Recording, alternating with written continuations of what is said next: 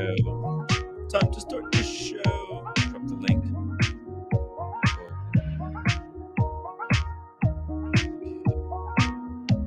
Here we go.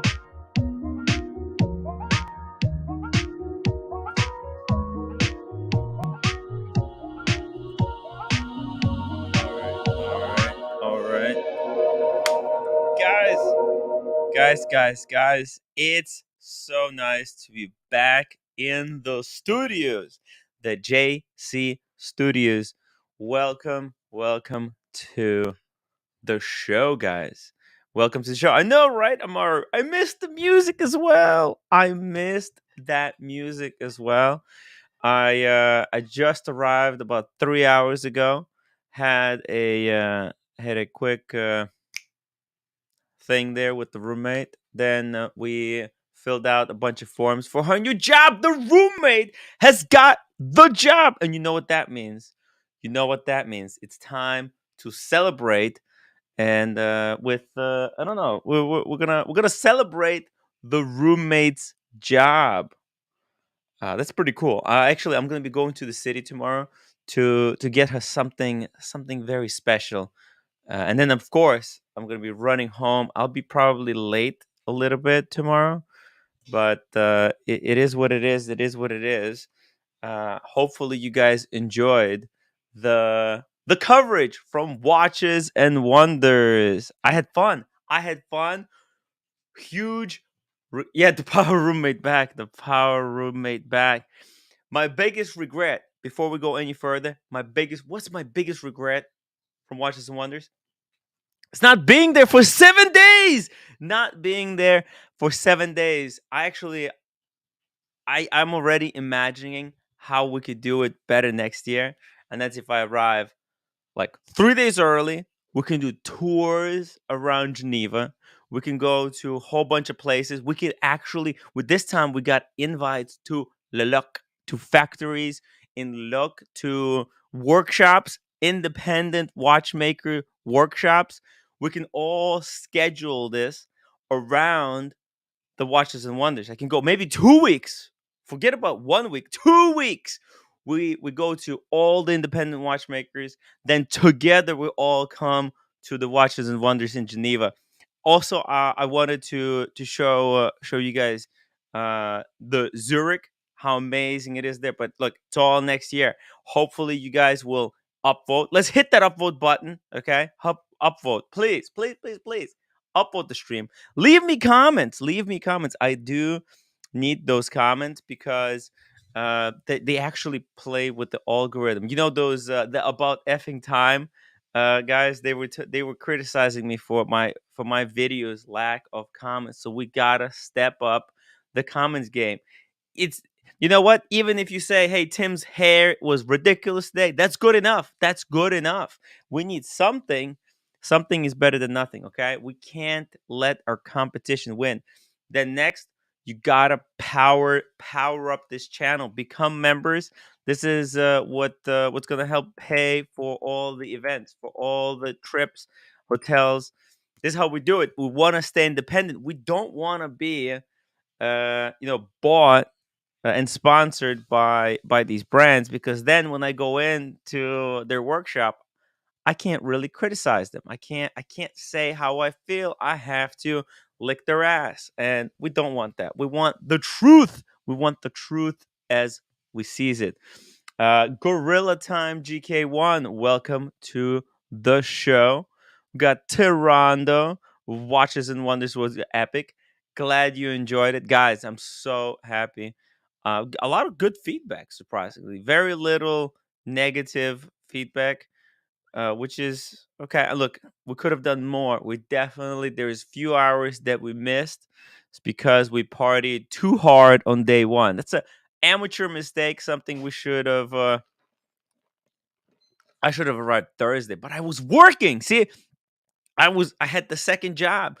Well, now with the roommate getting hired, she's not working yet. Obviously, she's not working yet. She's not going to work. She's not getting paycheck, anything. She's not even trade. It's it's a thing. She's not fully powered up yet. So as soon as the roommate is powered up, I'm quitting the second job, and we're focusing 100% on YouTube. Casey Jones, Brooklyn, thank you so much for the $2 super chat. Biggest watches and wonders bust. Was it Rolex or Vacheron? Ooh, Rolex or Vacheron. I understand why Rolex did what they did. Okay, I did that. That was,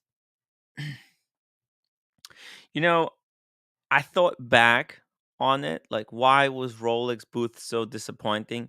And now I know why. I know why. Okay, because listen, the Rolex clients, they're more of a cultists, and if there were Rolexes attached somewhere, people will be fighting to get to ring them and steal them. So Rolex very cleverly said, "We're not showing anything to the general public. Okay, we just have too many fans. We can't let them hold these watches in their hands because it's going to be a disaster. It's going to be a disaster." So they've kind of created this very quick, very disappointing little history of the Daytona, and they just funneled people through and kicked them out as soon as possible. Vacheron, on the other hand, had no excuse to be so lame. I mean, that whole thing where you have to record your motion, I don't get it. I honestly don't. What does that have to do with Vacheron? They didn't explain it to me well. So I freaking love Vacheron. It's such a great brand, but man, disappointing. Very, very disappointing. At least, like it was so disappointing there that I had to talk to a couple there to just lift the entertainment value of Vacheron. But yeah, it's pretty bad, pretty bad. Hey, Red Shovel, hop on the stream if you're capable. If you're able to move in any way. And by the way, guys, send your questions. Send your questions about anything that had to do with watches and wonders now, while my mind is still fresh, because I'm gonna start forgetting starting tomorrow. So let's get it done. Let's get the recap out of the way, because I want to move on. I want to start planning interviews. I got Look at this. Look at this.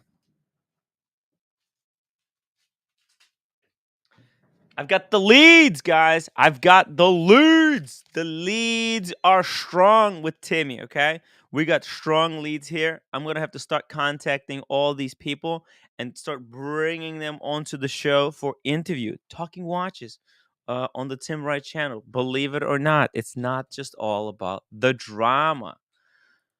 Victor, what's up, Tim? Hey, I'm drinking coffee, talking watches. Mm, mm, mm. Got newbie in the background. Red is still alive. Hopefully. Hopefully. Did the transfer work? Maybe it did. Hey, whoa, we got some VIPs in the back room. Let's get these people on here. OC and Hey, Brian. Whoa. OC, you made it first. You made it Beck, first. made it first. I was 9:30 a.m. this morning. I was in Geneva. By 11:30 a.m., I was in New York. That's amazing. You know how much time I had to transfer from France to the New York airplane? How much time had allotted yourself? No, no, no. How Uh, much time I was given given. because of the way my tickets were bought. You guys want to take a guess, guys? Guess how much time was allotted to me to make that transfer? You Wait, should have given yourself at least an hour. At least an hour, what maybe an hour and a airport? half. What airport were you changing planes Charles in? de Newark, Gaulle. Charles de Gaulle. The Oh, yeah, it's a oh. rat warren. Rat warren. Did you make it? I made it, Okay. but I was running. The first person. I want to give something away. I don't know what can I give away. Did I bring anything with me? You know what? The first person who guesses it correctly in the chat will get one of those postcards, the Rolex postcards. So basically, so check this out, guys. Put your guesses in the chat. As soon as I get the correct guess, I will announce it. Okay, I will announce it. A card from Rolex from Geneva. So all of those who have helped me out. Uh, Whoa, careful, roommate. There. Hey, you okay? You almost fell down. So those who helped me sponsor. Blondie wins! Oh my God. 7 minutes. It was 7 minutes. Okay? I only had Blondie. Congratulations.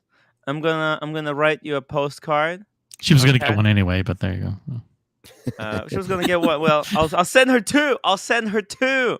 Actually, I think the Blondie is on the postcard, as you can see there. Beautiful, beautiful Blondie. 7 minutes, Blondie. Correct. The correct. choice of where the arrows are is very interesting on that postcard. Look where the arrows are. Yes. Yes. Yes. Thank you. Very, very keen eyes there on OC. Blondie, congratulations. You're a winner of this postcard. And then everyone else, let me just write it down because I'll forget. Everyone else who have helped me donate, I took a list of numbers. I'll be contacting you guys very soon to give you I'll write handwritten note for everyone who helped us get to Watches and Wonders. Can we get something out of the way right out of the gate? Because when we were gone, these guys did a tremendous job holding down the fort. They were doing evening shows. Great job. But what they were doing was they were saying, you know what? Here's a great idea that Tim should do. Now, we all know that you don't take advice. No. But here's a piece. Here's a suggestion they had. There were so many great little interviews that were done, like with Philippe Dufour and Konstantin Chaikin. How hard would it be, not for you, but for you to hire somebody, because we know you probably don't want to do it yourself, to just like chop it up and just do like, okay, one-on-one with Konstantin Chaikin, and just cut the beginning, cut the end, and make it its own clip, its own video, and then you could start to do that for the whole experience. You know what? I might all these segments up, and so you have like 20 or 30.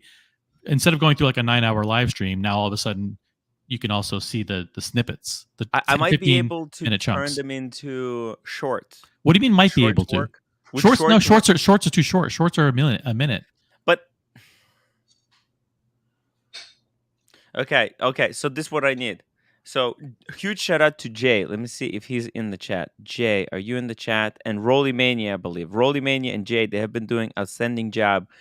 What's it called? Like time stamping. Interesting things that happen on the live stream. So if somebody can go for day 2, and let me just show you this.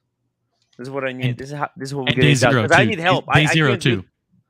0-2? Day 0. Day 0 with Okay, let me show you something. So let me share screen here. Okay, we'll go down here into the comments. Let me see. See this Rolly Mania, what he did. He time-stamped all the important events that happened. So it's not good enough that he did that, but you're going to ask him to copy and paste that and email it to you because you can't look at it on the screen. No, make a comment. Make a comment like this. And what I'll do, actually, let me pin this comment at the top right now. I'll replace Boston Collectors. And then what this basically helps me get half the work done, because I can just go to that time and start clipping it from that moment. And then I can make it into a clip. Basically, I can just go boom, boom, boom, boom, boom, really quickly, systematically through everything.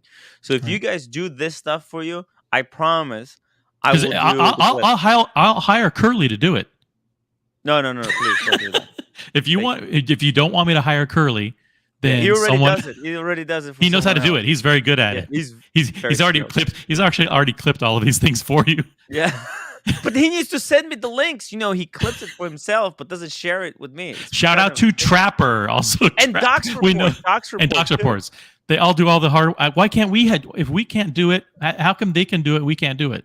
We need to be able to do it. Come on, guys, do this stuff for me, and I promise I will do stuff for you in return. I will get those things done. But just let me know what moments you want me to make. All of the interviews. The viewers know better. Yeah. What's good than I do. Okay. Yeah. There's someone has to actually go through the whole 9 hours, because there's tons of great shorts in there, like little comments. Like for example, when you said, this could get you in trouble again, but when you told the Bamford guys, hey, don't worry, your shows are really bad, but it's because you're new. I've done 800 shows. I can teach you. Don't worry. You're new at this. You'll get better. That's comedy gold. Now, they know that you were being tongue-in-cheek. You weren't being serious. Yes, of course I was Of tongue in cheek. course. That wasn't Look. what you really meant. Come on. It was a little tongue in cheek. Hey, listen, man. If I was a millionaire, if I was backed by a giant production company, They had $100,000 worth of equipment there. Yeah. 5 guys with cameras. They had sound mixers. They had lasers. They had spotlight. It was insane. We can't compete It's against that. insane. But you know what? We have the freedom to say whatever we want, and they have to be like very corporate with the sponsors. They have to watch what they're saying. And look, Some people I interpret rather, it as boring. I don't. I just Yeah. it's a different kind of content. It's not it's boring. different. Yeah, it's not. No. It's No. interesting for some people. For some people, some there's people. some There's very a certain boring people segment find of it the very segment of the audience that would find that interesting. Yes. I mean, nobody on our streams would find it interesting, but They would be bored to death. I could see let's be new honest. people who are just getting into watches. It's great content for them. I'm just saying. Oh, Someone needs to right, clip Buckley? this show. This is a good clip. All right. My face is on it again. Uh-oh. Now you're in trouble. PG. Let me just catch up with these super chats because roommate just almost burned down the house, I think. PG, thank you so much for $5. Love it, man. This was the smart trip to take. The leads, the cards, the good thing. By the way, Peter contacted me. He wants to do a thing with us. Awesome. Okay. Awesome. And then we got Check NFX, $5. Having a day to settle. Has your appreciation of other brands been significantly elevated? As a viewer, my eyes opened quite a bit to some other brands. Yes! Louis Monet. If you guys watch Louis Monet, even Roger Dubuis, that we freaking hated, I think I've got a kind of a bit of appreciation. I understood what the Excalibur meant. The sword, the shield, the power. It was interesting. There's a story that they embraced, and I thought it was really cool. Daniel Sheridan, thank you so much for $5, and JD, thank you so much for becoming a member. We really appreciate it. This is how we get. This is really what makes the live streaming sustainable. The memberships makes this show sustainable for us, so that we don't have to be sponsored by people that could compromise our integrity. Thank you so much, JD. Guys, I dropped the link to the membership. If you're using iPhone, you're not going to be able to see this join button. So please join now. Don't wait. Daniel, yes. By the way, I think it's a mistake for the brands. Like this show is an entertainment show. You're more of an entertainment style YouTube personality. I never said the show was about watches. Right. So, but I think it's a mistake for the brands to not realize how influential you are and how important your audience is. I've had people reach out to me all day today that said, well, because of what you showed, I'm interested in buying an Anderson Genève. Because of what you showed, I'm now interested in Chopik. Yes. Because of what you showed, I'm going to pay more attention to the people who watch this show are watch collectors and enthusiasts, and a lot of them, are rich and buy a lot of watches. It's a huge mistake.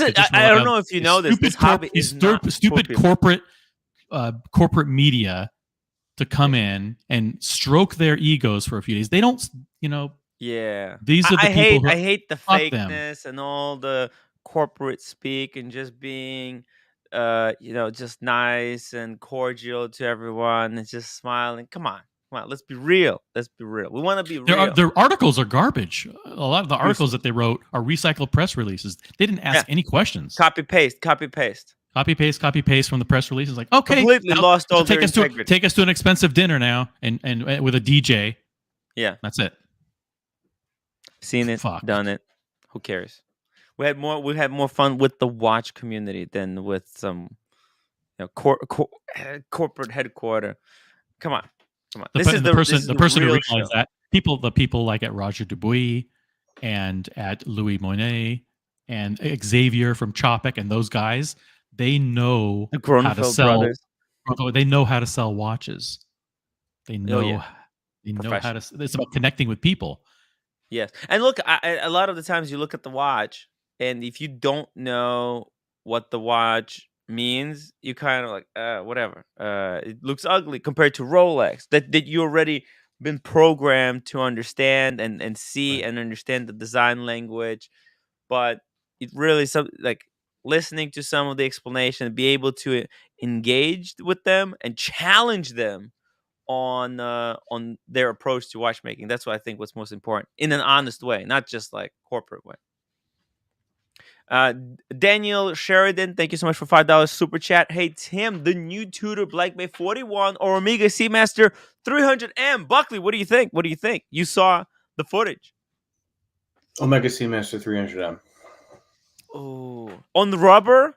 If you'd ask me, which is better on rubber, Seamaster 300M 100%.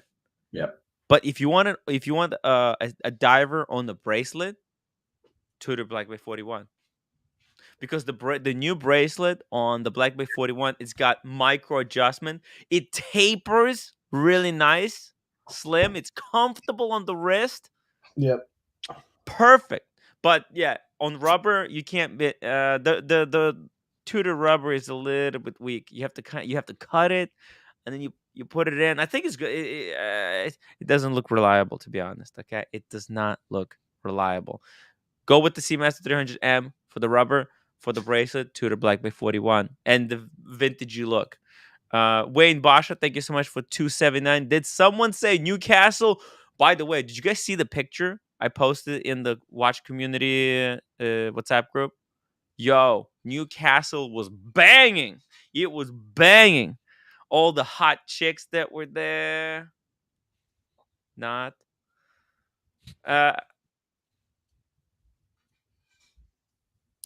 I don't care about Mike what K, happened. thank you so much for being a member for 16 months as a story editor. Says great job at Watches and Wonders. Tim, OC kept the schedule rolling all day. Yeah, OC Right. found that watch event. Actually, it was Peruka. Peruka, shout out to Peruka, the legend. Peruka's the one who said there are other events in Geneva going on at that time, and that was one that he highly recommended, and that's the one that we pinpointed. And Credit we is where credit is due. I met him. I met him, yes. and we hung out, and he's a super nice guy. Shout out to Peruka. Unfortunately, he couldn't make it to the Watches and Wonders again. Wait, was he there? He wasn't there, right? I'm not sure. But we had a replacement. Joel is like a Peruka He's not a lookalike. Joel isn't a replacement. He's an actor no? He kind of looked like Peruka a little bit, no? I get that vibe. They're both Swiss, you know? My favorite Roger Dubuis was the one AC Morgan was wearing. Classy. Yes, that was pretty cool. I think a lot of people were surprised by AC Morgan's Roger Dubuis. It was pretty nice. America 57262 $2. You may have sold what is this? Rose gold Chapek for Xavier. Of course you did. Yeah. Yes, there's gonna be a lot of people who want them now. Did AC say that he wanted the rose gold Antarctique? Or was it a different watch? No, he wanted the steel one with the flowers, the pink one. If they made it bigger in 42, and he said, yeah, because it's in 38, and he said 42. Yes, we'll do it. Boom. He seemed to say yes a lot, didn't he? You know, that's the Chapek brand. They really make watches that the collectors want. This is like they take feedback from their customers or potential customers, and they make watches for them. They adjust their stuff. Like, why would they make a 36 Antarctique? Nobody was asking for it. They'll make the watches that the actual potential customers would want to see it. So, Good point. We got Wayne Bosher again, $5. Great content. Tim OC, congratulations. Thank you so much. Tim was an excellent interviewer, and like Tim does the stuff that he does to entertain you guys, like jumping on that bike. I never in a million years would jump on that stupid bike at the Tudor booth. I needed to get something to wake me up. My God. And you were huffing and puffing and like, oh man, you're wearing the suit jacket on top, 50-pound backpacks on. I got that other guy to race against me. He crushed me though. I mean, he was like, who does that nonsense? That's the stuff you only get on the Tim. But did you see the crowd? They loved it. The crowd there loved it. Quick shout out Hmm. to Jeff, who just gifted 5 memberships. Guys, memberships is what makes this sustainable. Shout out to Shuri Winata, Intercept, Turkey Vulture, TB Profile, Full of John for receiving free memberships. Congratulations, guys. MJ, $5. Nothing better than watch rep showing a new model, wearing white gloves, then boom, double thumb swipe. Yeah, I think I have to go easy on the thumb swipes. Let's run a poll. Should I Yeah. stop thumb swiping? You gotta stop that. Should I stop? I think it's an OCD thing where he just has to take that thumb and whip it around the edge of the crystal on the Well, back. sometimes I do it too or the because like front. there'll be like somebody's greasy fingerprint, and I swipe the fingerprint away, and it kind of leaves it semi clean. It makes it actually a little bit better. I should get one like a thumb glove or something. I don't know. Thumb cloth, yeah. Thumb cloth. Roar of the Tiger, $5. Timmy, besides the outstanding coverage of Watches and Wonders, I want to comment your big brother. Commend you. Commend your big Commend. brother like treatment of the student Tiana. Oh, well done. Yeah, Tiana was so cool. That was really inspiring. Seeing someone like that young, interested in watches and trying to pursue it as a career was really inspiring. I hope that we can give her the courage to pursue the career and see her grow as a watchmaker. It would be interesting journey to follow, I think. Yeah, I hope she keeps at it. Okay, we're gonna make sure. We're gonna make sure she does. Newbie, £2. Backpack fund for OC, Rolex and Adidas style combo. Man, it was. It's hard. It's hard to pick a backpack that I like. So Yeah. don't send don't send backpacks, guys. Do not Send backpacks. Send backpacks now. Send your backpacks now to OC. His address in the comment section below.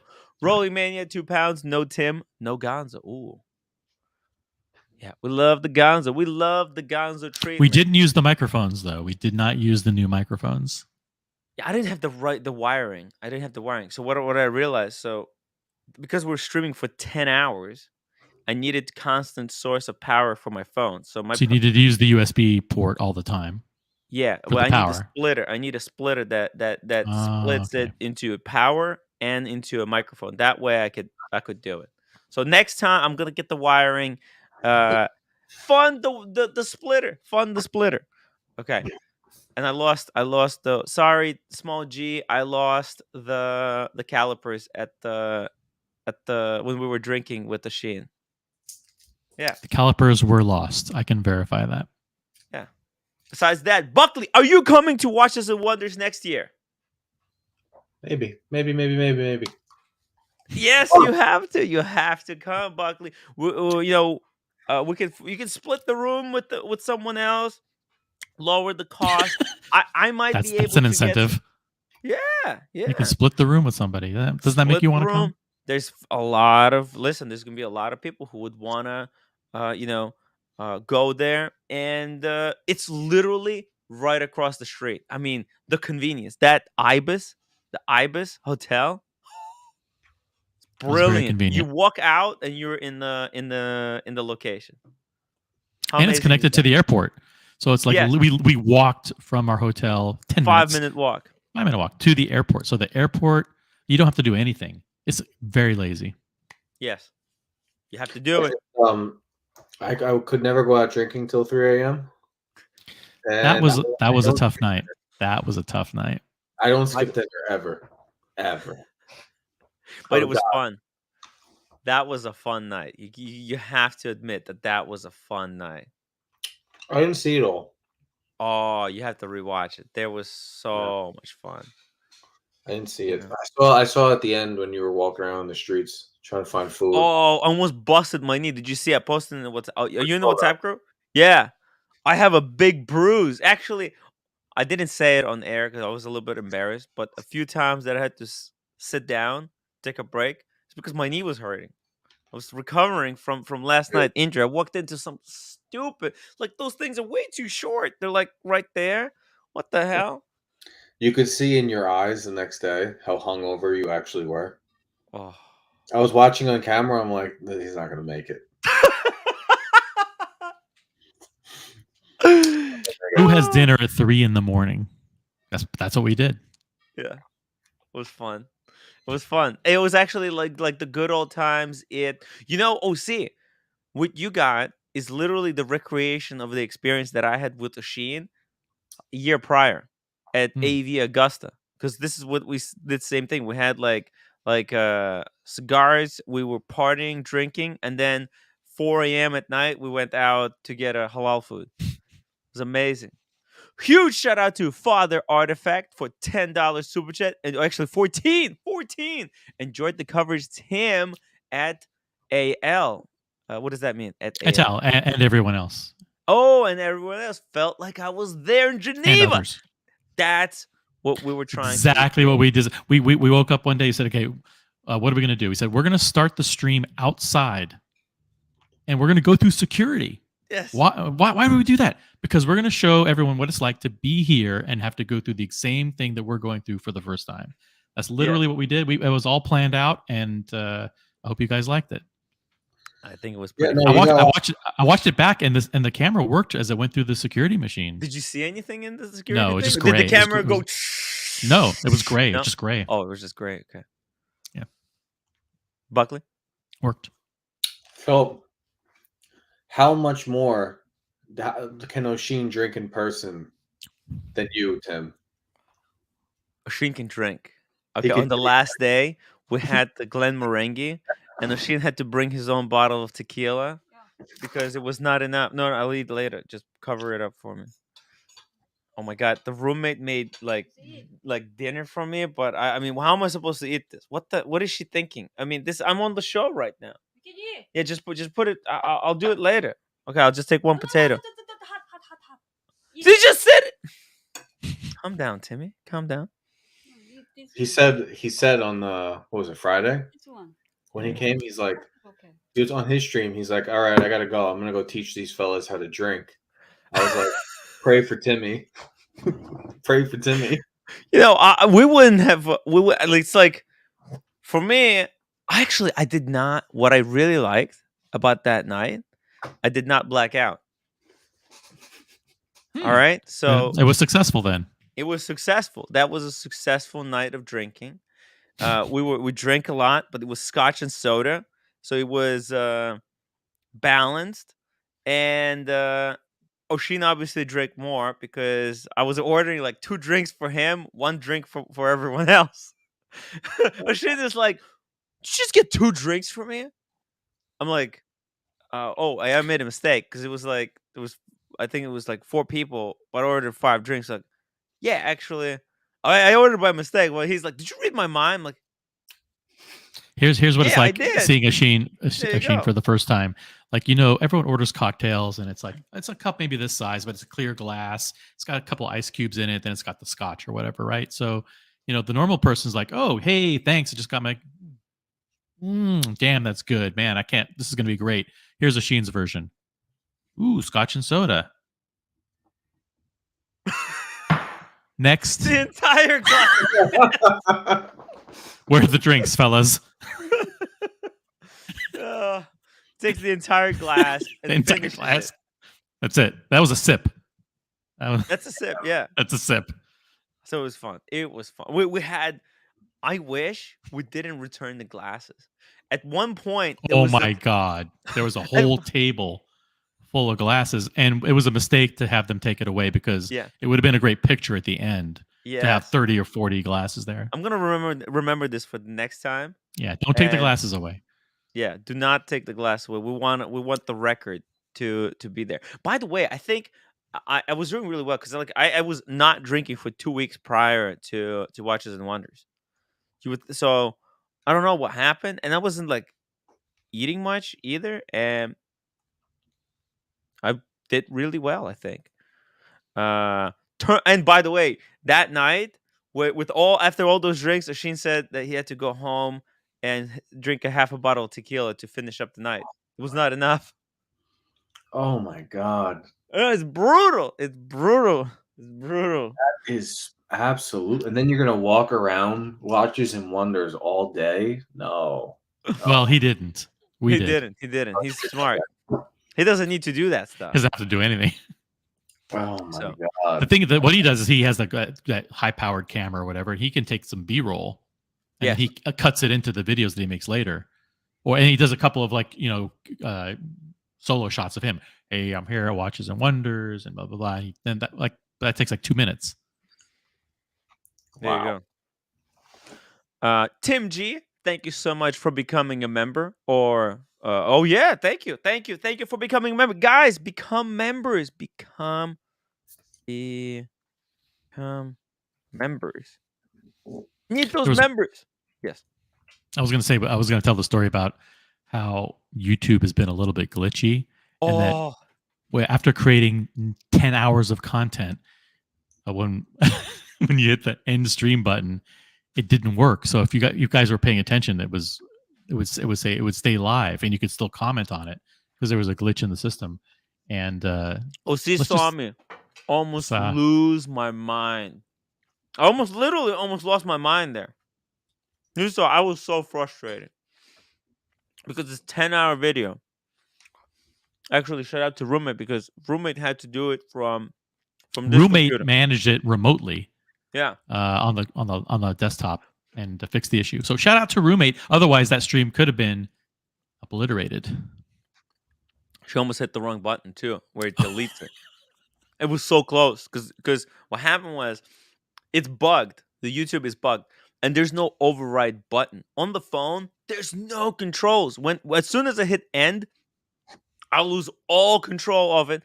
And then even if you go into the studio, it says live, but there's nowhere a button that unbugs it. Like they should have an override button in case something like this happens, but they don't have it. So what we need to do is unlist the video and then make it public. Unlist, public, unlist, public. And then you do it long enough, you do it like 10 times, and it then disables it and puts it into a processing mode. Absolutely insane. I was just like losing my mind because there's so much work. Can you imagine 10 hours of work? Gone. It's brutal. Shout out to Looking Glass. Never stop the thumb swipe. That's your thing.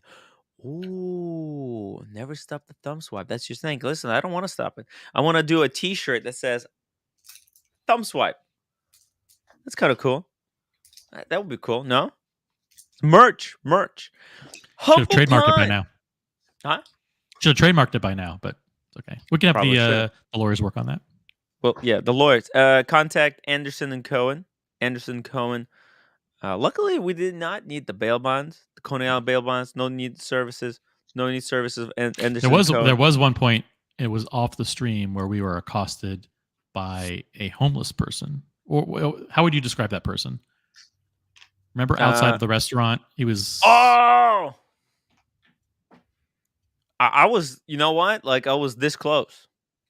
It was gonna get violent. You know, it just gave me the shits. I kept telling him, dude, he wasn't homeless. He was just. I think he was drunk. He was blacked out. Drunk. He was blacked out. No, he was blacked out. He didn't know what was happening. He was just talking. He walked up to us and then he grabbed our hands.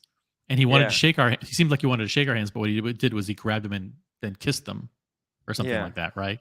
So as soon as I saw that, like, I'm staying far away from this. And Oshin wanted to talk to him. I'm like, Oshin, come on, man, let this guy go. Let him go. Yeah. Let's move on. Thank God the Uber arrived and we just freaking left there.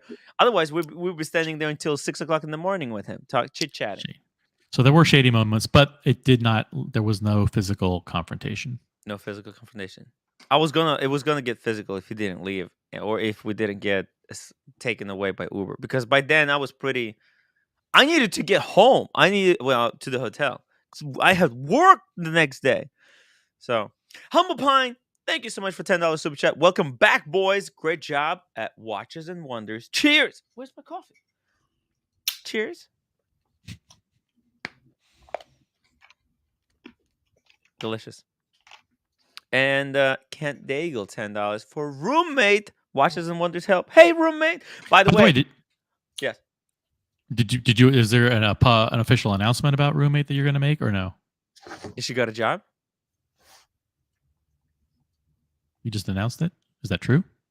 Yeah, she's not working yet, but she's going through the. I was just helping her out. That's why I was late. That's why I postponed the live stream 30 minutes later than normally. I saw you guys went live. I was like, oh, that bought me some time. So I was helping her fill out the paperwork. My God, they sent her like 20 documents that she needs to fill out, like addresses that she lived at for past 28 years. Who remembers this shit? I mean, come on, what a joke. So she Congrats to roommate. Power back Power back roommate soon. I owe her an Hermes. She wants an Hermes scarf, so I'm gonna be saving up money for roommate's Hermes scarf. She wants a black one with the horse. She texted me because after I accosted her, you know, I like harassed her at the thing for help. She look at this. I'll show you. She sent me. A second. I'll show you the private conversations between me and the roommate. Between me and the roommate. Very good. Oh, it was a text. Where is it? Oh, here we go. She's unbelievable. She's unbelievable. This is the one she wants. It's pretty, actually. And then she's sharing the price. Duty free. Yeah, it's expensive. Man, roommate is not cheap. She's not cheap. She's not cheap. She likes expensive things. It's Korean. These Korean roommates. Guys, if you want to save money, don't go for the Korean roommate. Go for Ukrainian. They don't care about the brand. The brand, they couldn't give up. As long as it looks good. So, with the Korean roommates, it's a different story. No, it wasn't a Shein. The record live stream remotely on the laptop. Maybe next time. No, that's too much work for her. That's 10 hours of paying attention. It's ridiculous. JD, thank you so much for $5 super chat. Hey, look at that. The Yacht Master 42 in titanium. Was Adrian encounter awkward? Seemed like he was trying to get away from you guys. No. He wasn't trying to get away from us. He was just really busy. You know, the other two guys, Andrew and George. Andrew and George, right? They had assistants. Okay. So, like, they're surrounded by crew that's helping them out carry all the equipment. But Adrian, he had this backpack of equipment with wheels, like wheeled backpack with wheels. So he had to carry all his own shit. Whereas the other guys, they were, you know, he's like, because he's a little bit different from those two guys. You know, the other. He was very nice. He wasn't trying to get away from Tim. Oh.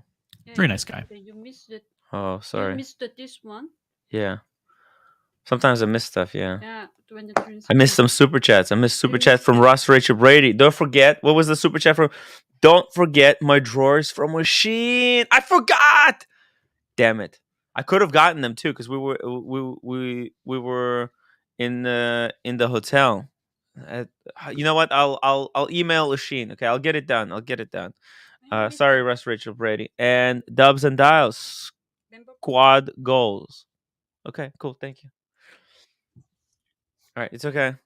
It's okay, roommate. Casey Jones, Brooklyn, cheers to Shein. There we go. Thank you. Missed super chats. Ross Rachel Brady, Tim, love the live streams from Watches and Wonders. So cool. Ross, thank you. I'm sorry for I we should have went to Shein's room and I should have stole a pair of his underwear for you and shipped it to you. Fuck. Next time. But I'll try to get them for you. I remember that he made a promise that he'll send you. Okay, we'll get it done. He was staying really close by, so we literally could have gone to his room. Yeah. Well, we saw AC Morgan's room. That was much nicer. I was a little worried that he was trying to that was intentional. Hey guys, come on up to the room real quick for fun. God. You know, I have something to show you. It's a new experience. That guy was a riot. He's very funny. You guys want to see? Sure, of course. That's funny. Oh, Double D. No, we didn't open yet. You know, he was interviewed by Watches and Wonders television. You know, they have a Watches and Wonders television Yes, AC show. Morgan. He was on it, and they interviewed him, and just like a little snippet, and they asked him like, "Hey, it's your first time at Watches and Wonders?" And he goes, "Yes, I'm a virgin." AC Morgan was so cute. It was something like, "I'm a virgin, but not for long." Not anymore. Not anymore. By the way, that was on the first day. That's. I mean, we could have been there with him. Maybe they wouldn't have approached him if we were around him. Right. So it's good that we were. It's good that we were there a couple hours late that day. Exactly. That's how he waited for. We put here for guys you don't know behind the scenes. We promised to meet him for breakfast at 7:15. Now this is the night. This is the morning after what you guys saw, where we're having dinner at 3 a.m. So it wasn't gonna happen. But nobody gave him the courtesy of a text message. Like, hey, by the way, we're not going to show up for breakfast. I did. I did text him. Oh, you did? Afterwards or before? When we were walking back, I texted, really? We're not going to make it. There's no chance. So anyway, but he felt a little bit stood up. He goes, well, they're probably stuck in traffic because he thought that we were staying downtown Geneva. So I was like, oh, well, it was impossible for traffic, like for them to get in. It's like, yeah, it was traffic. Meanwhile, we're like 50 feet away. Yeah, 50 feet away, completely, like, our bodies were shut down. Shut down. I was sweating so much at night. It's like, I don't know, the room, the temperature there is weird. It's weird. You take off the blanket, you're cold. You put just a little bit of the blanket, you just start sweating. Like, it's just pouring out of you. I don't know. I don't know if you had the same experience. Maybe it was because I was on the top bunk. Who knows? He's also very generous. He's not only a funny guy, but he's nice, and he's also very generous. And his collection is very eclectic. So it makes you have someone like that in your inner circle. It makes you appreciate a different kind of watch.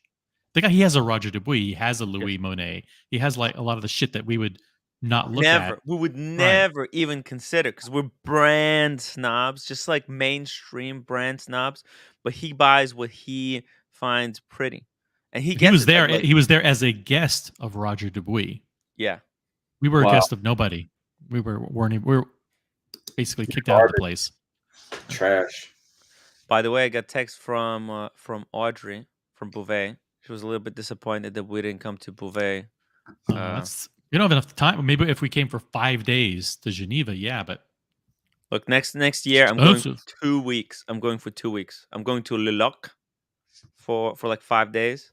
And I'm going to Geneva. I'm going to be doing different cities. You go to Glasuta. Glasuta Original. Glasuta. Yeah, because the next year we'll have a lot more. I'm going to start fundraising for the next year, like a half year in advance, so I can do a much longer abroad show. Ooh, the cartel. We have been officially named heads of the cartel. The cartel. The former cartel has relinquished control of the cartel to us. It was easy, man. Don Corleone. Now, here we go. Hold on. Wait. Put on the hat.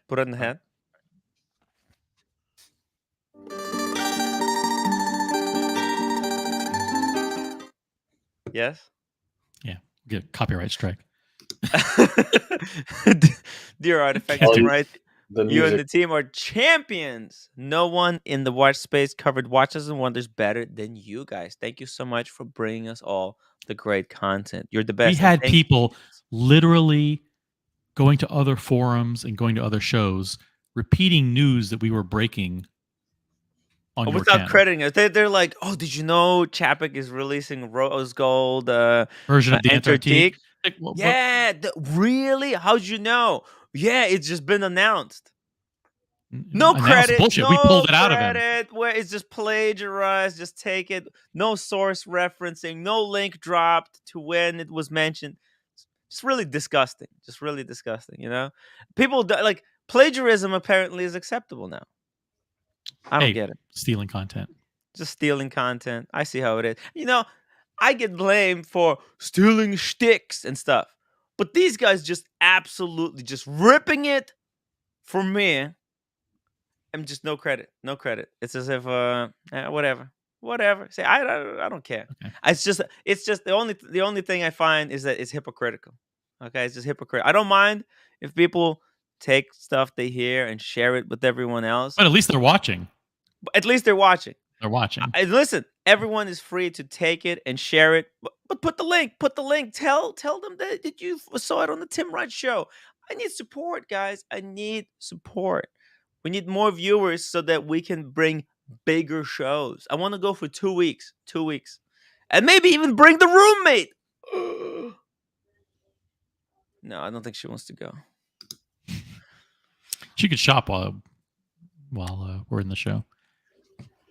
No, come She'd on, have fun for one day. Oh, okay, never mind. Don't give her any ideas. It's expensive. Switzerland is expensive, and she's Korean. Yeah.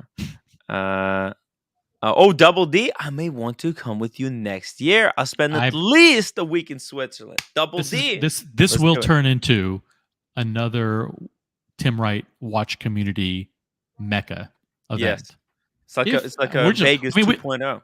Yeah, we lucked out this time that just the Rolex announcements were so fantastic and expansive. It may not be like that every year, but what we can do, again, like I mentioned earlier, is it doesn't have to be about the releases. It can just be about us getting together and taking over the show. A coup. We can have a coup and give the show back to the people and take it away from the proletariat. I found it really fun engaging with just whatever people that means on the floor. Yes. Talking to people on the floor and asking them why they're here, asking them for a wristwatch check, seeing how they got into collecting. I found it really, really fun. And I just wish I had more time to do that. And because we very quickly ran out of time. We need 3 days, minimum of 3 days on the show floor.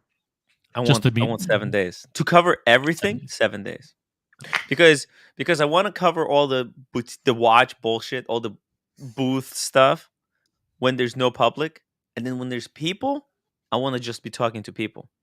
Go to Lange and then engage people in line waiting for Lange. I think that would be a lot more fun. What do you think, Buckley? Yeah, I think going through those brands, each one takes 30 minutes to an hour. Yeah. Well, no, I mean it could take an hour. But there's those industry like VIPs. First 5 days is just like VIPs, right? Mm-hmm. And that's when I can, if I'm invited, I can go there, get all the booths out of the way, right? Because then there's no public. Because I'm like, I had to blend so much of the content.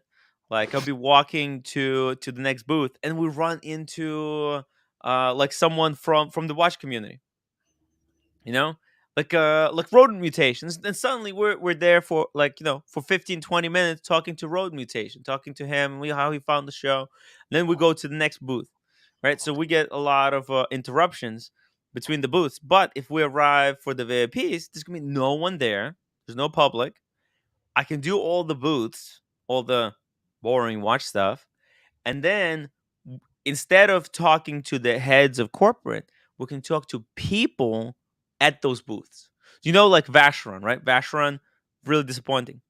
But talking to people who come to see Vacheron booth, that's a lot more interesting. Like, why are they interested in Vacheron? Right? Yeah. Do they have any Vacheron watches? That's how it should be done next time. Yeah. They probably have gag rules on a lot of the stuff shown during the week. You probably can't live stream. No, I'm pretty sure I can. Yeah, and also I can ask for permission. And it's just different. But yeah, definitely we need to find out. How do you get into the non-public days? What do you gotta do? You gotta get an invite, or you gotta pay more money? You got to get an invite.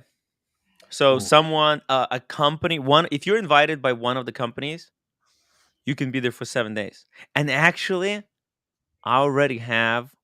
There's going to be a company next year at the Watches and Wonders that I already got an invitation from.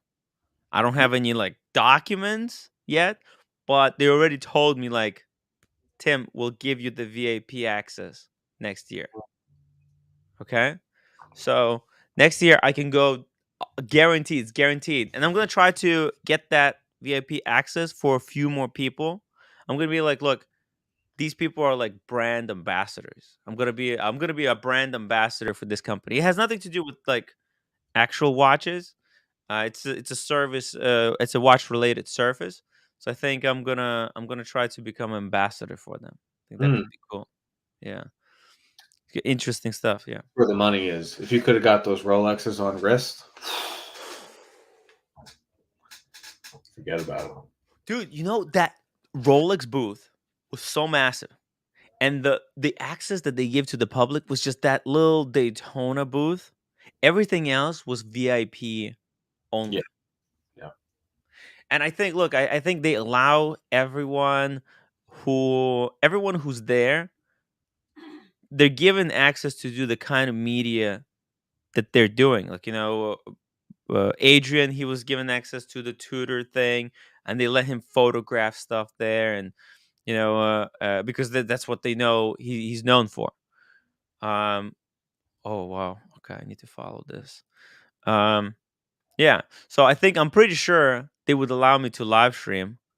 Certain, maybe like not walking in and out, but I can like walk into Rolex. Let's say if they want me to, they could put all the watches in front of me. I can live stream it, showing in depth.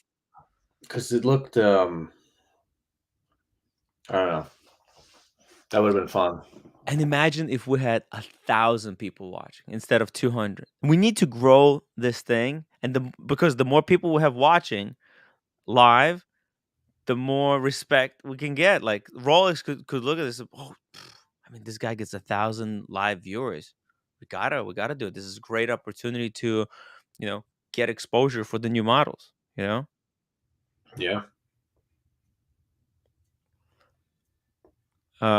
Let's see here. Tim, being friendly with people like George Bamford will help you get your press card for different occasions and all that stuff. Don't make enemies for no reason. I don't think I was making enemies with them. You thought I was making enemies? We were joking around. No. I'm saying I agree with Sam D. I wouldn't. Yeah, that's a valuable group of people to be friendly with. I was friendly with them. Yeah. We were having fun. We were having fun. I don't want to like just. I don't want to be fake with people. Like I want to be real with people, and like I want them to be real with me as well. And I really appreciated them giving me some mementos. They're not here. I wanted to show you guys the cards that I got from Bamford Crew. It's so funny, so funny. No, not here. By the way, shout out to Humble Pine. Damn it! I don't know where I put their cards. It's in one of my pouches, but I can't find it. I'll show you guys later. It's hilarious. I think the show is good. Yeah, I mean, it's good for like it's a different kind. It's for a different audience. It's not the kind of audience that I cultivate. I mean, we're doing a show for like mega watch enthusiasts, people deep into watch collecting, right? Their audience is a little bit more mass market, right? They talk about different kinds of. You're like a mix of Reddit, Twitter, Moda, and Hodinky. You know, show. That's kind of you. You're like a mix of all four platforms. Like if they were to create an organism, that would be the Tim Wright Show. Hodinky, Moda, Reddit, and I forgot the other one I said. Yes, yeah, I know. I can see that. Twitter, I can see Twitter. And Twitter, yeah, because we like to joke around. We want to have a little bit of fun. We don't want to just look at the watch and tell the specs. Although I will say, the video that they released, I think it was like 2 or 3 days before Watches and Wonders, with IWC about Effing Time. That was a killer video. Really? Yeah, they got to sit down with Chris Granger of IWC. They went through the Ingenieur for an hour. Hour they went through it. They sat down with Gerald Genta's wife. Ooh, that's cool. It was a good episode. That was good. But that freaking IWC is only boutique only. Yeah. And Andy no longer works in New York City. And we got a little bit of a tour there from Andy as well. Did you see it? No, I don't even know who We Andy had is. 1 hour tour of IWC Ingenieur as well. Andy, he's like a product design manager or something like that. Yeah. And I met him at IWC here in New York, but now he moved back to Schaffenhausen. He gave us like a tour, his entire history. He explained everything around the booth. He walked us through the whole thing, showed us different metals, explained why they did what they did. It was pretty cool as well. I should clip that. I'm gonna clip that section. Tim, follow up. All these people you give cards to come onto your show, especially the watchmakers. That's what I'm gonna do. That's what I'm gonna be doing, guys. Let's see here. Are we missing any? I just don't want to miss anything. We got a special guest in the back room whenever he's ready. Watch collector, Timmy, why don't you start organizing a get-together meetup at Watches and Wonders next year? What do you think? I think it's a little bit too early right now. As soon as Watches and Wonders for 2024 is announced, I'm gonna start scheduling. It's gonna be on the website. I'm gonna have like an actual. It's gonna be more professional. OC is taking much bigger role now. He has really took the producer's role very, very, very well. We're gonna get him engaged a lot more. Sun Turtle, now that you used a lot of fuel to go around the world just to spend a few days to see some watches. I'm not sure what that means. Not sure what that means. Next. Oh, guys, we're going to Japan for the Paddock Show next. That's what we're doing next. And to see Marcelo. It's going to be kind of cool. It's going to be very cool. Entire paddock experience in Japan. By the way, I had the poll running whether I should stop thumb swiping. 175 people voted. 65% said yes. 35% said no. That's not enough to end it. You needed a 2/3 super majority for that one. So just short. Yeah. You needed 67%. I think, 67%. I'm going to end the poll now. Well, yeah, it's not a super majority. What's the super majority? 37. Super majority. 2/3. Yeah. Okay, so it's not quite there. Not quite. It's close. It's not quite there. So thank you guys for trying.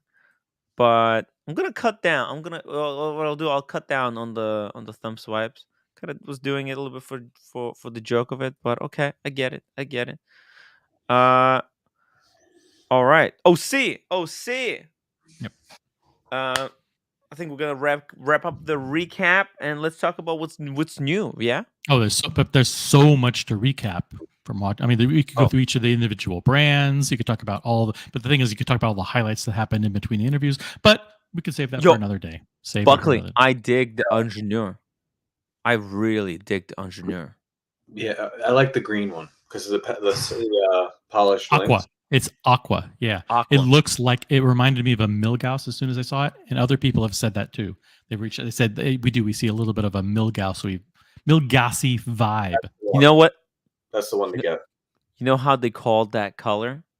They said it's between the blue and the green. And guess what Milgauss is? It's got the green crystal, blue dial.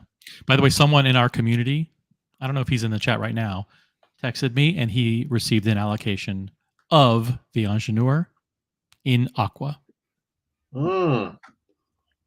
What is the delivery date? Not immediately, but soon. Probably end of April. Yeah, that's the one to get. That's the one I would want, just because the links. You like the polished center links? Well, yeah, man. Look at me. Really? I like shiny stuff. I'm like a Get fit.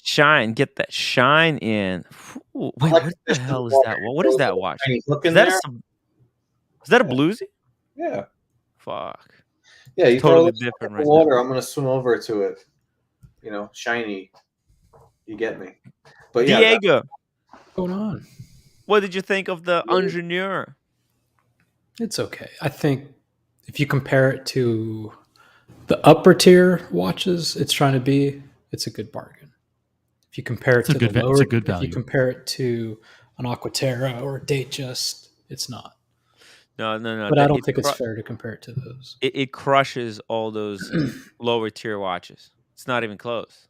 The size, the proportions on the Ingenieur are literally perfected. Like it's an extraordinarily wearable watch. Whereas a lot of other watches, they have some compromise. They're either too thick, the bracelet doesn't taper enough. It's just something is wrong with every single one of those watches. By the way, guys, what was your favorite awkward moment? If you can think of an awkward moment I have one. you have one? How about when you told the girl to swallow the bag of water because it would be sexy?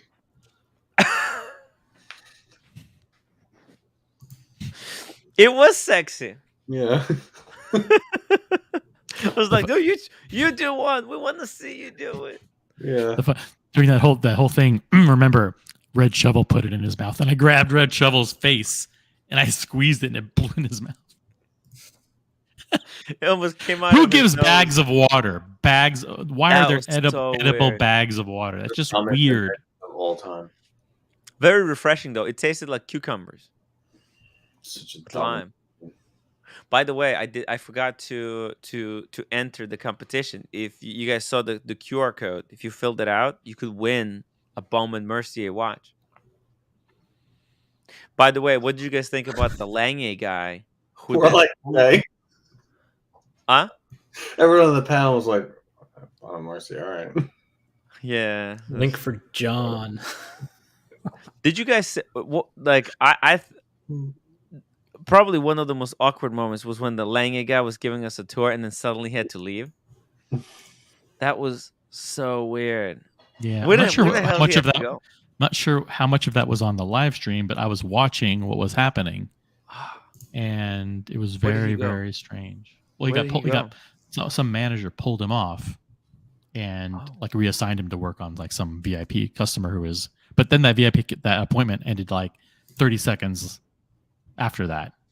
And when we were sitting with Eddie, and then we were leaving, I saw him talking to like a mega VIP couple. What looked like. I was like, oh wow. It was not a good reflection on Longa, but what was a good reflection was Patrick, the watchmaker, who was very good. He was very good. He dealt with the humor well, and he was very informative. He's trying to put the freaking screw without scratching a thing, and OC just keeps cracking jokes. It's just like he was trying not to laugh as hard as possible. And he said, "Yeah, I love you guys' humor. It's good. It's a lot of bullshit." He had to put up a lot of bullshit. Yeah, but he rolled with it, and after a few minutes, he started to play with, like, in other words, when I said he has 15 years experience, he goes, no, 15 and a half. You know, it's like he was nice. He was, yeah. Speedy Hernandez, thank you so much for the $5 super chat. You did an incredible job, Tim, and the crew, and need to take it to the next level and start awkwardly insulting people who could help you, like George and Andrew. I don't think those guys want to have anything to do with me. I actually, look, I don't, honestly, I'm not really interested in what they're doing. I don't think we would gel well. Like, I would not have to. Look, I want to bring them on the show to talk about what they're doing, but I'm not, this is not the collaboration I'm looking forward to doing. You know what I mean? Speaking of gel, how about that hairdo right now, Tim? This hair? Yeah. It's better. It's better now, right? It's a little crazy today. Well, no. But did you see what was? Dude, I can run my fingers through the hair. When I was there, it was all stuck together like this. It was like that at the watch show. So I really need to bring. Actually, no. Chemistry was good. Yeah. But I think our goals are misaligned. You know. My goals is to educate the public and tell them like the truth, tell them what the best brands are, who's doing the most incredible job, and they have different goals.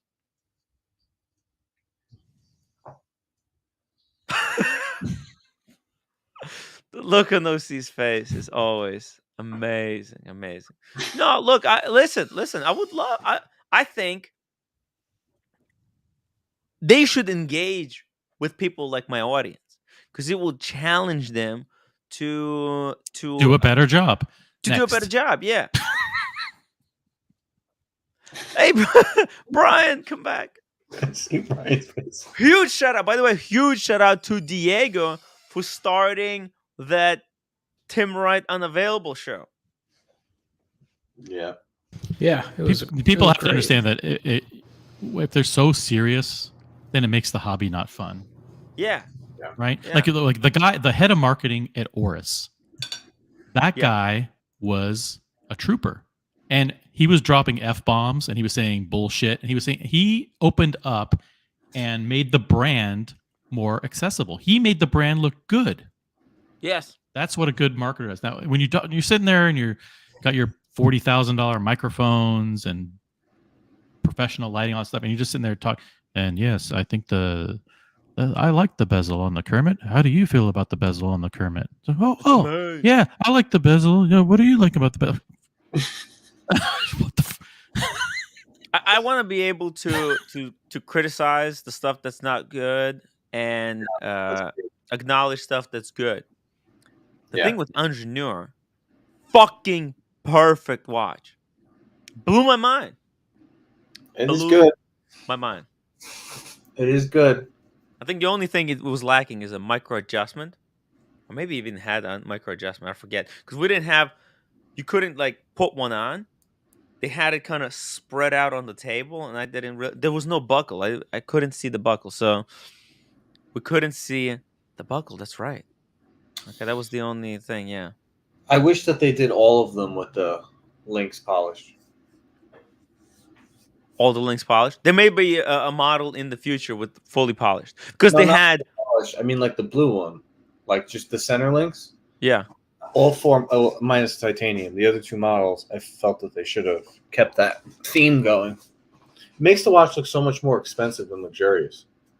Well, I think actually they played it really, they played it really cleverly because they differentiated every single model. Each model wasn't like different color, but it was also. Some details were different. Like the black and the white one, those were identical. Yeah. The aqua had the polished links. So you're getting a little bit extra something special with the I think that's the one to get. The aqua. That's definitely the one to get. Or the black. If you're boring, you get the black one. But if you're boring, you get the titanium one. The titanium was the most boring, but it was also there was a style to it. There was that boring stuff. Dude, what people don't understand, like everyone's saying it's too expensive. It was actually value for money. You look at like the way case was constructed. They had like, didn't they say like they had 600 or 1600? 1600. Yeah. 1600 designs to get to it, and they truly created. It feels in hand. You run your finger, dude. You feel the quality because everything is like brushed, and then just the edges, the thinnest of the hairline polishes. I mean, that's fucking hard to do. And then all the links, they separate. The case construction is just so intricate. You can see it's thin. Man, I love that watch, guys. I really, really loved it. I thought if I had the money, I would have bought it right there and then. I actually would have went for the titanium one. I thought the titanium was kind of cool. Shout out to Rodent Mutation for becoming a member. He was a chill guy for an archery supporter. Very level, well, like balanced individual. Normal guy. How many of these brands knew behind the scenes that Rolex was doing a titanium watch this year? Because they all seem to be messing with titanium this year. Like every major brand was like, "Oh, titanium." in Marcelo. Titanium. Titanium. Titanium. They must have known. There must have been some leaks. No. I think when Rolex did a Yachtmaster in 42 in titanium for that guy, remember that guy? Yeah. I think everyone jumped on board and they were like, "Yo, we gotta start doing something Researching in titanium. Yeah. Yeah, to get ahead of Rolex." And then Rolex released the Pelagos 39 in titanium, which was a smoke bomb. Amazing watch. Can you do your Marcel impression, OC? How's it go again? I only do that when there's a watch on the screen, and there's team, this is stunning. Thank you. Golly. Would you go with Marcelo to Watches and Wonders next year? Yes. Yeah. He has to come. He has to come. With like 3 cameras. Dude, imagine him doing one of his videos with the 3 cameras in a crowd of 10,000 people. And he's wearing his Platona. Oh my God. Marcelo there with the Platona would have been incredible. All of us wearing Daytonas. Yeah. Dude. I'll go next year for sure. Yes! Let's go, time. Diego. I don't know if I can take 2 weeks like you were saying earlier. But maybe 5 days. Diego and I will punch in and out for 5 days, maybe. Yeah. Yeah, you guys don't have to come from literally day one. I'll come early for some other background. Look, this is just this is how I'm envisioning doing it, right? Obviously, the plans are not gonna. This is not how it's gonna end up, but this would be my dream case scenario. But definitely, like, you guys should be there for the public days. That Saturday, Sunday public days, mandatory. Mandatory. Yeah, that's right, Brian. By the way, Brian, are you getting Ingenieur? I don't know. I'm not real happy with the lack of micro adjustment in the bracelet. We don't know. Are you sure there's no? Have you seen the bracelet? I haven't seen the buckle. It's missing. It was not in any picture. And I'm not real happy with the fact that it's a modified movement. Was it that ETA? price, Modified at that price, ETA, I'd rather it be an in-house. All of the IWC are modified Salida or ETAs. Think Wow. about it. They're big pilot now. Modified Salida. But like to a really extensive degree. It's a really well modified watch. The movement's amazing. 5 days power reserve, it's overkill. It's like that thin. Yeah, that is an issue. I hate to be that guy, but this watch is more expensive than a steel date just fluted bezel Jubilee bracelet. It's more expensive. And that is not okay. Dare I say? Not okay? Yeah. It should be about $9,000. $9,000 would be cool. 12? I don't know. But that's probably why it's boutique only. There's plenty of IWC collectors and Ingenieur fans to satisfy the need. The production for the next year. So actually, I have a confirmation that no, they decided to not have micro extension to keep the buckle small. But you know what? I don't think it's going to be a problem because each link you can take out a link with a press of a toothpick. All you need is a toothpick. You press it down and a link pops out. So you can probably like size it to yourself and be really good. I don't think it's going to be a problem, but good point. Hey, just really quickly here. OC. Yes. You heard about this? Philips. This is a Geneva watch auction. Yes. May 2023. What is this? Is this going to be in New York or is this Geneva only? They're doing a showing in New York of the pieces that are going to be in Geneva. So and Philips, we need to go. We need to go. I got an email about it. I'll check it out.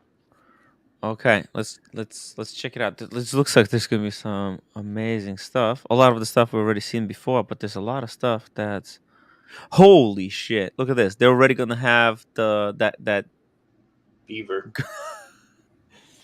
I do want to just add that I asked my my sales rep to let me know when the Ingenieurs are in stock so that I can see them in person.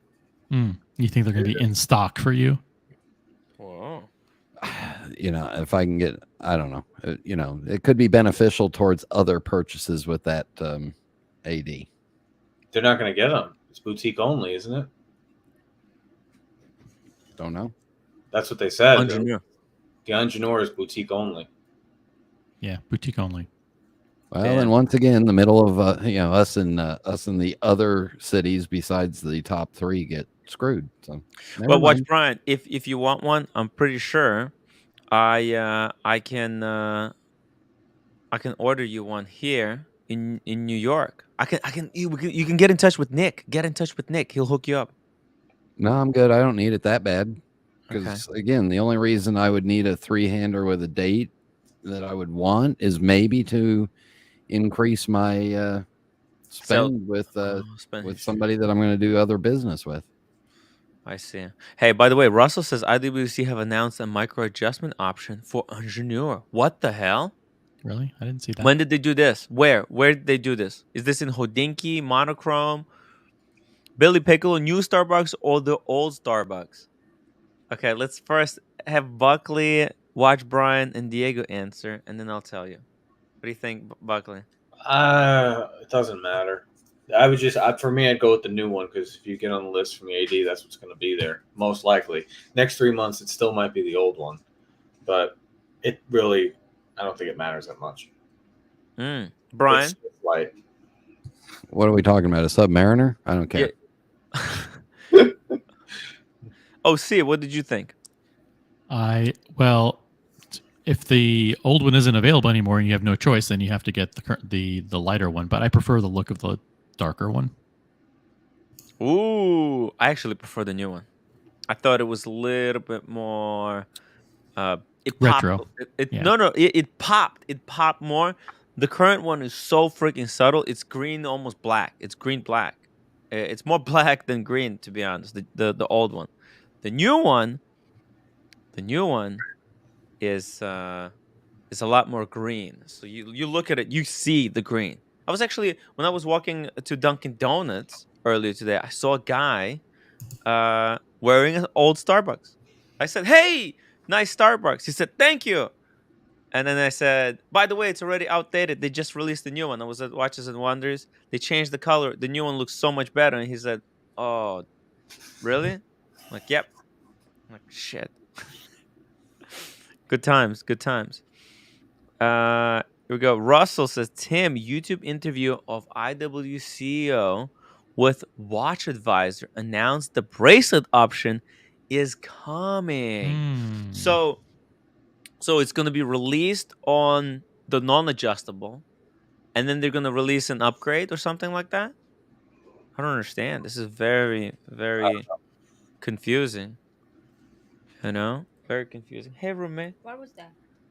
That was the SIM card. 40 pounds. 40 pounds? Yeah. Two? No. That's I think that's like taxes and stuff. Ping a link to the video and you can just see the headline of it. Oh, okay.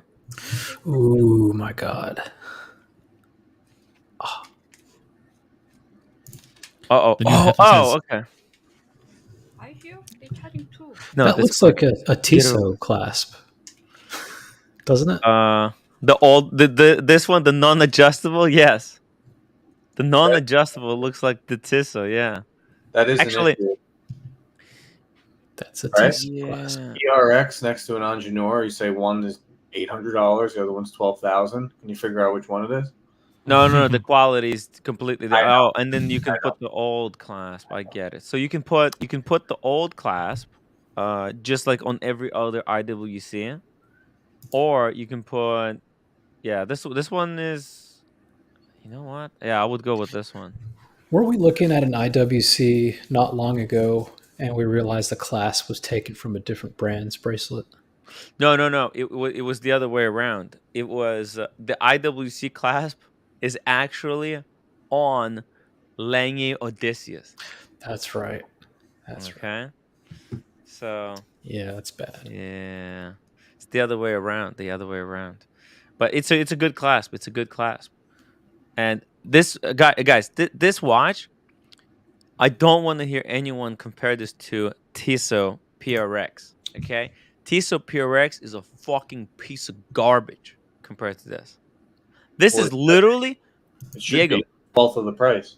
I'll just make you save yourself. You said compared to this, it's a great watch. So yeah, I agree.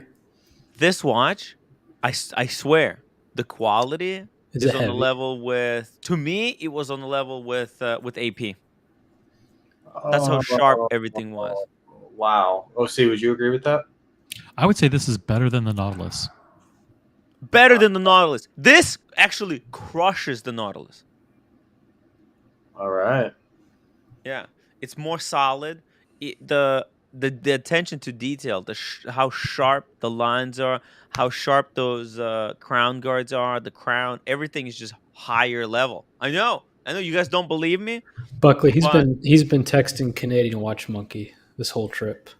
He got to him. I do not believe him. I'm just Hey, Canadian Watch Monkey has been fucking incredible. He's been putting in the hours. He sent me screenshots from a lot of like best moments. I was able to post it on Instagram. It was cool. Shout out to he John. got a contract from About Effing Time. He's gonna be the fourth person on there. Did you give Red the strap? I missed that. I did. Okay, cool. And by the way, for more information on this fantastic new IWC Ingenieur, visit www.iwc.com. Really? Is that the So let's website? Is that the website? Really? Be careful.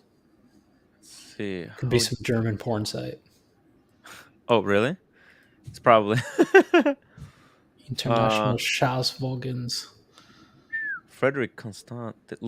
Frederick Constant now is ripping off Lange und Söhne. Lange und Söhne. Fucking pricks. By the way, look at this IWC in titanium. I don't like that. I don't like that. That does I like nothing that. for me. I like the dial. I don't like titanium. That's Hmm. $15,000 for that. I don't see it. Look at these. Look at these. The polishing on the bracelet. Look at how sharp all the angles are. Look at the contrast and the transition between bead blasted parts and the polished parts. They're so sharp, so precise. Once you see, you kind of have to see it in person. I'm telling you, like, I agree with that. You have to see it in person. But you if run you're- your finger down the bracelet, you feel how smooth and how sharp these corners are. It just it looks so nice and so dynamic when you play around with it. you pay $15,000 for it. It's look, this dial is pressed. They use some type of like what they said 15-ton press to create these divots. So the original, actually, we learned something new. The original design had literally the same pattern, but much smaller, and it was like 2-dimensional because it was like laser engraved or something. Whereas this has the bump, like it's 3-dimensional. It's not. I get it. You know. I get it. It's nice, but $15,000 nice. Yeah. Yeah. Yeah, I would say yeah. I would say it's actually they could have charged more. Okay, so I'm gonna ask you a crazy more. question. I'm gonna ask you a crazy question. I'm gonna ask everyone here except for OC and Diego because they both have biases here. That is sitting on the table next to the new green Sky Dweller and Oyster. Which one are you taking? Same price. Skydweller. Skydweller. Sky Dweller. Sky Dweller on Oyster. What color? That's a good point. That's new a green good. one. Well, They're the same price. Sky Dweller might be 16 and change now. I think it's 15 and change, but it might be 16 and change. This is the new price. This is the same price as the green Sky Dweller and Oyster. You got a point, man. I will say. Wait, hold on. Let me tell you something.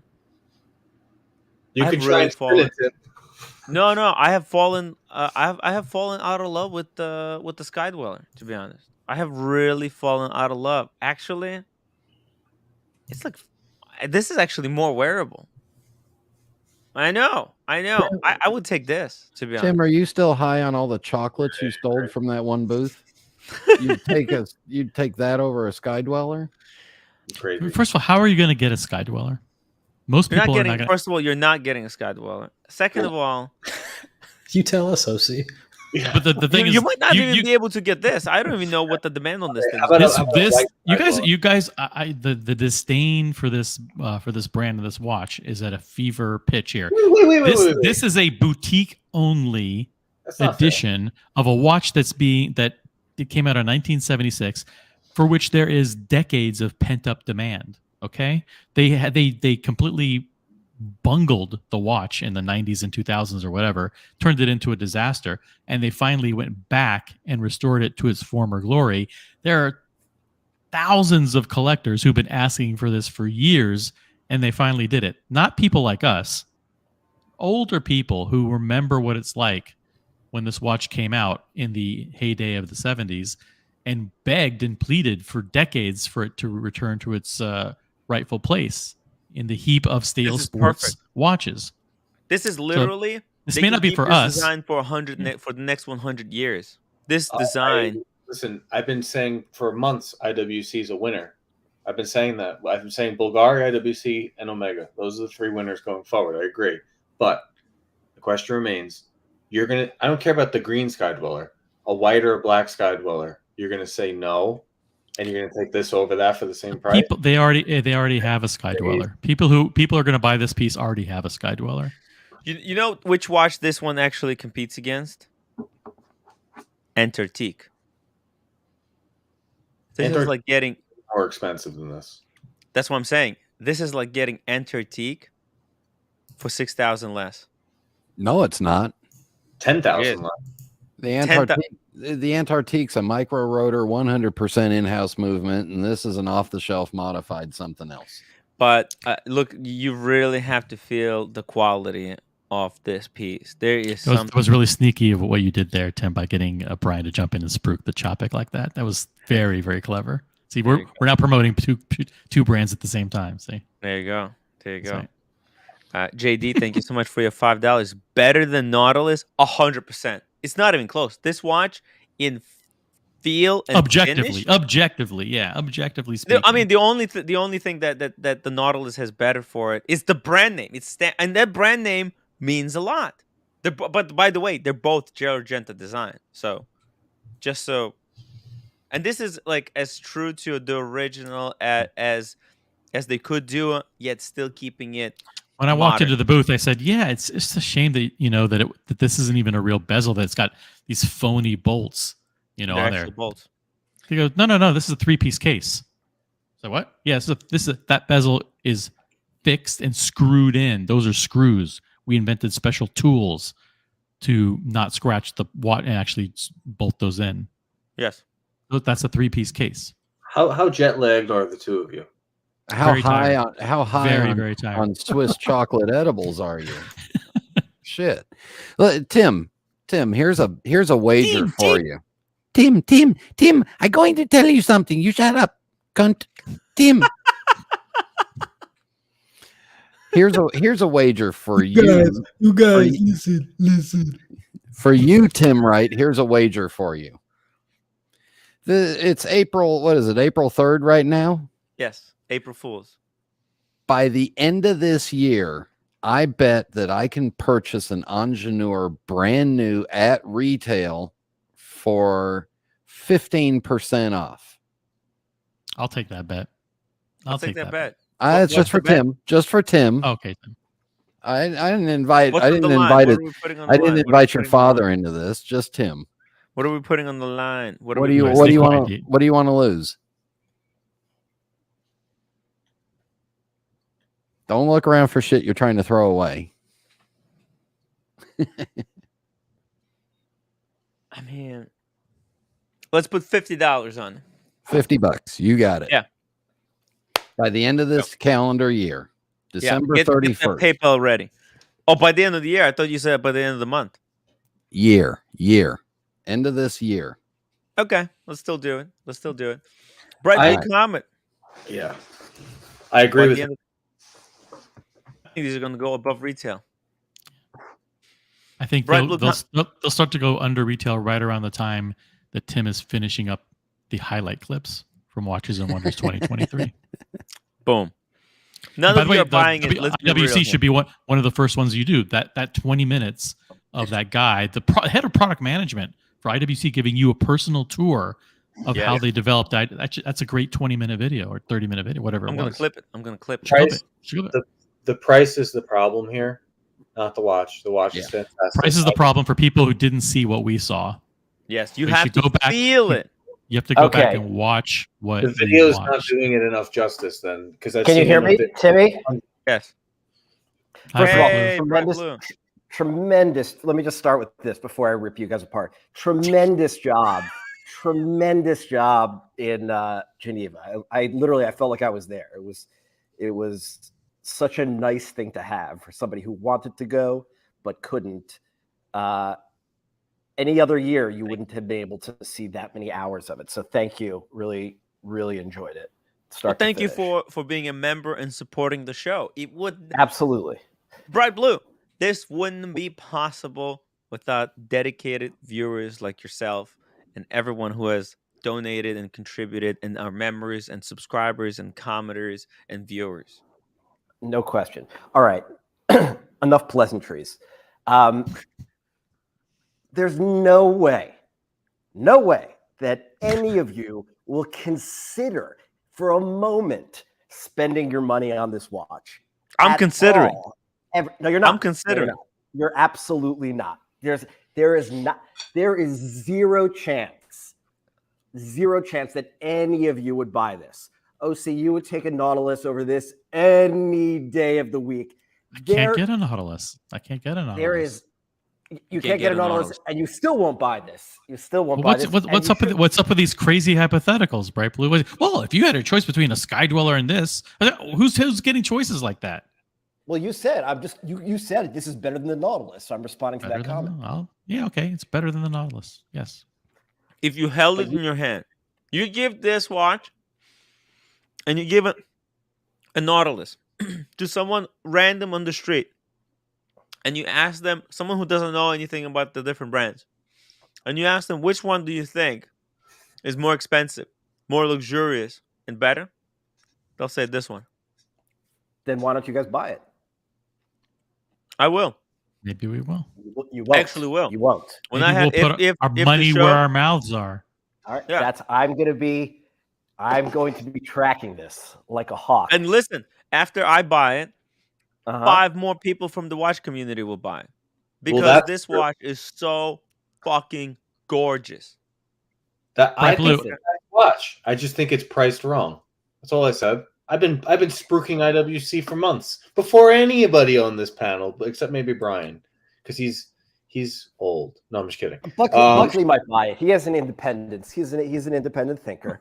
But let me put something on the screen, something more realistic. Okay, because the comparisons up to now have been delusional fantasy. Okay, just give me a second. Okay, Buckley, please keep going. No, I was to say everyone this panel in the chat. IWCs is garbage. Why IWC? I've been saying it's good. This is too expensive. If it's going to be luxurious, it should be like the green one. They should have made the center links polished because that is similar to the Nautilus, and maybe it feels more solid than the Nautilus. Phenomenal. $9,500, $8,900, something like that. You made it $1,000 more. How can you price it under a Gerard Perigo Laureato? That's insane. How could you possibly? Why would they want the customer of Gerard Perigo when they can get the customer of the Rolex Datejust? Why is Gerard Perigo not selling at retail anymore? Gerard Perigo is someone I would never want to compete with. You're competing with a loser. Wouldn't you want to compete with a winner? I think OC has a point, though, because when Tudor released their Black Bay Chronos and they priced them the same as Speedmasters, Omega upped the price big time. They didn't want to be associated with that same pedigree of chronograph. So maybe that's why they did this.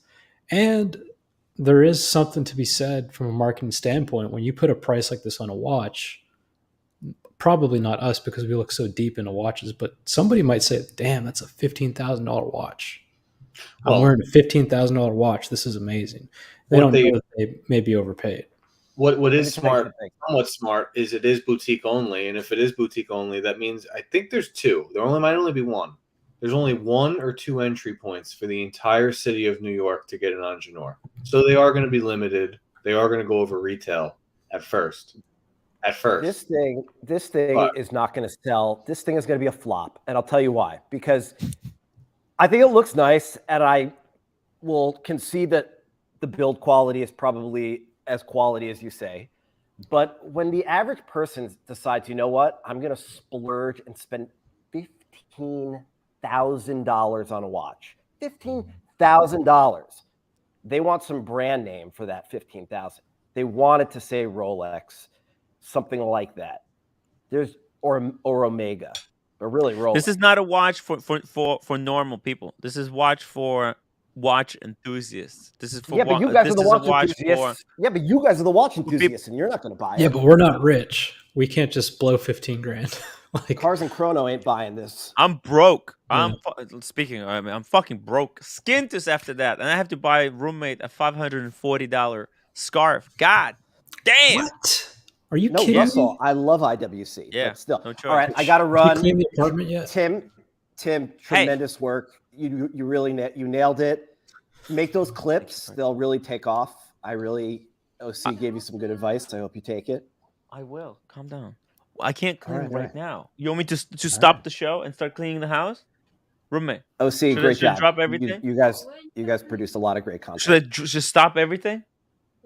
Sorry. Wait, Bar Blue. Roommate has something important. She wants me to end the show and go clean the room.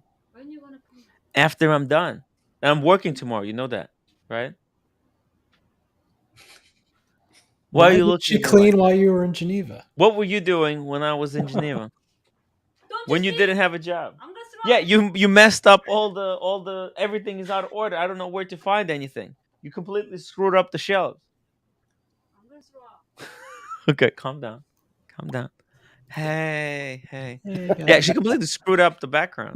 It's all out of order. I can't find jack shit. Snooping through your shit.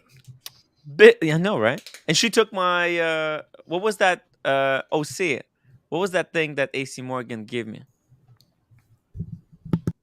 Wasn't the Viagra? Was the other thing? Yeah, Cialis. Cialis. She took it away from me. She said, you don't need it. This is too much. As it is. That's funny. Billy Piccolo, $5 True Super Chat. You are smoking crack. IWC is dog. If you're not keeping this watch, you will lose 60%. Ow! Ow! It is water. Yeah, let's not be too literal. Listen, we're having fun here, but look, here's a comment. Better than the Nautilus. If OC gets one, I'll give away my collection. Bright blue comet. Don't say OC that. Is on the wait list for. Well, I didn't say who I'm giving it away to. You're gonna give it to me? He's gonna give it to his dad, and then his dad will gift it back to him. Here's the thing. I hate doing the Rolex thing. I hate doing it because I do like other brands. As you guys know, I'm trying to get that new Octo Finissimo. I have a Panerai. I have an Omega. I'm not a Rolex only fanboy. But here's the issue. That Datejust on the left is far superior to that IWC on the right. And that titanium model, whether you like the bluesy or not, this has gold in it and it's a Rolex. It's not better than this for the same price. It's not. I'm sorry. It's the same price as a Daytona. Come on. It's not better. Buy a Daytona instead. Come on. It's the same price. I gotta run. Sorry. You heard Diego. Great job, guys. You just walk in, you ask them if they have any dusty Panda Daytonas in the back room. They'll pull it out for you. Nobody wants those dusty, dirty old Daytonas. Fuck.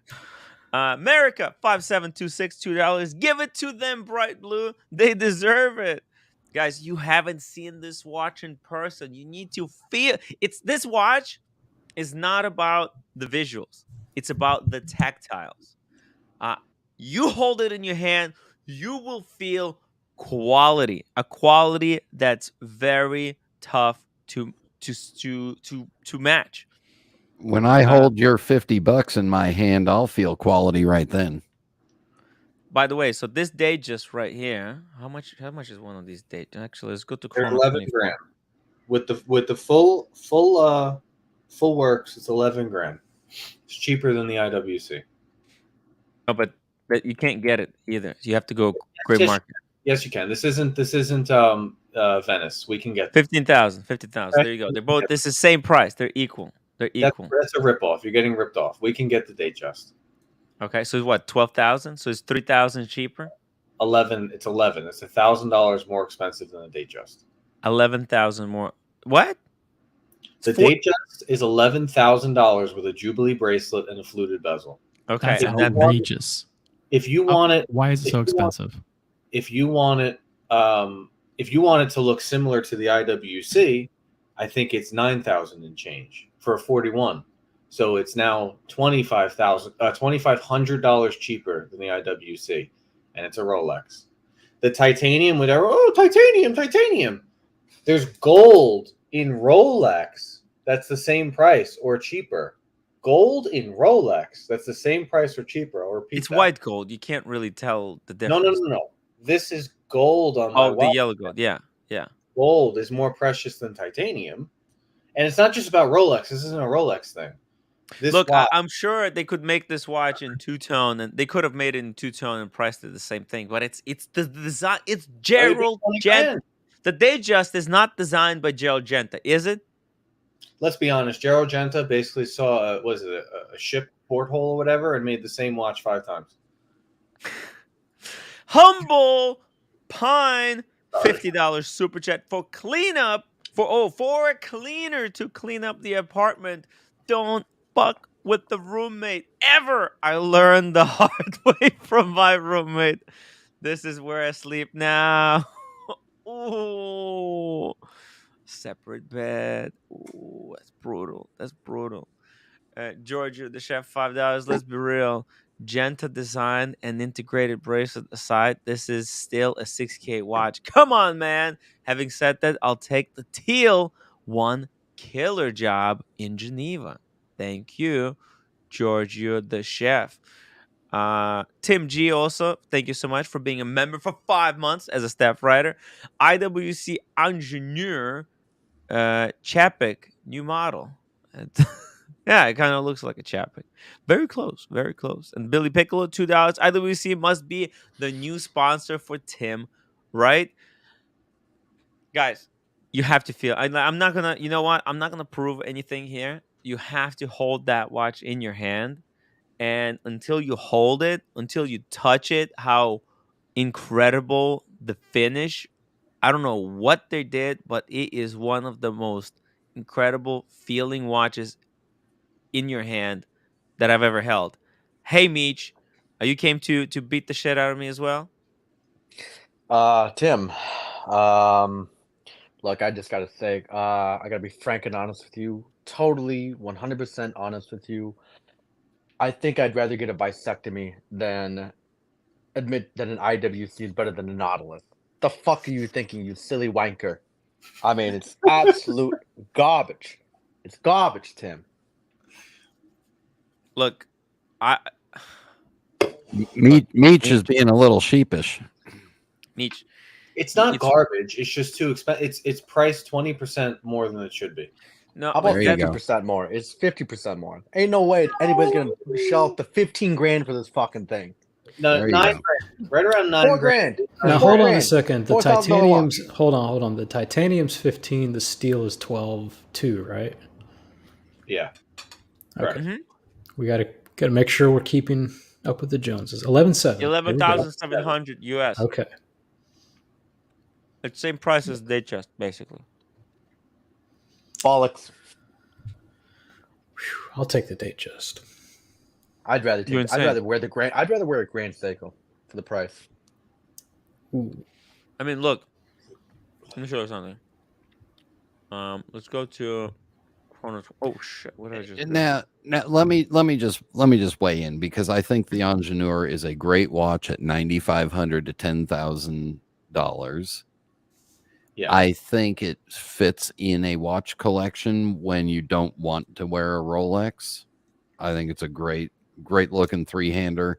I haven't put my hands on the bracelet, so I can't tell you what it feels like. But I think at 12,000 or wherever it's going to be, I think that's a little high for the movement quality. They're going to get away with it because it's boutique only.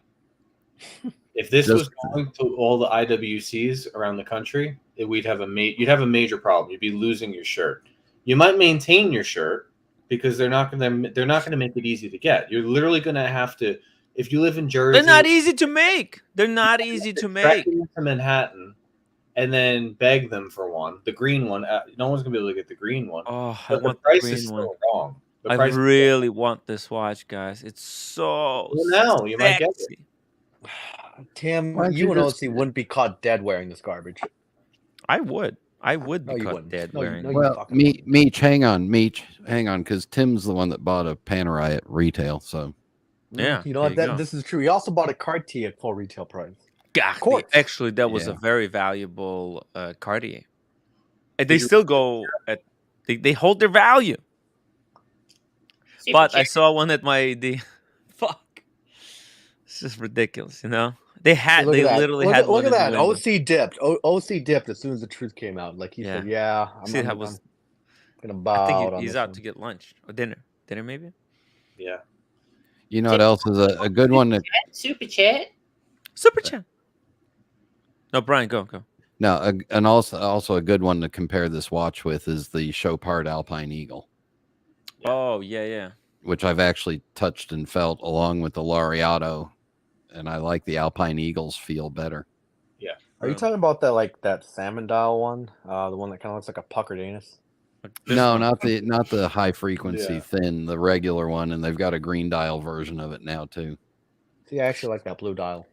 But what we have here is like 3 cheap alternatives to a Nautilus or a Royal Oak right here on the screen. Yeah. And out of these 3, the IWC is the best one. No joke, guys. GP is a little bit too big. You might be right there. If you look here, Laureato, look how thick this portion is of the case. You see, it kind of flares out really wide, and then here it really hard. It's really large wearing watch. With IWC, it folds down a lot better, where it's a better wearing watch. Alpine Eagle is the same thing. It's got these there's a lot of weird elements, and then this weird center polish. It's just and also Roman numerals. I'm not a huge fan of Roman numerals. It makes it too conservative-ish. Well, here's the problem with I'm not going to speak for the IWC yet. But the other 2 watches are selling 20 to 30% below retail because the market feels that's the right price for them. Because the GP doesn't sell because GP makes it too expensive.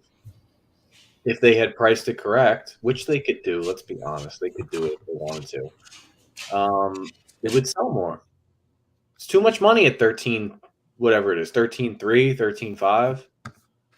How much would you pay for a GP? Charge for it?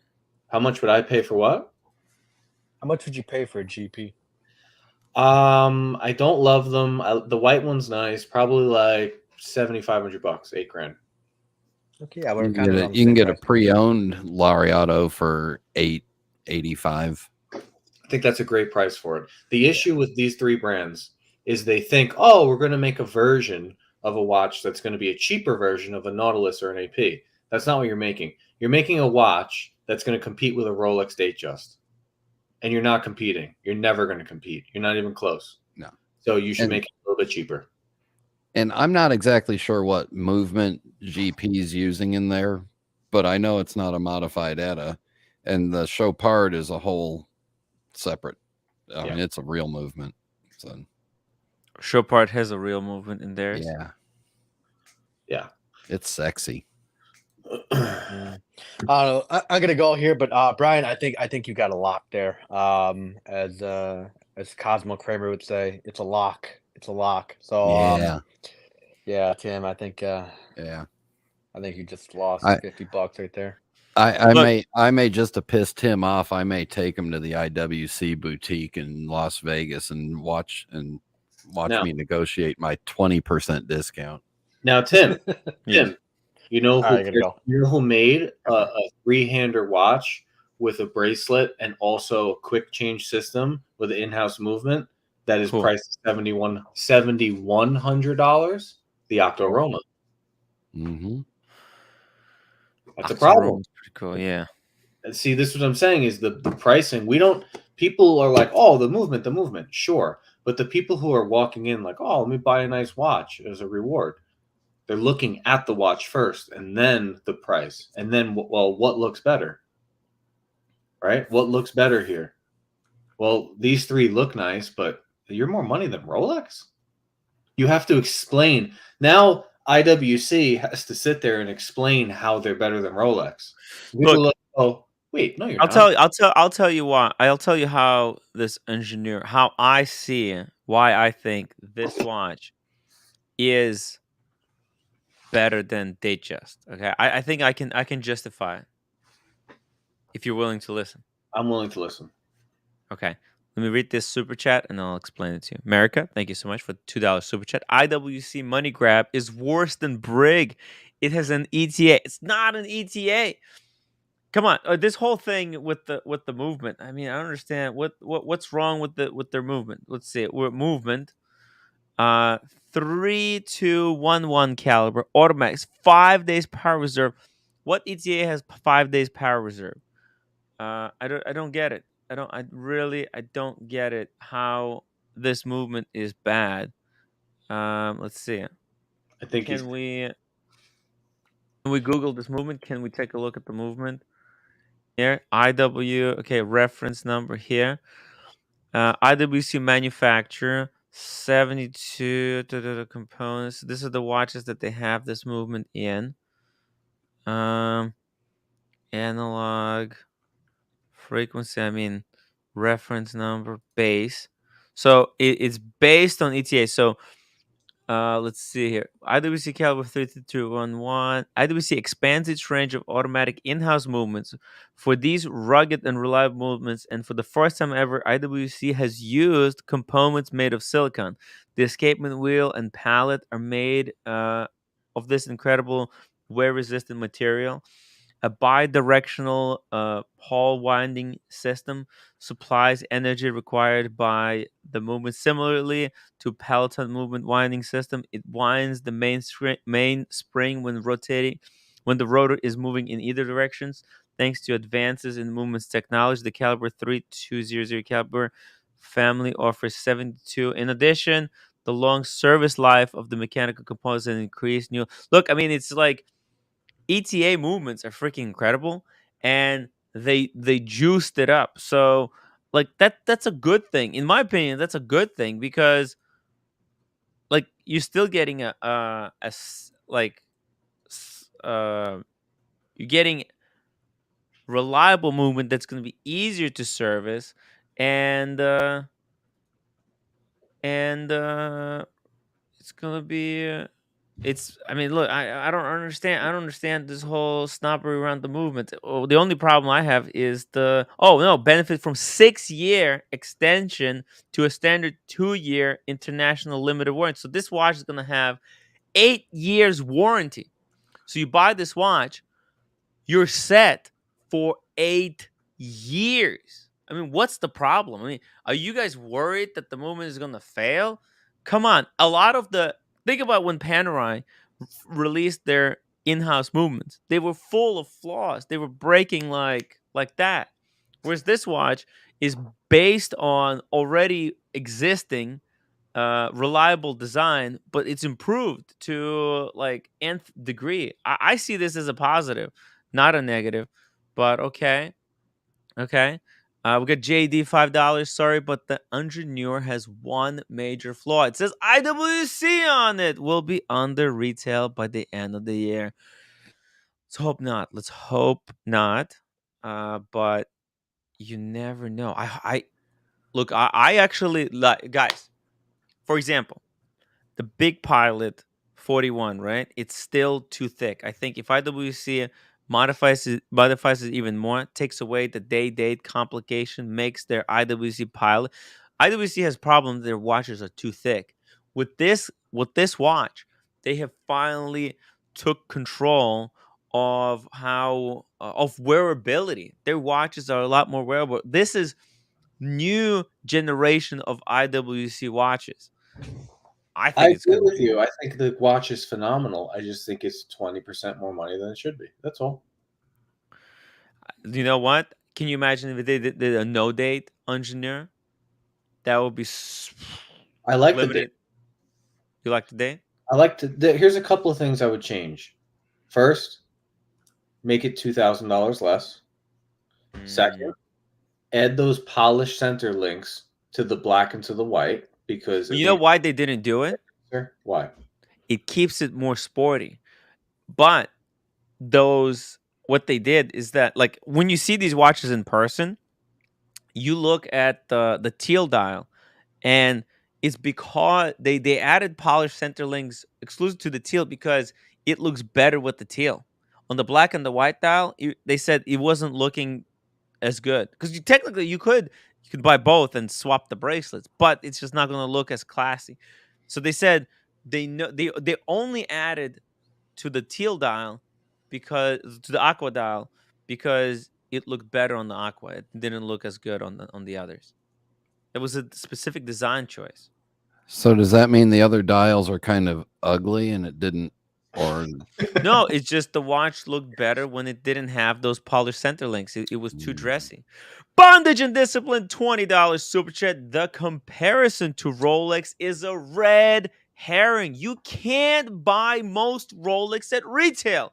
Can you blame other brands for trying to get a price? Is Rolex innocent? Come on, guys. Like, well, no, my response to that is you can't get it at you can get a date just at retail. You just have to wait. But let's say you can't. You can't get it at retail because it's really good for the price, right? And even if you think it's not good for the price, if you want to compete with the Datejust, then make a better watch, make a better looking watch, which I'm sorry, I don't think the Ingenieur is a better looking watch. And most people in the chat, I think, agree. There's this handful that don't. Second of all, make it a better price than a Datejust. You go, they can't because of the movement. The movement's not better than the Rolex movement. No way. You know what? The price here demands respect. Like, if they made this watch and they priced it at 7,000, people would just kind of, oh, this would be disrespectful. This would be like spitting into Gerald Genta's face and saying, you know what, your design is worthless. Fuck you. Now you're using the barstool douchebags marketing technique. I'll price it up and people will feel good about it. I mean, this Genta design thing is great, right? But the guy made the same watch. He looked at a stop sign. He looked at a ship porthole. It's not that simple. Hey, Tim, Brian, and Berkeley, how you guys doing? By the way, Brian, happy Marcelo, you're so loud. Oh my God, no way. Can't do it. Hold on, Marcelo, you're so loud. Wait, we need to adjust. We need to I know. adjust your I know. Brian, Chag Sameach, Pesach Sameach. By the way, tomorrow is Passover, so happy Passover for all our Jewish friends. Thank you, Marcelo. I love you. I missed you while Tim was out playing around and we didn't get to hook up at all. I miss my bird brain. Brian and Marcelo. I totally forgot what point I was trying to make. You don't need to have a point there. By the way, tomorrow is Passover, so you should tell all your Jewish friends happy Passover. Should I title the show "Happy Passover," or are we going to be blamed for tomorrow? If you say so, only if Marcelo asked me to. Okay. Let's give me a second. Let me just give me a second here. No, it's okay. Hey, thank you. Yeah, look, I agree with bondage. This is a power move from IWC to try and get into another bracket of like watches. Like, they want to compete on the next level. They don't want to compete with Omega. They want to go up a bracket and command a little bit more respect. You have to understand, IWC used to be more respected than Rolex in like 2000s. Okay, Panerai were highly collectible. Rolex was not as highly sought after at that time, and this is kind of maybe their way of trying to say, listen, you know what? They actually put a lot of effort in. I know you guys say, "Oh, it's a simple design, Joe Genta, look at the thing," but it's actually tough. Like 1600 iterations until they finally came up with this design. It's extraordinary. It's extraordinary amount of work to make something as simple as this watch. It's not joking. Hey, America5726, thank you so much for the $10 super chat. The point is, where is all the money going? 15,000? The money isn't going into the movement. It is a little bit. It's a good movement. It has been modified. It is very long power reserve, reliable. There is an 8-year warranty. I mean, the dial is stamped. I mean, that technology 8 required years to stamp warranty? that dial. Are you serious? Huh? 8 years warranty? Yeah. Oh, Yeah. 8 years warranty. I mean, this is new for them. yeah. And then everything is just so sharp. You really, like, when you see this watch, I'm telling you in person, you can see how crisp. I think that's the perfect word to describe the case. It's crisp. So what, Tim? 8 years warranty is only for the Ingenieur? And it's not And 15,000. It's 15,000 for the titanium version. The teal version, for example, is 11,700. Well, plus taxes. Maybe it's like close to 15. And Tim, 8 years warranty is only for the Ingenieur or for the rest of the IWC All line? IWC watches. All IWC watches now come with 2-year international, and then if you register the watch, it's 8 years to you. If you flip it to someone else, they'll only get 2. But if you keep the watch for 8 years, you're covered for 8. This is kind of an anti-flipping. So it's Oris style. Basically, Oris did it for 10 years. Oris does 10 years, yeah. It's even better. But Oris is independent brand. Bondage is and discipline. Another $10 super chat. Thank you so much. Explain to me technically how a Rolex movement is fundamentally better than any ETA. Not a precision argument. Perception. Not a perception argument. Yeah, exactly. Buckley, how is Rolex or Brian? Let's do Brian. How is Rolex movement better than this modified ETA? It's got a coronet on the dial. I mean, so the argument here is brand snobbery. No, it's not. I'm Tim. Let me ask you a question. You buy the Ingenieur and you buy the Datejust, and you wear both of them every other day for 20 years, 30 years, 40 years. Which one do you think is going to last longer? Nice point. We don't have to be technicians here. We have the last 70 years where a gentleman came on the other night, I forgot his name, brought out a GMT that has never been serviced when Diego did the stream. It's never been serviced from 1963, and the thing was still running. I think it was like +3, -3 seconds. The Rolex brand and the quality control means something. More than the new Rolex movements have been flawed. Marcelo had to send his Cermet for service because twice. He was running. But Berkeley, I forgot something. In '69, the movement wasn't in the house of Rolex. Well, it was. I think of it as if it was because he had an exclusive partnership with Eigler. All I'm saying, guys, I'm an IWC fanboy, and I'm getting painted as this non-IWC person because I'm making the logical argument, which pretty much everyone seems to be making, except the people that might be ordering them in the chat. This watch is too much money. That's all. I own an IWC. I've owned 2 others in the past. I love the brand. It's just the same thing Buckley said. It's just 2,000 too expensive. I would say 3,000 too expensive. I'm telling you, Look, I'm pretty sure you'll be able to get them on the gray market cheaper, right? If these don't hold their value, which is IWC, I don't think they're very much concerned about their watches holding value or going over retail. But look, I'm telling you, when I was there, when I witnessed the watch in person, I was like, yo, this is nice. And the movement, like, I don't really care. I mean, if you think about it, to non-watch person, the movement is better in IWC, okay? Look, Because it has 120 hours power reserve versus 72 of Rolex. look, let me tell you something. Let me tell you something the way I see it. And you can argue with me. You could think I'm right. You could think I'm wrong. Hopefully it's 50-50. We like to keep a nice democratic stream here. We can That argue. watch, by the way, IWC also has an inner soft cage for extra magnetic resistance. Listen, IWC has been a brand that you'd buy it at a discount or you'd buy it and you'd lose money. The last couple of years, this new CEO or president, whatever the hell he is, Chris Granger, he's a younger guy. He's come in and he started making limited edition stuff, boutique only, that's maintained its retail price, been different, and slightly above retail.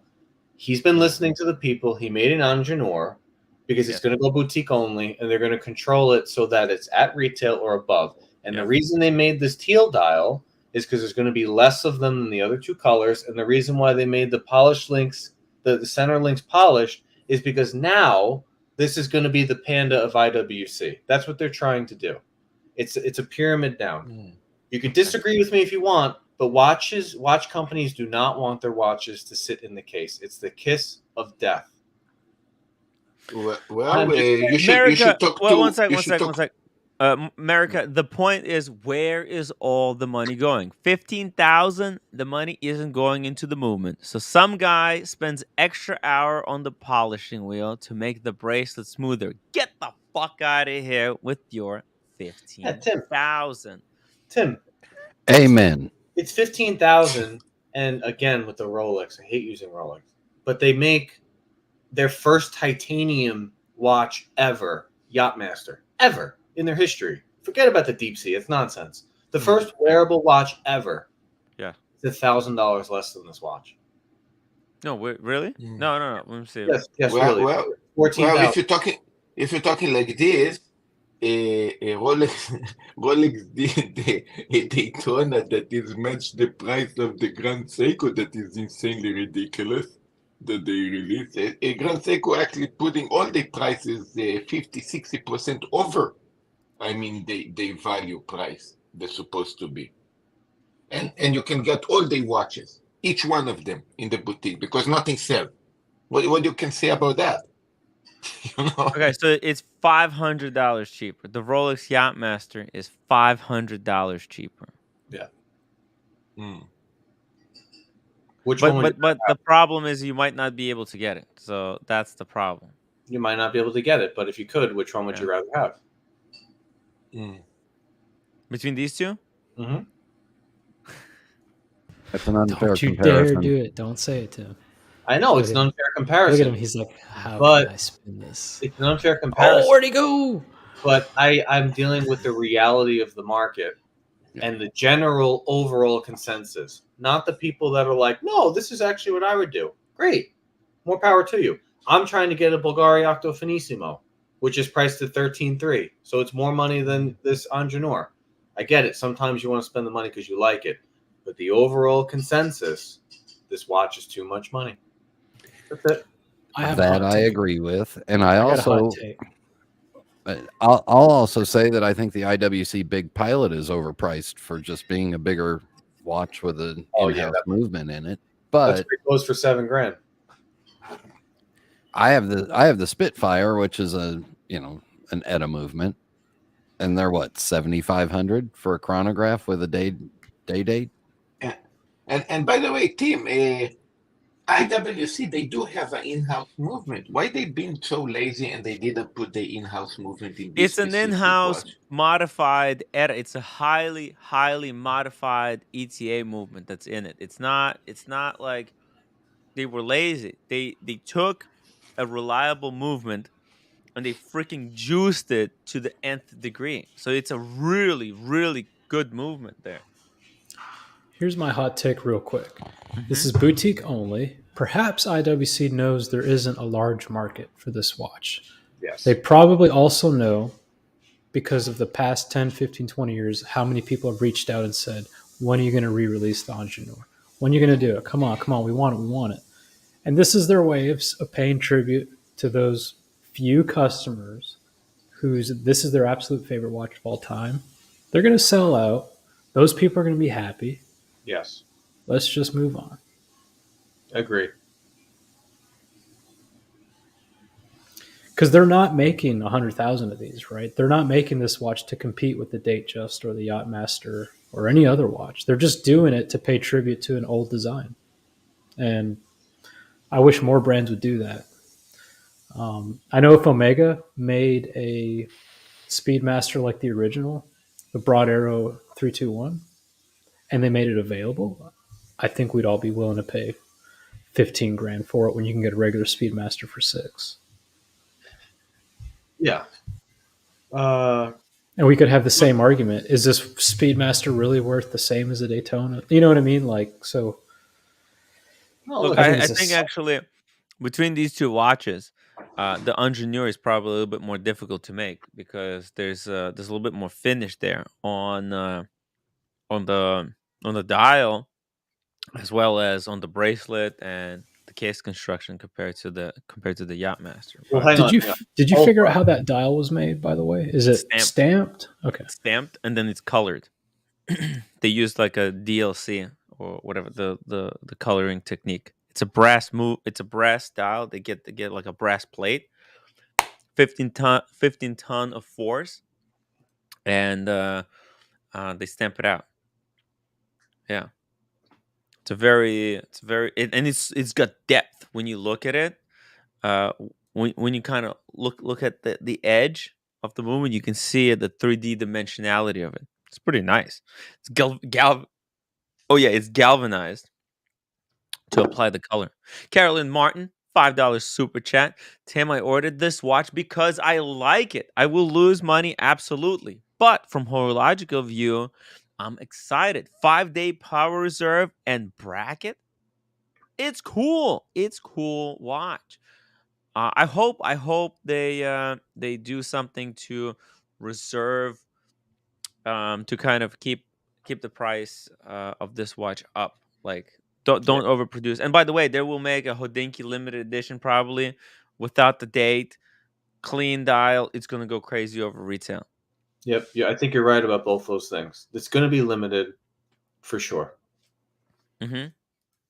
There's gonna be a limited edition. Georgia, yeah.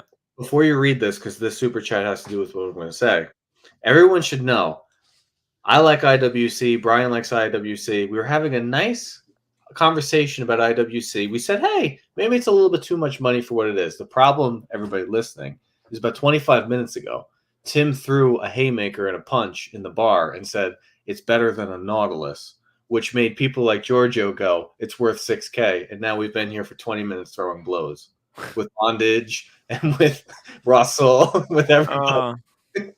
We were fine. We were good. We were all in agreement. But Tim's like, let me punch somebody in the face right now. It's better than Nautilus. I mean, I held Nautilus in my hand, and I was like disappointed. I was disappointed. I own the Daytona, and I'm disappointed by the quality. I think it's overhyped. It's too overhyped, guys. Everybody that own a Nautilus complained that the bracelet is completely crap. On the Nautilus, yeah. Oh yeah. It's really bad. Really bad. But the new one on the white gold, they have really stepped it up with those extensions. It's you see that there is a huge difference between the old and the new Nautilus. They really stepped it up. It's a lot sharper. The tolerances are a lot tighter. But I've seen. I'm specifically talking about the older 5711s.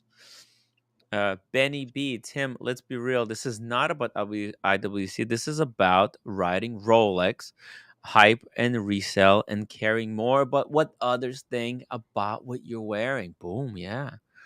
There's a little bit of that, definitely. Maybe 50-50 with that. Bondage and Discipline, $5 super chat. History is a cycle. Tim is spot on. Brand popularity goes through cycles. And go try and buy the cheaper titanium Yachtmaster. Yeah, you're not going to be able to. Rolex very cleverly priced this watch, the Yachtmaster in titanium, knowing full well that nobody will be able to get their hands on this. They will have to buy a Datejust. They will have to buy a ladies Datejust to then be able to get one of these. But Tim, do you see this? They cleverly priced it. I think me and Brian are just saying, why didn't IWC cleverly price the Ingenieur at a proper $8,500 to where we would all go, oh my God, $8,500. There's so much value for that. There's no better value in the game, and we'd all be in agreement. They went too expensive. It's too much money.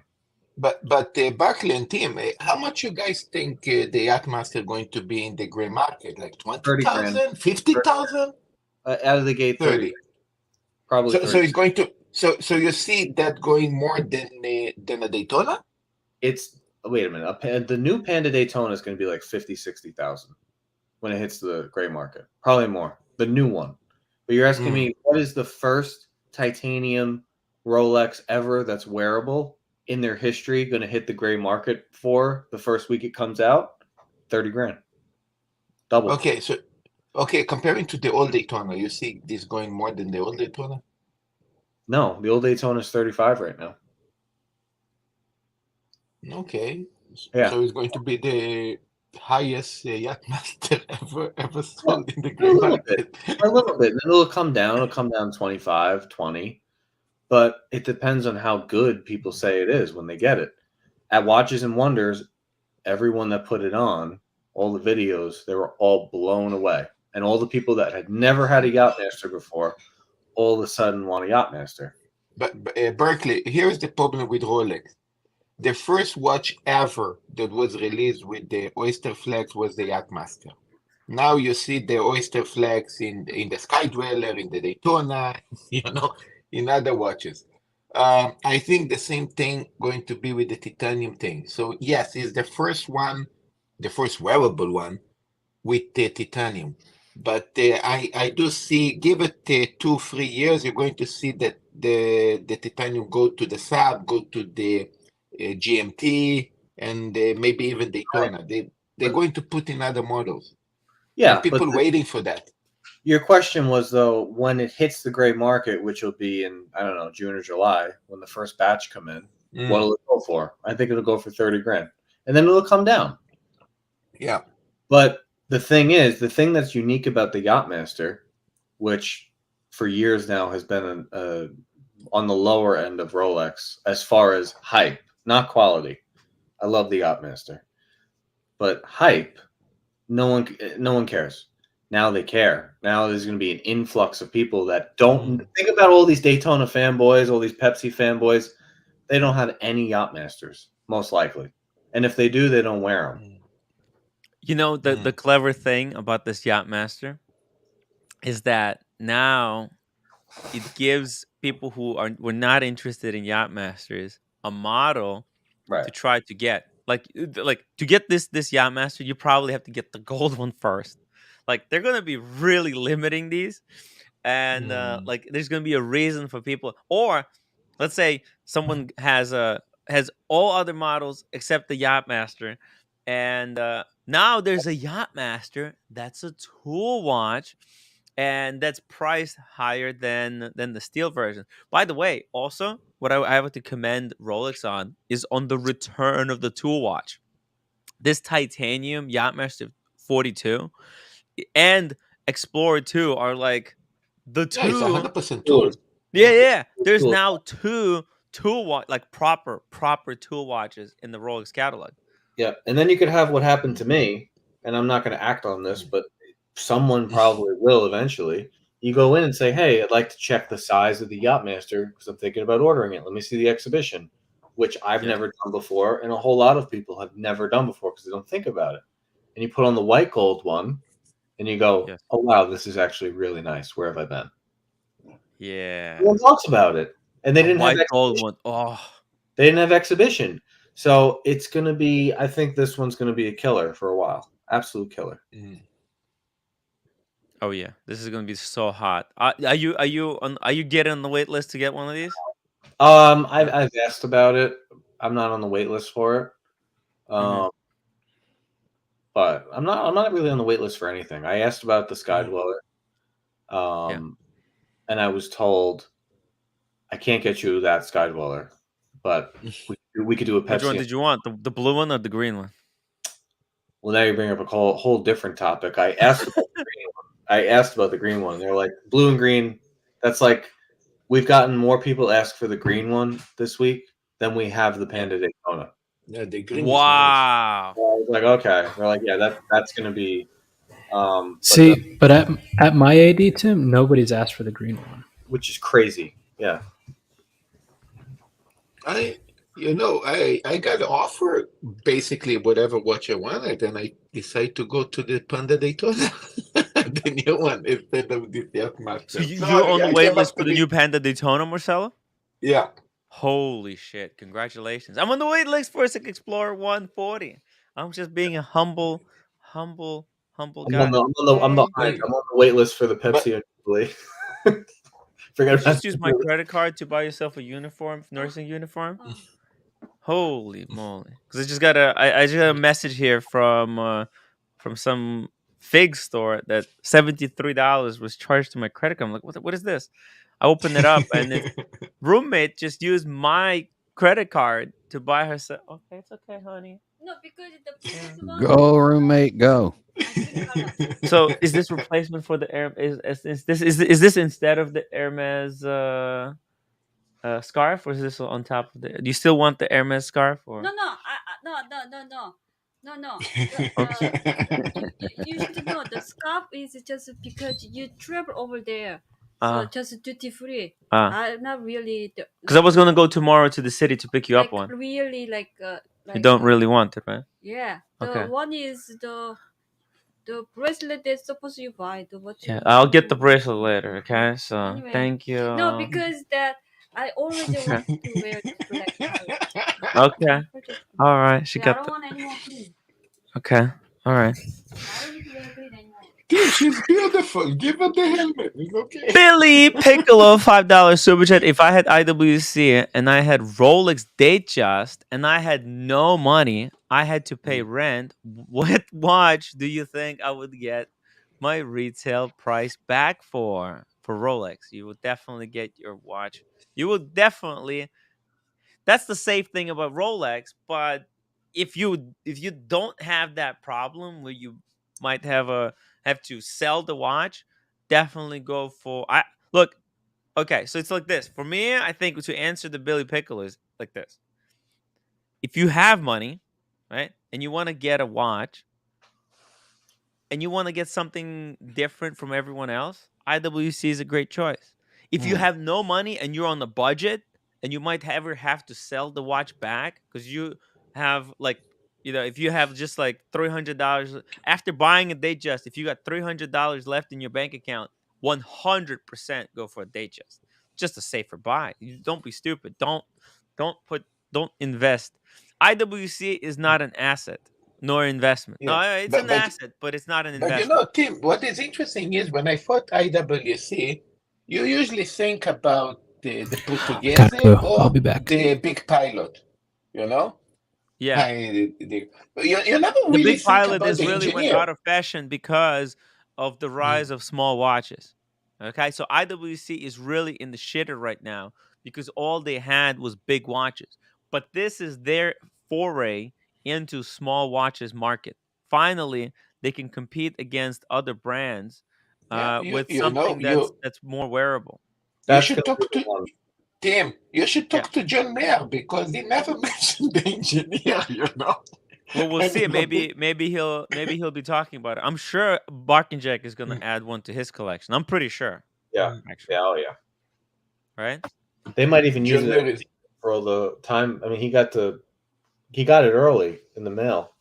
They could give him one for free, probably. Or maybe not. Yeah, John Mayer is the biggest ambassador, actually. Yeah. IWC. Especially the big pilot. I like IWC. I like them a lot. Yeah, it's So pretty cool. People who don't think I do, I think I like him more than Tim. Wow. Oh, I'm not. I don't know. I think Tim's selling all of his Rolexes just to get IWCs because those are the new hot thing that's going up in the market. And yeah, this was. I mean, And look, I went in expecting overpriced garbage, but when I saw it in person, this was the biggest surprise of the watches and wonders for me. That's why we're spending so much time talking about it, because this was the watch. I was going in thinking that it's going to be disappointing and I was going to shred it a second and third a-hole, but I came back astounded. Okay, no other watch I had this type of reaction to. Okay, JD, no, actually it was Roger Dubuis. Actually surprised Roger you Dubuis, very but much. I cannot afford Roger Dubuis. Roger Dubuis was amazing. I was shocked, but there's no way in the world, no matter what I do, I will never be able to afford one, Marcelo. Okay, Yeah, and so 95% of the normal people as but well. this I can flip a Ming, a couple watches, and consider getting this instead of a Yachtmaster 42 for myself. When's the last time anyone spent this long talking about IWC? No one ever talks about IWC because the brand was completely dead until now. Now it's got the pulse. It's got the pulse back. Beep, beep, beep. It's low, but you can feel it. Here we go. John Mertz tried very hard.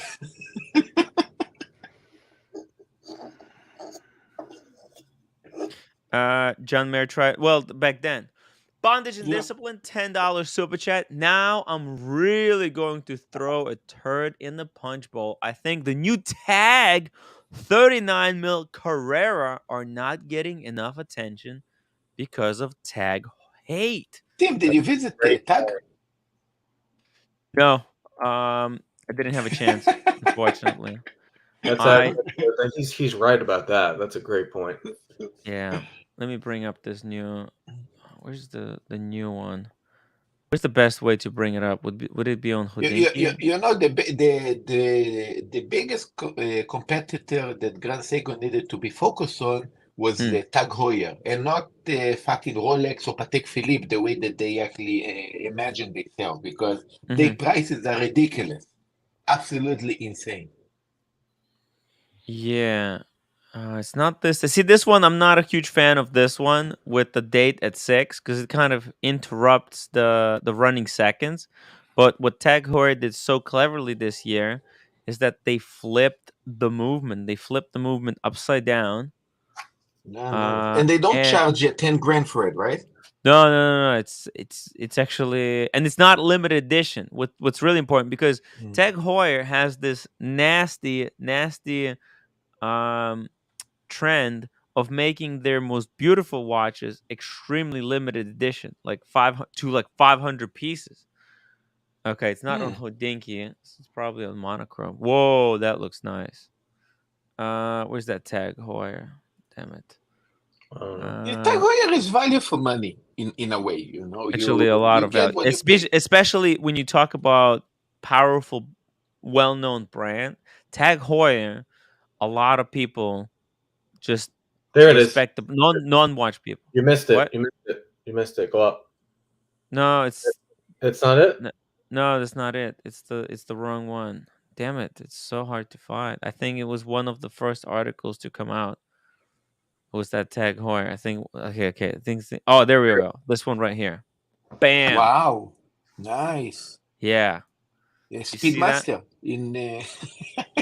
Yeah, look how they fixed this movement. You see, the date is now at the top, out of the way, where you don't really need it, and then the chronograph is totally clean. And I love that it's got this reverse panda look, this monochrome old look. It's very difficult to read.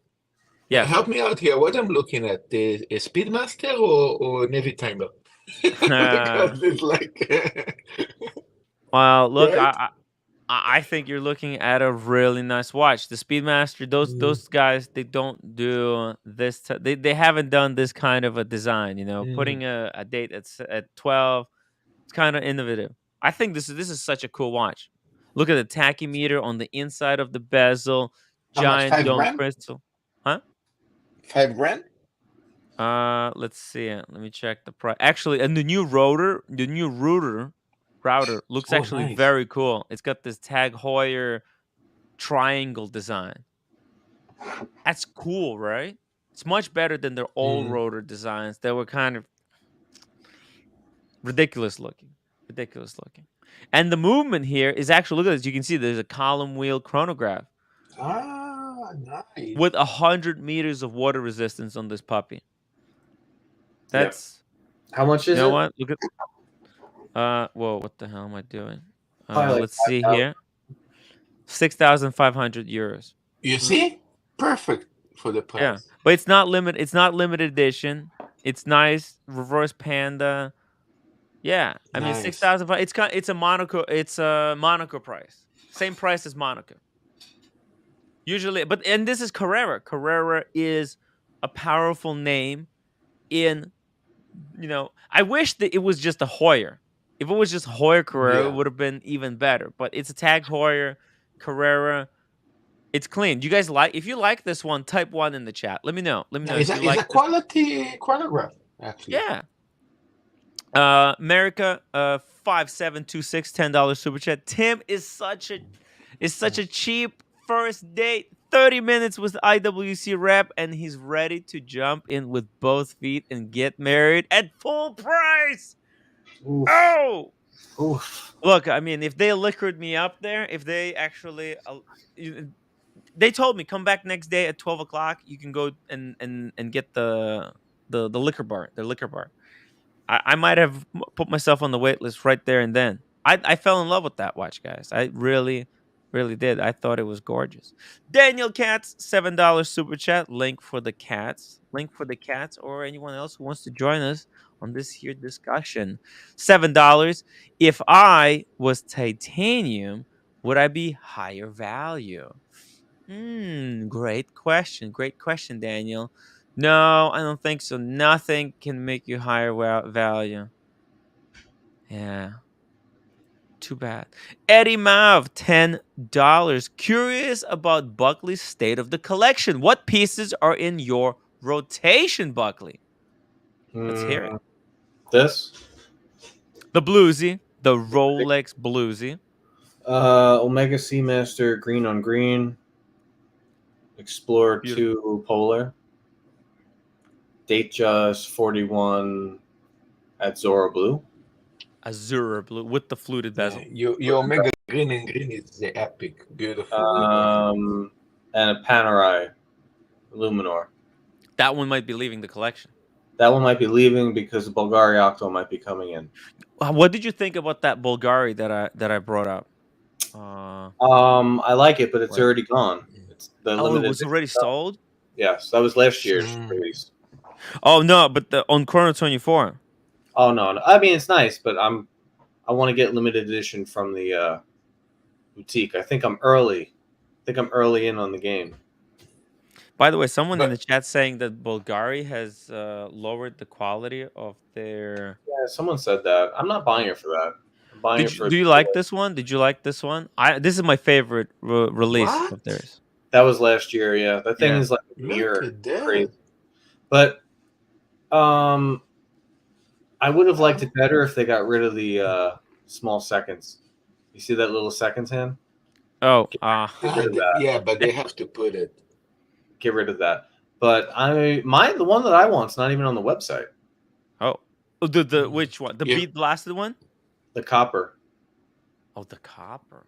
You know, it would be nice if this style of design will go in the future with stone dials.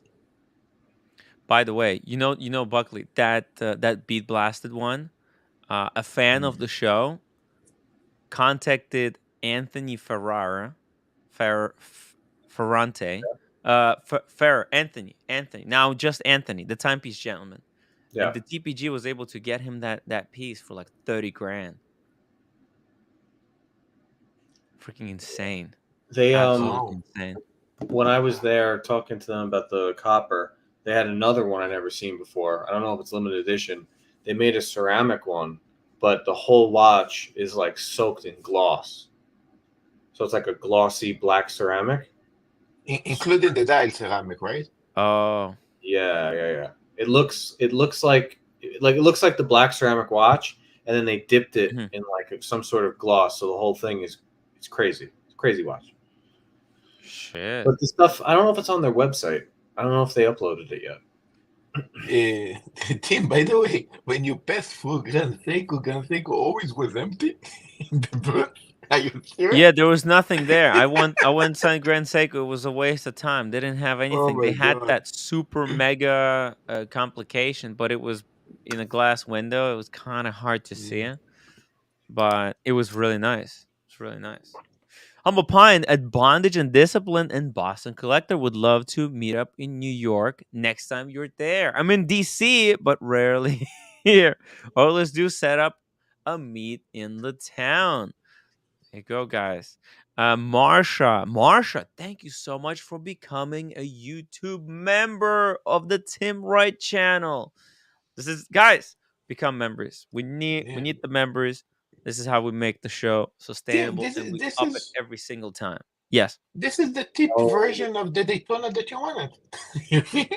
Yeah, it's a leather strap. You know, like the Carrera has to be on the leather strap. You know, that's. They don't have a bracelet for this. Not yet. Tim, I found it. It's in the private chat. This thing's nuts. Let's pull it up. Oh shit! I've never seen this one. I've never seen it either. Ace. Holy fuck! Yeah. Damn. Wow, this is nice. This is not the one I want, but this happened to be in the case, and it's on their website. But it's pretty crazy. This is titanium, right? No. It's not titanium. Ceramic. It looks ceramic, fully ceramic. Yeah, fully polished ceramic. It's shiny.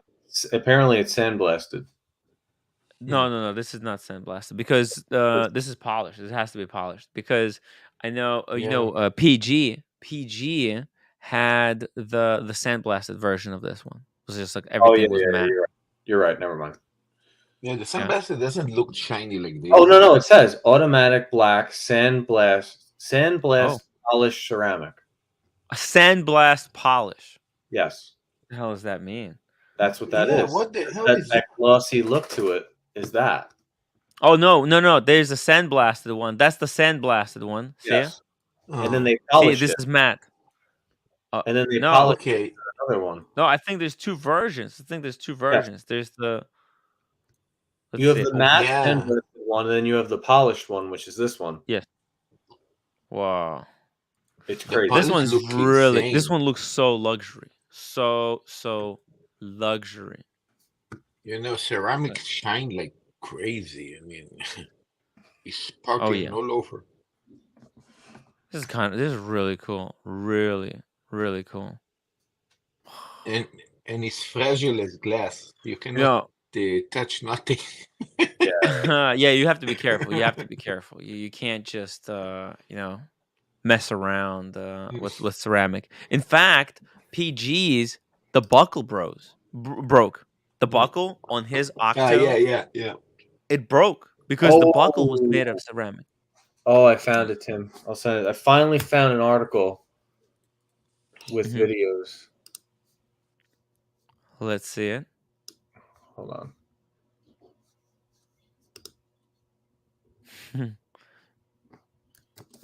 That's so articles funny. and videos. This is the one I'm trying to get. Good point, MD Chaz. I did go 5 minutes before the closing, but yeah, and then by then it probably didn't have anything left. Oh yeah, this is the one I'm trying to get. Wow, this is actually nice. This is nice. Whoa. Look at that. I like the color. The dial. Oh, this is nice. The copper dial. Yeah, this is actually will go over retail for sure. They're only making 50 of them. Like that's kind of cool. I really appreciate that about Bulgari. Their limited editions are actually limited, 100 or 50. They're like that's one per boutique, 5 for United States market. It's like So wait a second. This is real copper. Like it will change with time. The color of the dye. I don't know. We'll have to read the article. Mm. Let's see here. Holds a special place in history. Oh. Octafinissimo. Limited to only 50 piece stainless steel watch with integrated bracelet, 40 mil diameter. It's just 6.4 millimeters thick. It's so thin. This version is equipped with sunray finish dial in one of the favorite colors of the Tuscan Renaissance painter Jacob the Pontormo. So What it's the? painted. Okay, this Oh no, is nice. no. It's just a favorite color of an Italian painter. You see, it's based on like this painter. You see, the color Yeah. is like inspired by a painter, Italian painter, because I like Octo has Italian roots. I mean, it's interesting that Bulgaria actually advertise themselves as Italian because they are Italian brand, even though the origins are Greek. Oh yeah, well, yeah, true. I just really like that dial color.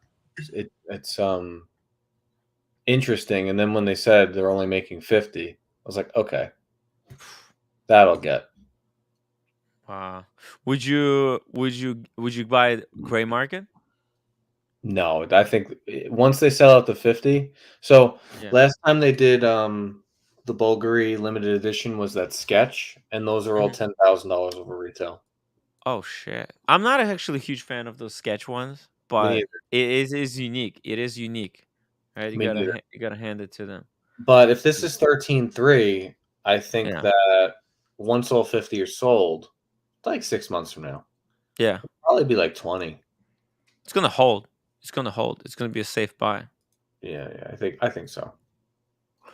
Humble Pine, thank you so much for another $10 super chat. Gotta run. We'll listen in. See you in New York. Yo, New York is freaking hard, guys. When I don't know how Newark Airport was. NOC will tell us, but for the first time, I was so glad I have global entry because of right now. There's some kind of a Trump thing going on. The airport, there was 1,000 people in line, okay, to get out of the airport. 1,000 people, not even joking. The entire area at JFK, waiting area to get through security, was packed, okay, and every single window where there was security officers was used, okay. So it's like, yeah, because most of the time it's like only like 50% of the windows are open. Today, the whole thing was open and just giant crowd. So the entire area was packed and there was a line running up, like literally up to my plane. Like there were people waiting in line to get out of the airport. And the line was was held up so far back that it's literally you get out of the airplane. But I had global entry, so I was just going with the crew, and we just got out like 5 minutes. Really? Everyone else got screwed. Yeah. And by the way, I realized that people are really dumb because they at global entry they put these new machines, and they literally say, "Go to the machine. Do not touch anything. Just look at it pretty." People go in, they start looking at the machine, and then it says, "Hold still, wait," because it's like identifying you, and you don't touch anything, nothing. People start jittering, looking away, and the machine freaks out and like gives an error, and then they have to go get set. Yeah, it's so, and look, that's the easiest instruction. The lady says, "Go to machine 6. Stand in front of it and look at the machine. Don't do anything." And people can't get that through their head. It's just, it was insane. It was insane seeing people make such mistakes and getting sent back and just holding up the line. But even then, we got through it pretty quickly, pretty quickly. All right. What else do you guys want to talk about? What else do you guys want to talk about? Questions for Watches and Wonders. Which watches do you guys want me to comment on that I've seen in person at the event? Tim, Mm-hmm. does Oshin smell as good as he looks? Actually, now he's gonna smell even better than he looked. Oh.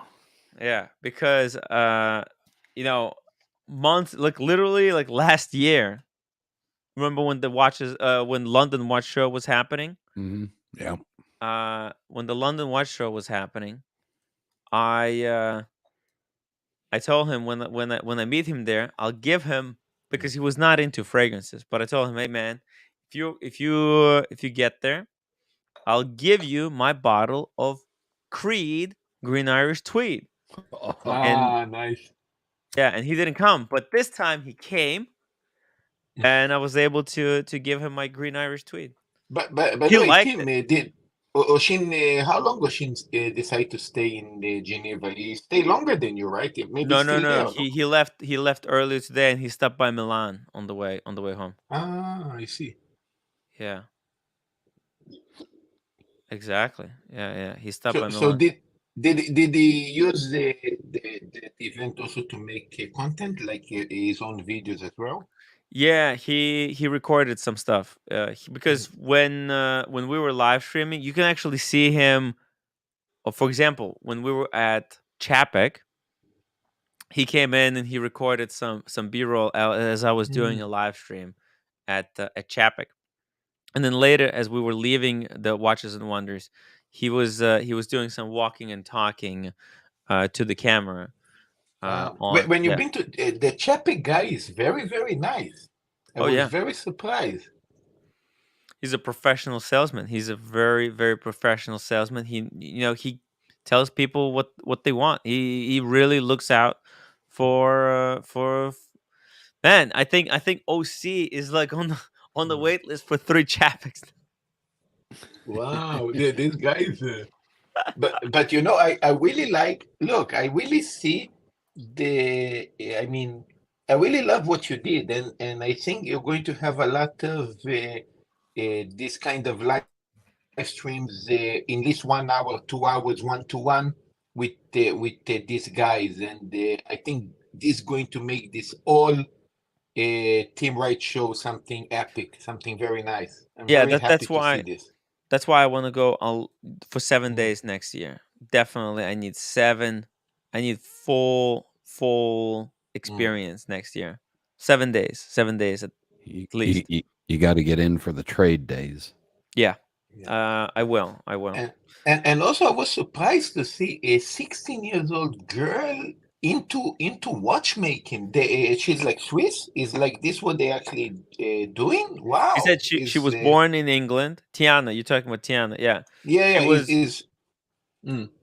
Yeah, she did some translating for me. We were talking to JLC watchmaker. She asked some questions. We asked some questions of him, and she translated because he didn't speak English. And yeah, she wants to be a watchmaker. She wants to work for Rolex. Why she speak French? She's what? Well, because she's from England, but in Switzerland they speak both French and German. Oh, actually, in Switzerland, every label kind of have to be both in German and so she French. she live in Switzerland to study. She lives in Switzerland now. Yeah, she wants to go to a watchmaking school. Wow. So what you can tell us about her generation is like there is like a bunch of younger. That's going to be very interesting. Actually, I was talking. She made a comment on the video, and she sent me a message on Instagram. Oh, sorry, on Instagram. Yeah. And we're gonna try to get her on the show. This is amazing. So there is a future for new generation watchmakers. Well, watchmakers in Switzerland are very, very respected. Because I mean that's probably the majority of countries' GDP. If watchmaking in Switzerland dies, the country's gonna die. That's like guys. pay attention. Our watches are not dying. Yeah. Our watches are not dying. What do you guys think about this Chopard? I would have loved. See, there's another brand that we have completely missed. Chopard. Every time we were walking past it, there was a lot of people trying to get in. Chopard had a massive booth. Mm-hmm. But I thought this looks so close to. This is like poor man's Philip Dufour. And we got a chance to talk to Philip Dufour. Was he smoking a pipe while he was there? No, no, unfortunately not. But Philip Dufour don't make watches no more, right? I mean, it's only his daughter. He's just supervising. Well, from his daughter is no. He has a workshop, right? And we also met his daughter, and his daughter was wearing her own first watch that she has ever made. And first simplicity, yeah. Yeah, it looked very similar to this one. She had like a rose gold one, like that. Look at this. It would be nice to get her daughter into the stream also. That would be awesome. Yeah. Actually, let me see. Do I have Philip Dufour's card here? Let's see here. Did I? I don't remember. And I really like the connection you did with the Russian watchmaker, the guy that do the Joker. Oh, the Konstantin Chaikin. Yeah. That was it was nice also. Yeah, he was really cool. We're gonna try to get him on the show. And OC. By the way, what's so funny is that so he was showing us a sketch of a possible future design with the panda dial, an actual face of a panda on the dial. Nice. Like instead of Joker, it would be a panda. And as Konstantin was trying to pull up the image of the panda, the sketches, he was going through all his pictures, and OC was standing behind him, and he's like, dude, the guy has hundreds of different designs for dials. He is just crazy. Yeah, he's a creative machine. By the way, Kent, the VC was Vacheron Constantin was very disappointing booth. It was just very not creative. It's just some stupid movement thing. It was bad. I like by the way in Jeja Lacoud that you guys almost broke several reverses by flipping the watch. We didn't break them. They had a security measure where you weren't supposed to be touching them. Yeah, you're not supposed to touch them, but they're open to touch. And actually, the security guard didn't know how to flip the watch either. So, yeah, those security measures were not the greatest. Well, you can rest assured that you will need to finish your own way this year at Blondie. Bondage link for Philip Dufour. Actually, Philip Dufour promised to come on the show and talk watches. Actually, I wanna talk to Philip Dufour about his other hobbies than watchmaking. What do you think about that? That would be pretty hilarious. Like fragrances. Yeah. Fragrances. And he recommend, like I told you, he recommend Rolex and the Nomos. Actually, I told you that this is the two brands he like. Hey, we got Joker in the chat. Fight the Panda. Joker rules. I heard Boston Collector went to get the Joker or something. Which one? Boston Collector was interested in getting his own Konstantin Chaikin. Is that true? Is it true? And how was the student of Konstantin Chaikin, the younger watch design? What? In the second floor. In the second floor, you met the first is a student. Oh yeah. Was it Anton? I forgot his name, but he also had the Russian guy. Yeah, Anton. Yeah. Anton. He had those like fuel gauges, car inspired designs. It's also pretty cool. David Carlin says, Tim, that Louis Monet Revolution watch you were showing, Monet Space Revolution you showed was incredible. 1 of 8 pieces. Yeah, that watch was freaking insane. That was like what's it called? Jacob and Co. level complexity. MD Chaz, if the Swiss ever solved the problem with holes in their cheese, they could become a dairy juggernaut. By the way, OC, what did you think about the raclette cheese and fondue? It was okay. I mean, it was good. But by the It way, was okay. you guys been there exactly almost in the same time when Nico was there. Did you guys bump into him by What? any chance? Nico? Nico Leder, yeah. See, if he was there when I was there, I know I wouldn't have missed him because he's got such a fat ass. It like blocks out the sun. But OC, it was a day early, and he actually caught him. He had a great conversation with him. Talked about the his new venture and stuff.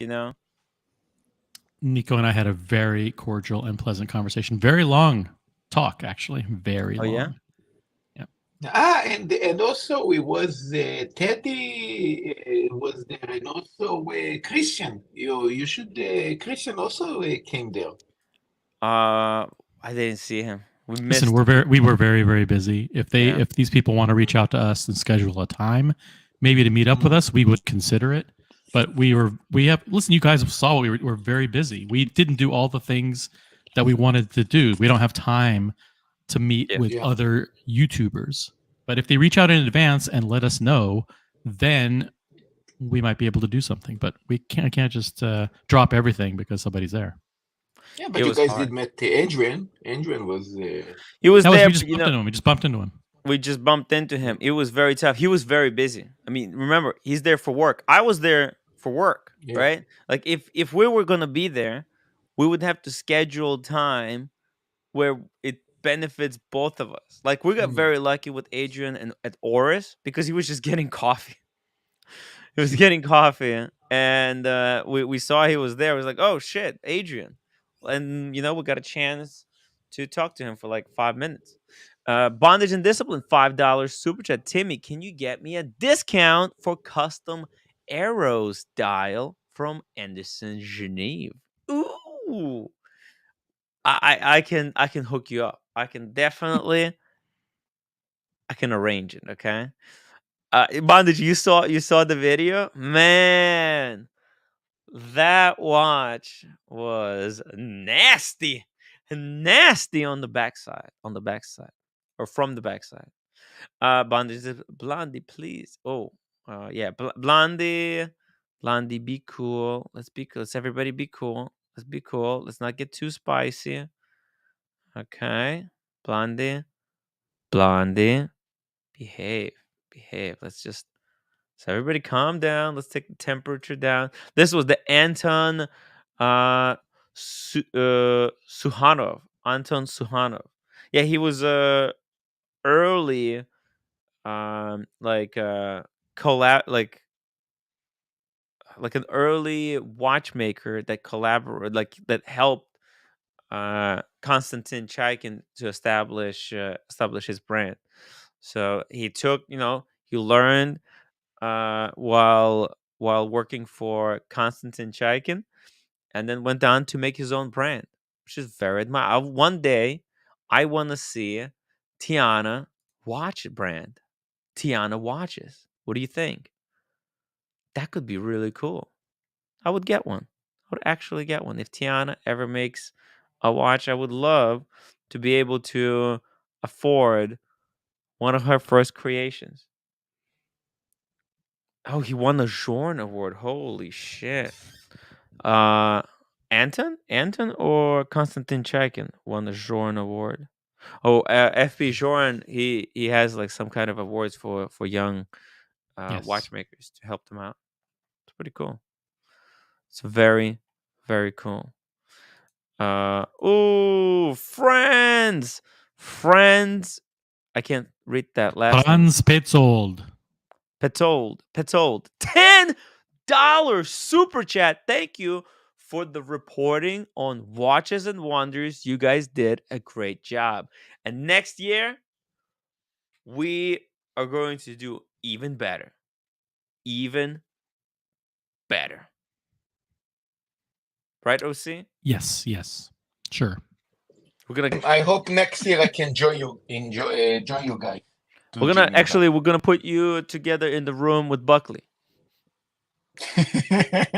What Watches and Wonders should do is they should have like a round table set up for us, a studio, our own studio, set up where we have a roving team out in the field like you, and then we have a panel round table like that they do at the halftime show where we're live and covering all the breaking news. Like that's what they should be doing. But I'm not trying to pitch that to them, but I'm just saying.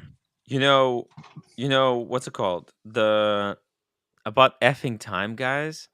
I feel like they just took over one of the. I feel like they took over one of the just like booths. They were just like for general public. I'm pretty sure they had permission to do that. They couldn't just bring in all that equipment. They had like a stage set up with like hundreds of thousands of dollars worth of. What a waste of money! Wow, did Odinky have something like that as well? No, nothing.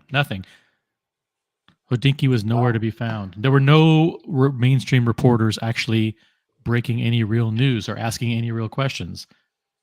They were just in the press room. Oh, give me the link to the press release. Okay, great. Oh, are these the high-res photos? Excellent. You guys got the new Rolex catalog. Could you share that with us? You guys have the first Rolex catalogs, by the way. Nobody have the catalogs besides the guys that actually went there. It's true. We have them. Could you guys share what is in the catalogs, what is not in the catalog? First, I think is the first a commentator of the catalogs. I mean, nobody know nothing about the catalogs. It's exactly the same as prior years. Nothing different.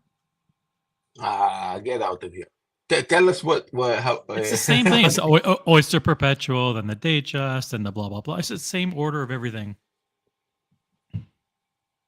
Trust me. Except it has the new watches and it doesn't have the discontinued watches. Simple as that. Yeah, you make it sound so boring. Everybody needs to see the catalog. What is the first page of the catalog? Is the Daytona, right? The entry page. What? Oh, the cover. The cover is the new is the Guinness. Hey, Really? by the way, we got breaking news. Oh yeah. Sorry. You guys want to see the new catalog? Yeah, really. Oh, really? I thought it was going to be the Daytona in the front. No, wow. the Guinness. The Daytona is the cover of the new Rolex magazine. Yeah, there you go. Oh. I thought it would be the back of the Daytona that would be the cover of the magazine, but they put the front. Yeah, the back cover is this. Guys, I just got breaking news. I got breaking news. You hear it here first on the Tim Wright channel. I got confirmation why Beth T was missing. Do you guys want to know why Beth? Oh yeah, that's public information, but it's good. I know. Show the picture. People don't know. Breaking news. Actually, for the ones that don't know who Beth T is, she's a YouTuber, wristwatch YouTuber. Okay. She's been missing in action 9 months since her last YouTube video. Oh, what do you think happened to her? Where was she? Missing for 9 months. What? Here we go. Wow. Oh. I see. Yeah. It's a beautiful shot, by the way. Beautiful shot of a Royal Oak. She was on the wait list for a Royal Oak, turns out. Very cool. Very, very cool. Beth T. There's other things that are more important than YouTube.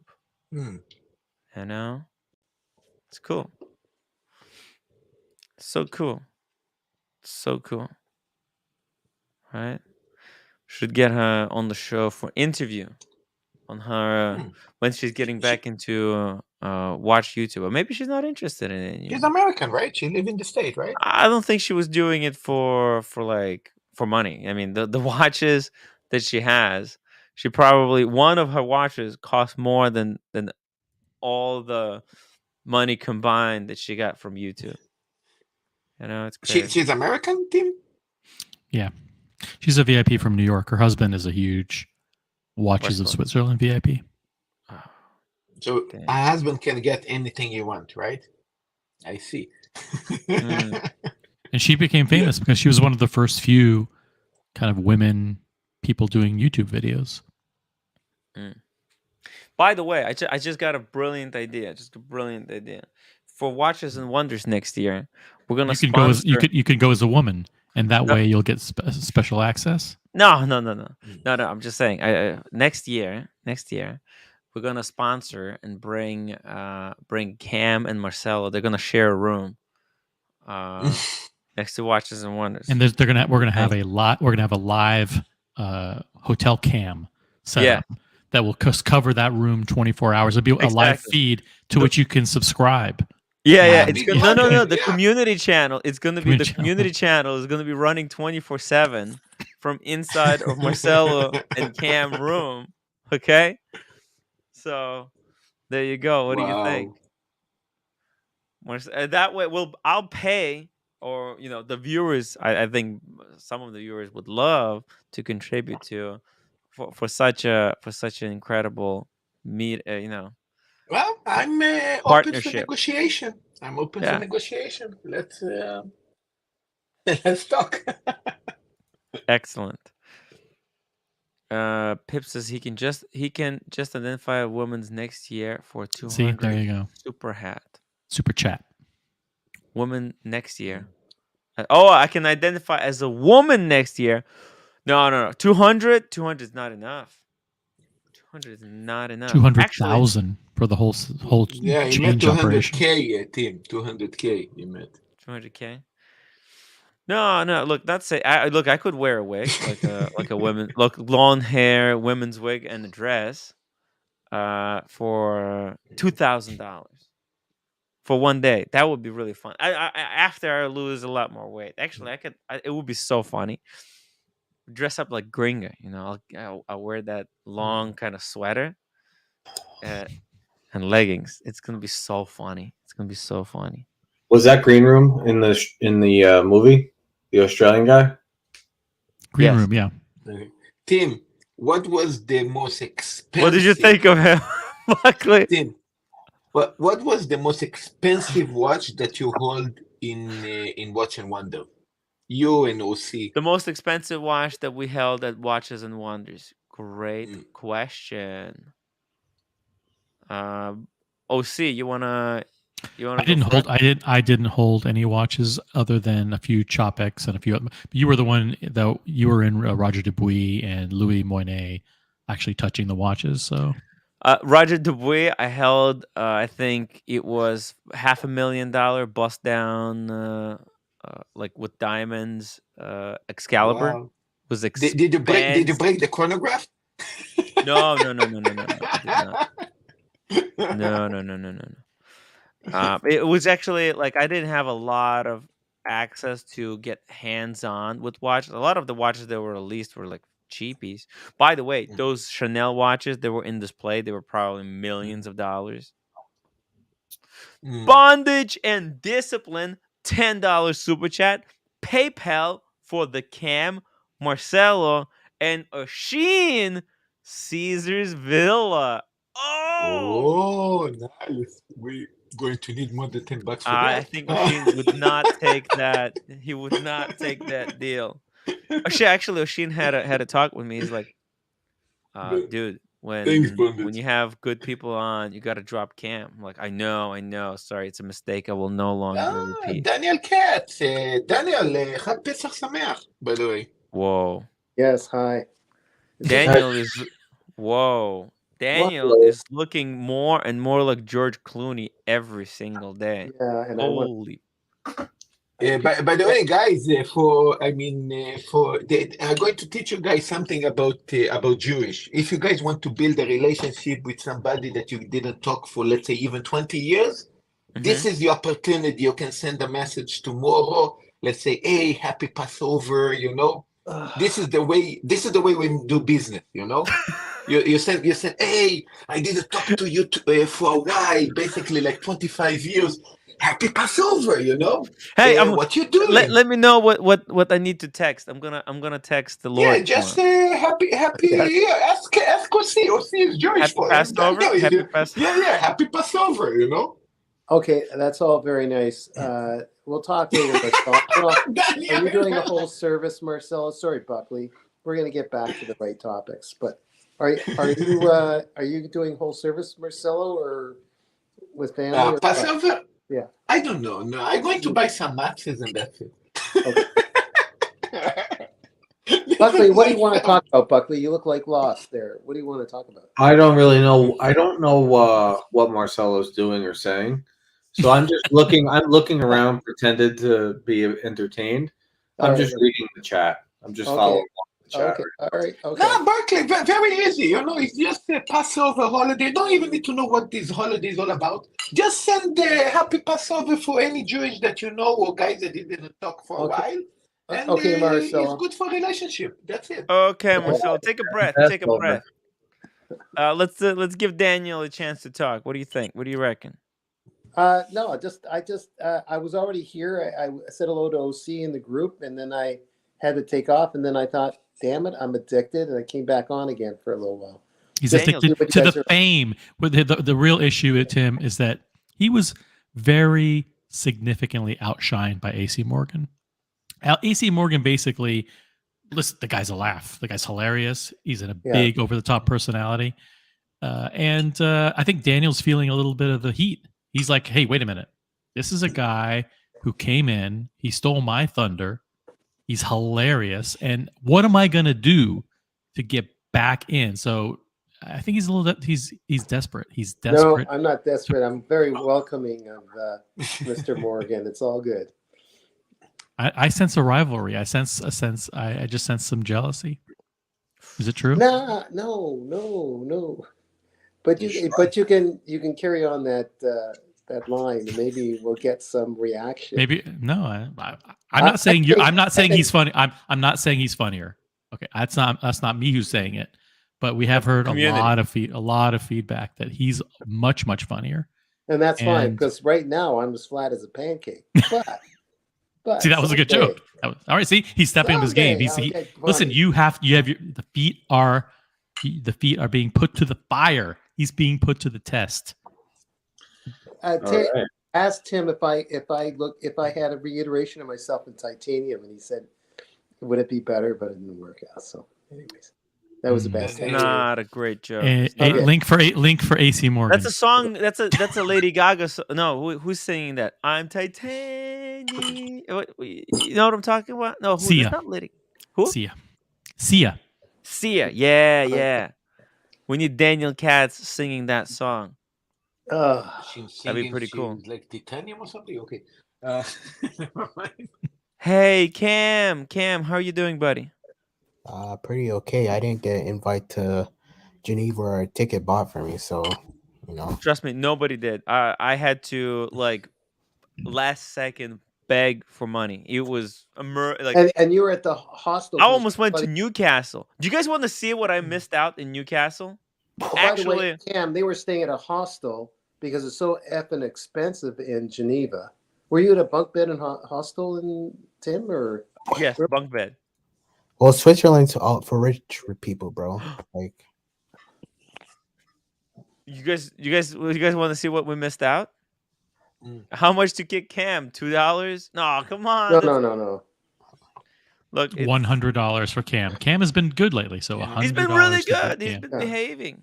Yeah, you know what I saw funny with Tim and OC, you guys going to watch in Wonder, they talking about this is 50K, this is 200K, this is 100K, this is 85K. It sounds like 50K is nothing. I mean, suddenly I see Tim say, "Fuck, this is a hobby for rich people." It's like 50K, not a 50K, nothing.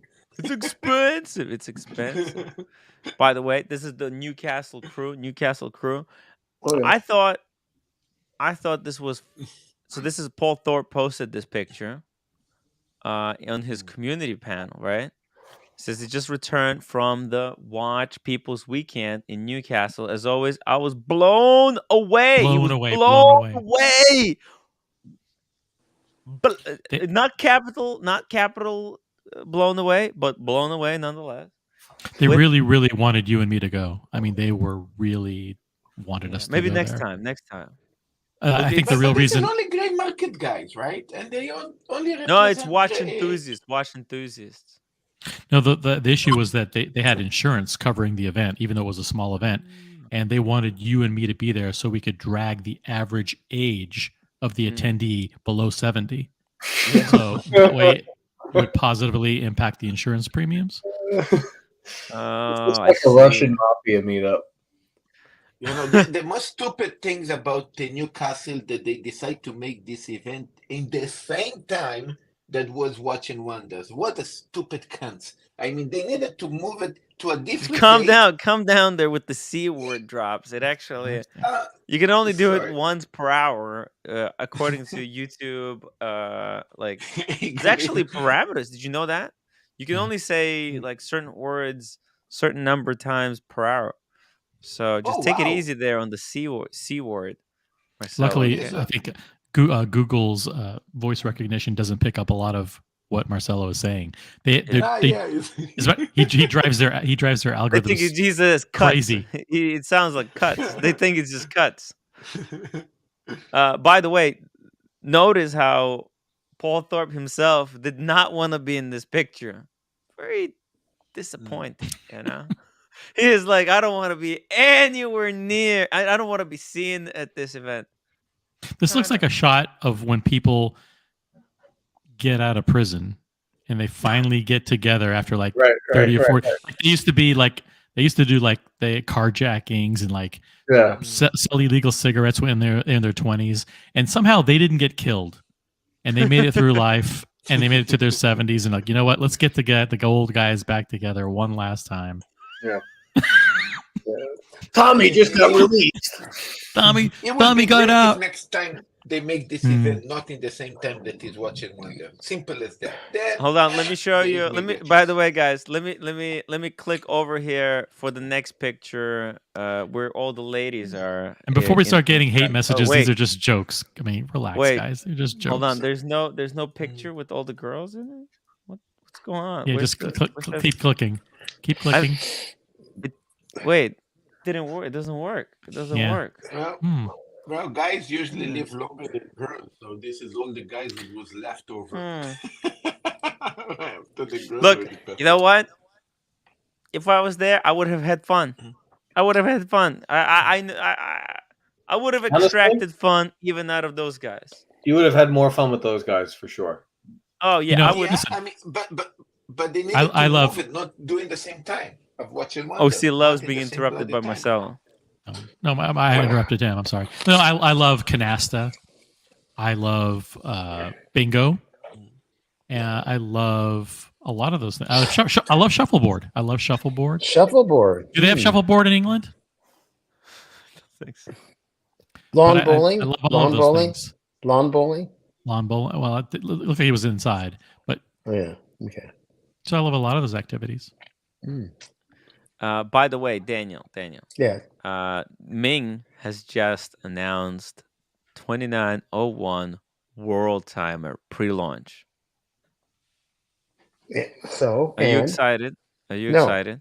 No, I mean, I like what they started off with, and I think they're going to hold their value, and you should be proud of the piece you've got. But I'm not excited about this new piece coming out. How much is it going to be? Do you know?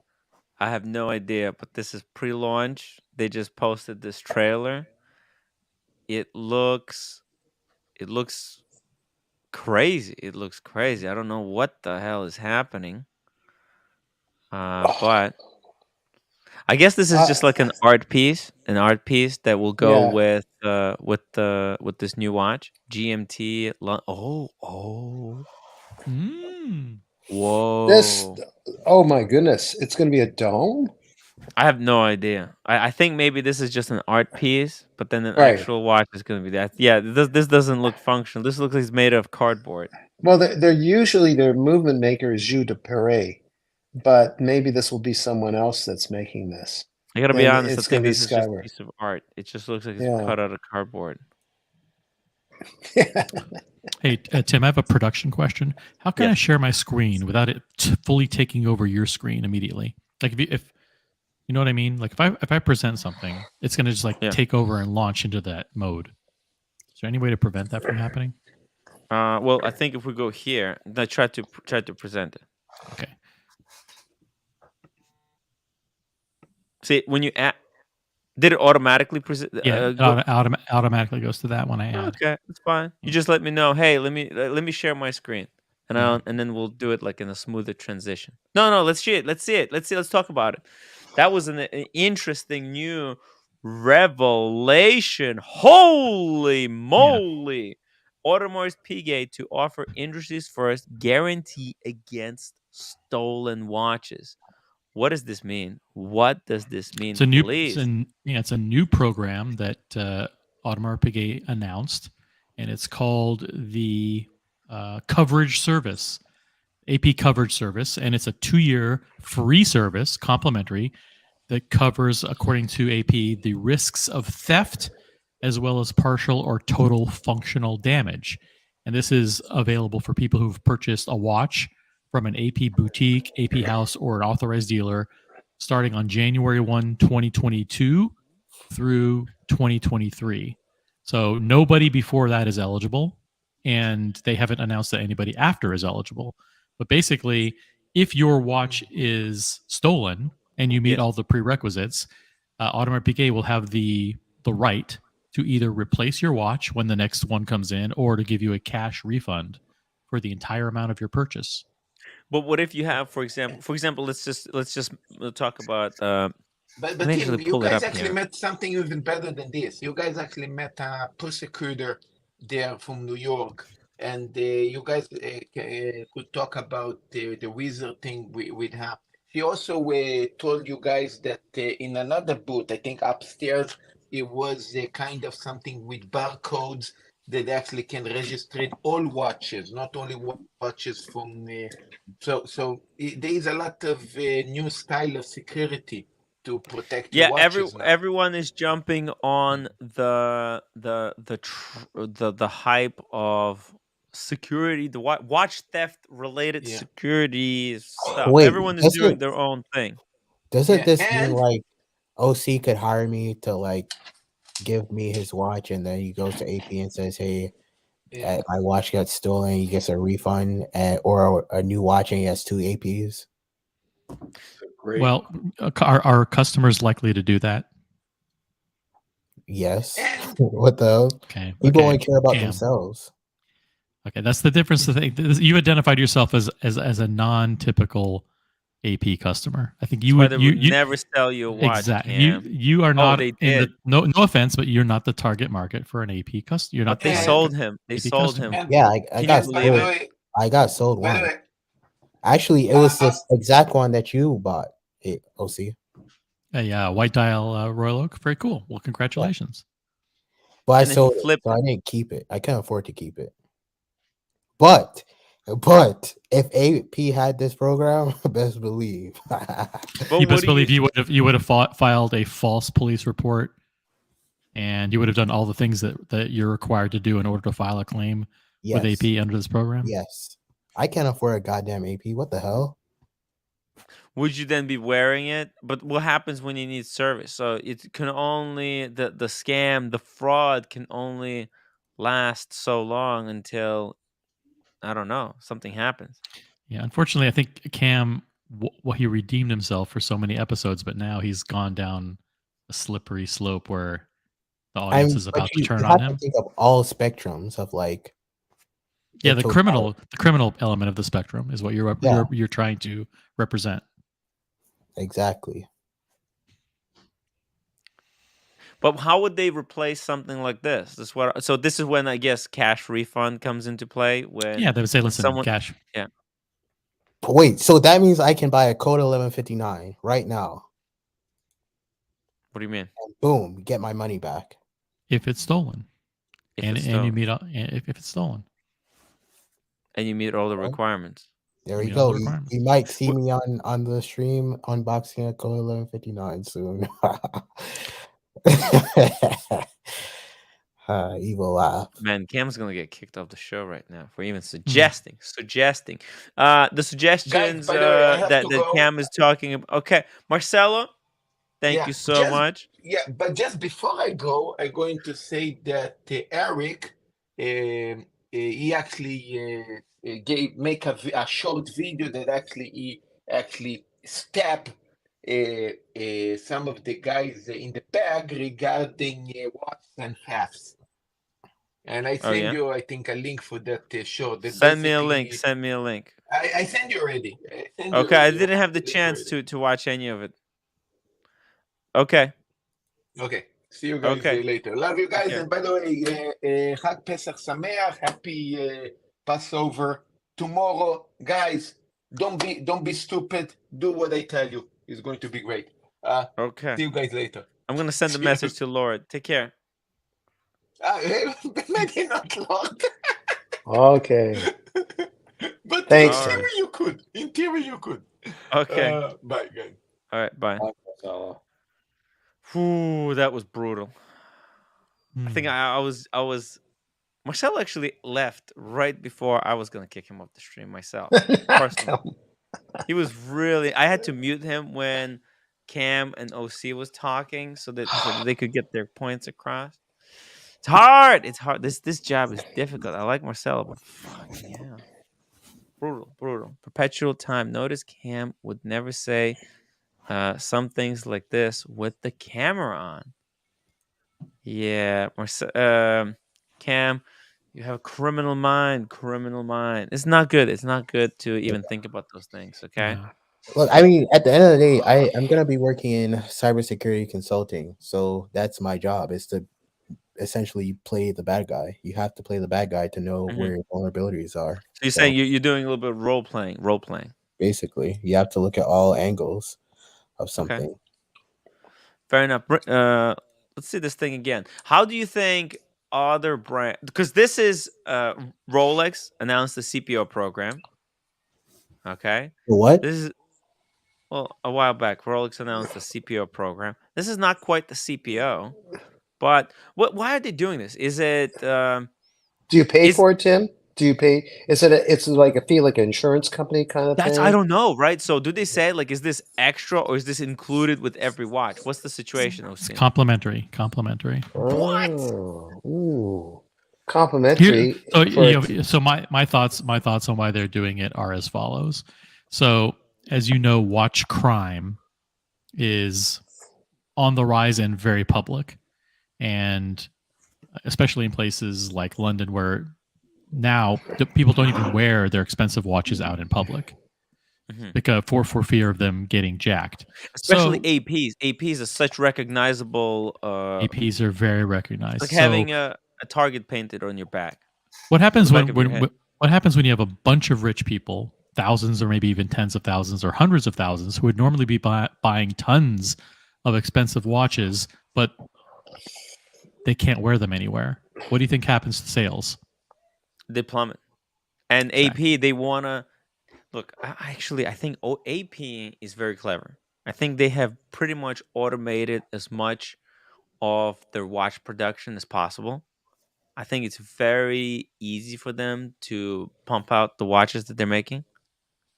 And I think their base, I don't know what their profit margins are, but they're pretty huge. And I think guaranteeing this kind of having this like this is like having a freaking watch insurance without having to pay for it. Holy fuck.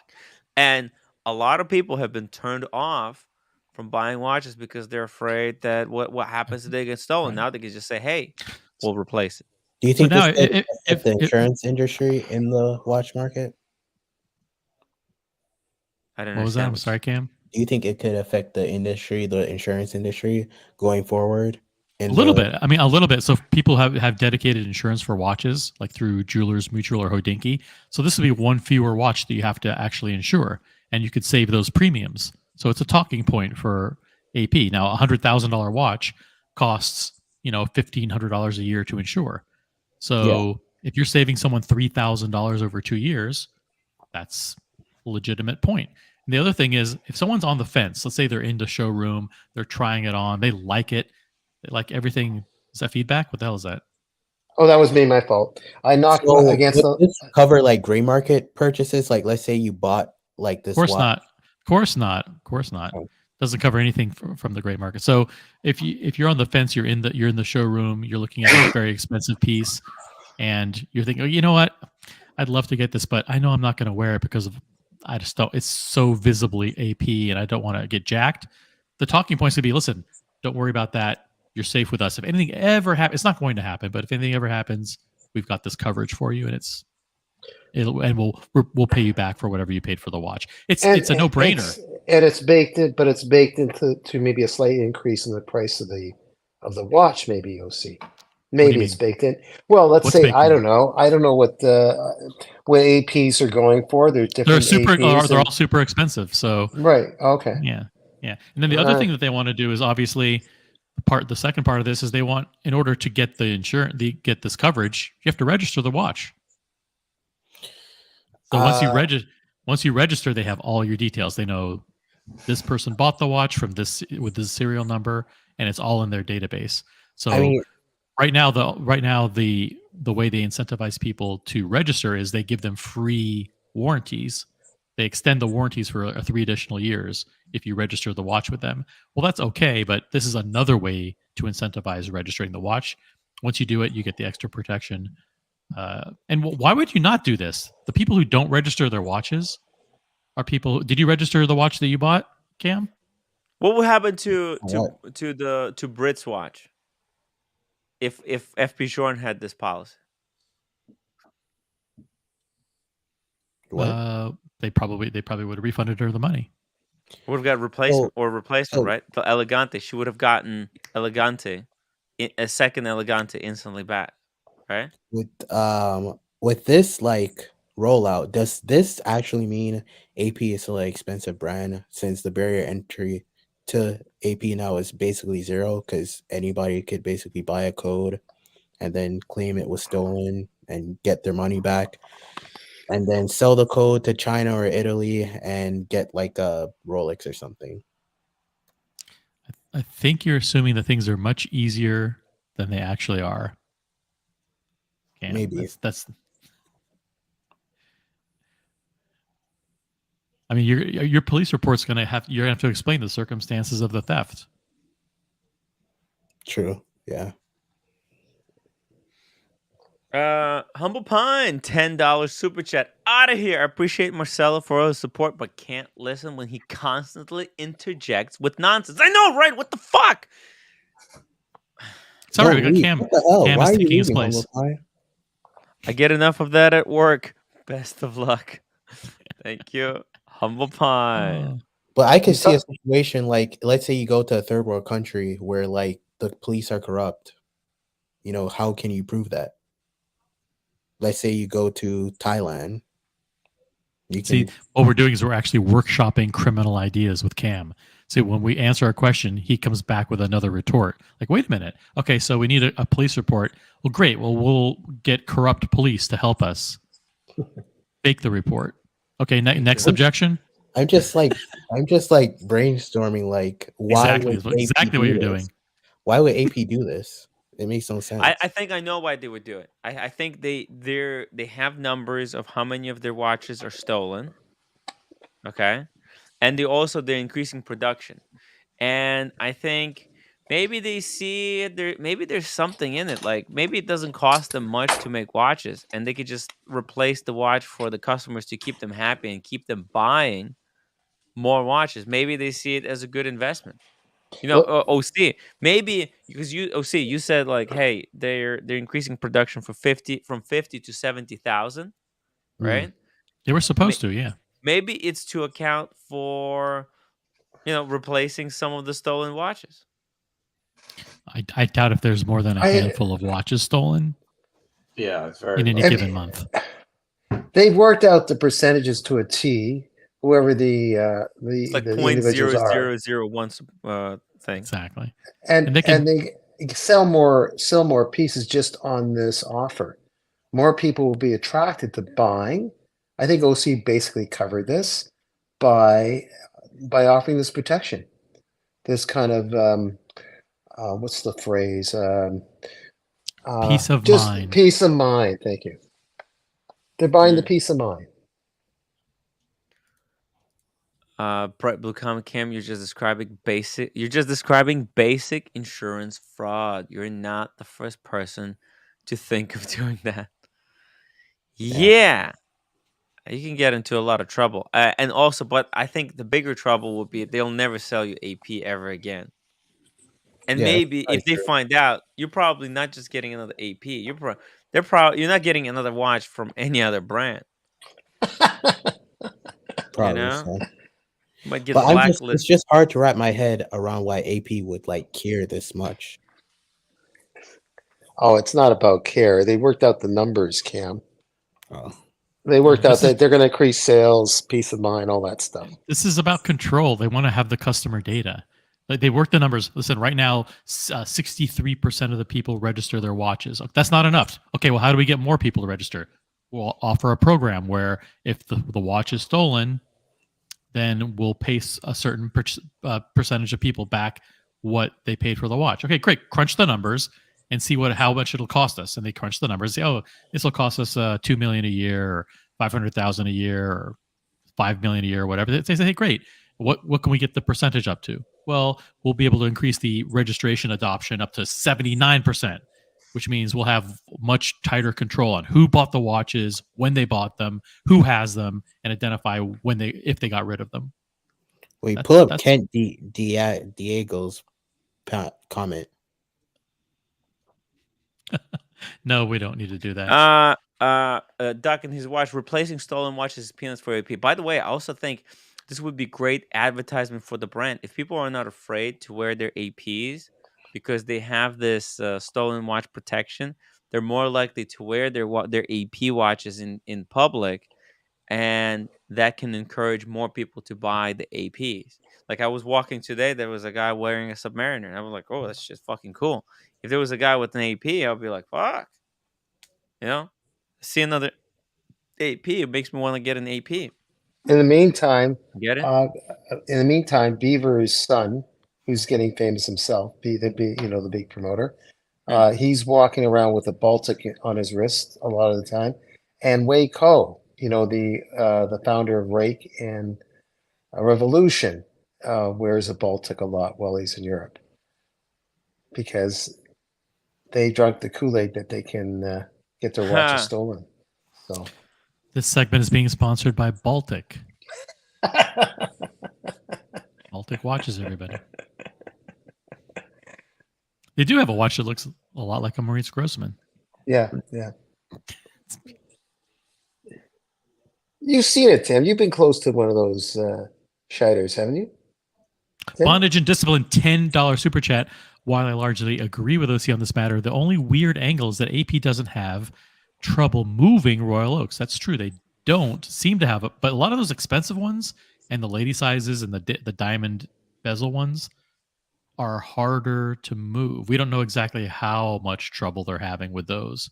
And if you have a flashy watch and someone thinks, I'd like it, but I just can't wear it out because I just don't want to draw attention to myself. This is just one more talking point that the salesperson has to, in that last moment, push them over the line.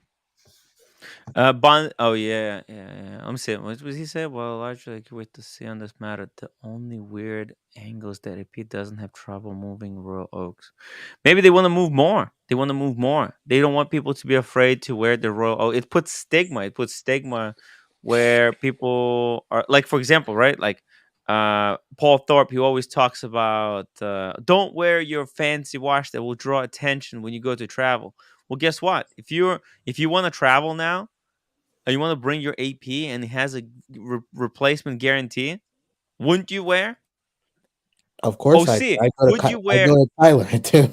You would go to Thailand. You would go OC, right? Would you wear your AP? Would you take the risk and wear your AP, knowing that it has theft protection, would you wear it to London? Would you wear it to go to on different trips going forward? I'm gonna log onto the website right now, see if I can register.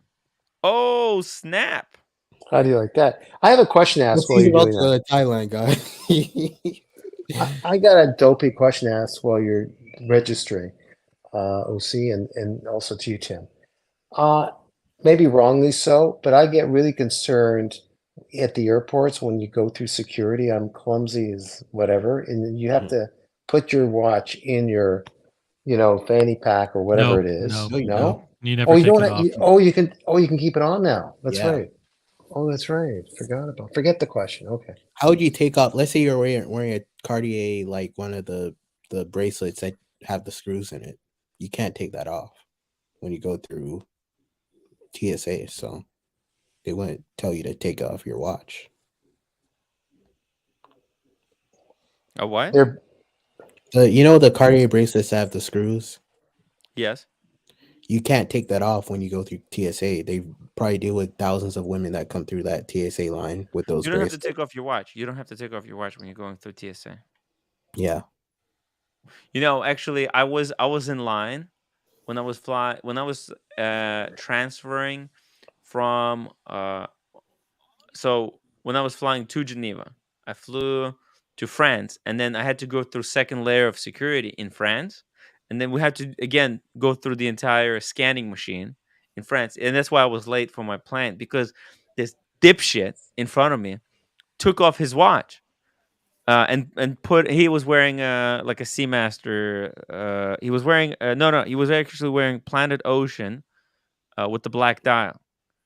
And he had like so much bullshit on him. My God, this guy, he was like taking out all kinds of bibs and bobs and shit. It's just like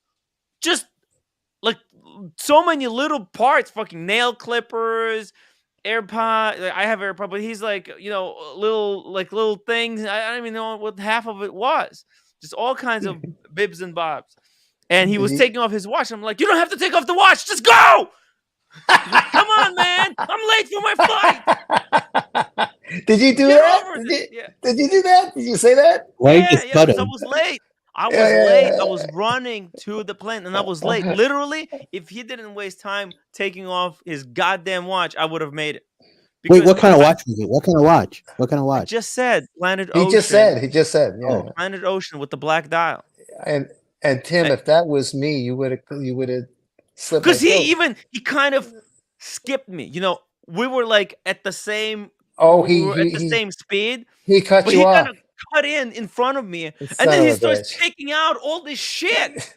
It's just fucking taking from notepads, pens, papers, clips, lip balm. He had nail like a little thing for nails, dude. Just like all kinds of random garbage. So he took forever. Wow. He took forever to get through that security. He needed like 6 baskets. Tim, you're over reliving it. You should. Well, you know how what I do, Daniel. You know what I do when I get to the TSA and I have to scan my stuff. You know what I do? No, before I get to that line, I put all my stuff into my jacket pocket or hoodie pocket. Right, and then put that in. Take off the hoodie with all my stuff. Exactly. Inside it.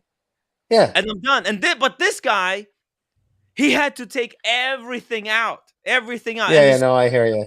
The moment you think he's done, no, he's got another thing. Don't get me wrong. I feel bad for you, but it is. You have to admit it's funny. I mean, it's horrible. If it happened to me, I would have been pissed off too. But it's funny how you're reliving the reaction right at this moment. Now, OC would be pissed off, but he's very calm. Probably say something sarcastic. But, OC wouldn't be running to catch that plane. I was running, racing, and I was late. And you didn't get in? You didn't get on? No, they closed it. Like I was running. Yeah. Oh, that's not like the that. way you should run. Running. Yeah. I was panting, right? Yeah. And literally, I see the gate. Like I could see it. It was like 2 gates away. Yeah. And I saw them close the door. And I ran up and I run it and this guy, I wanted to punch him in the face. He had this fake smile.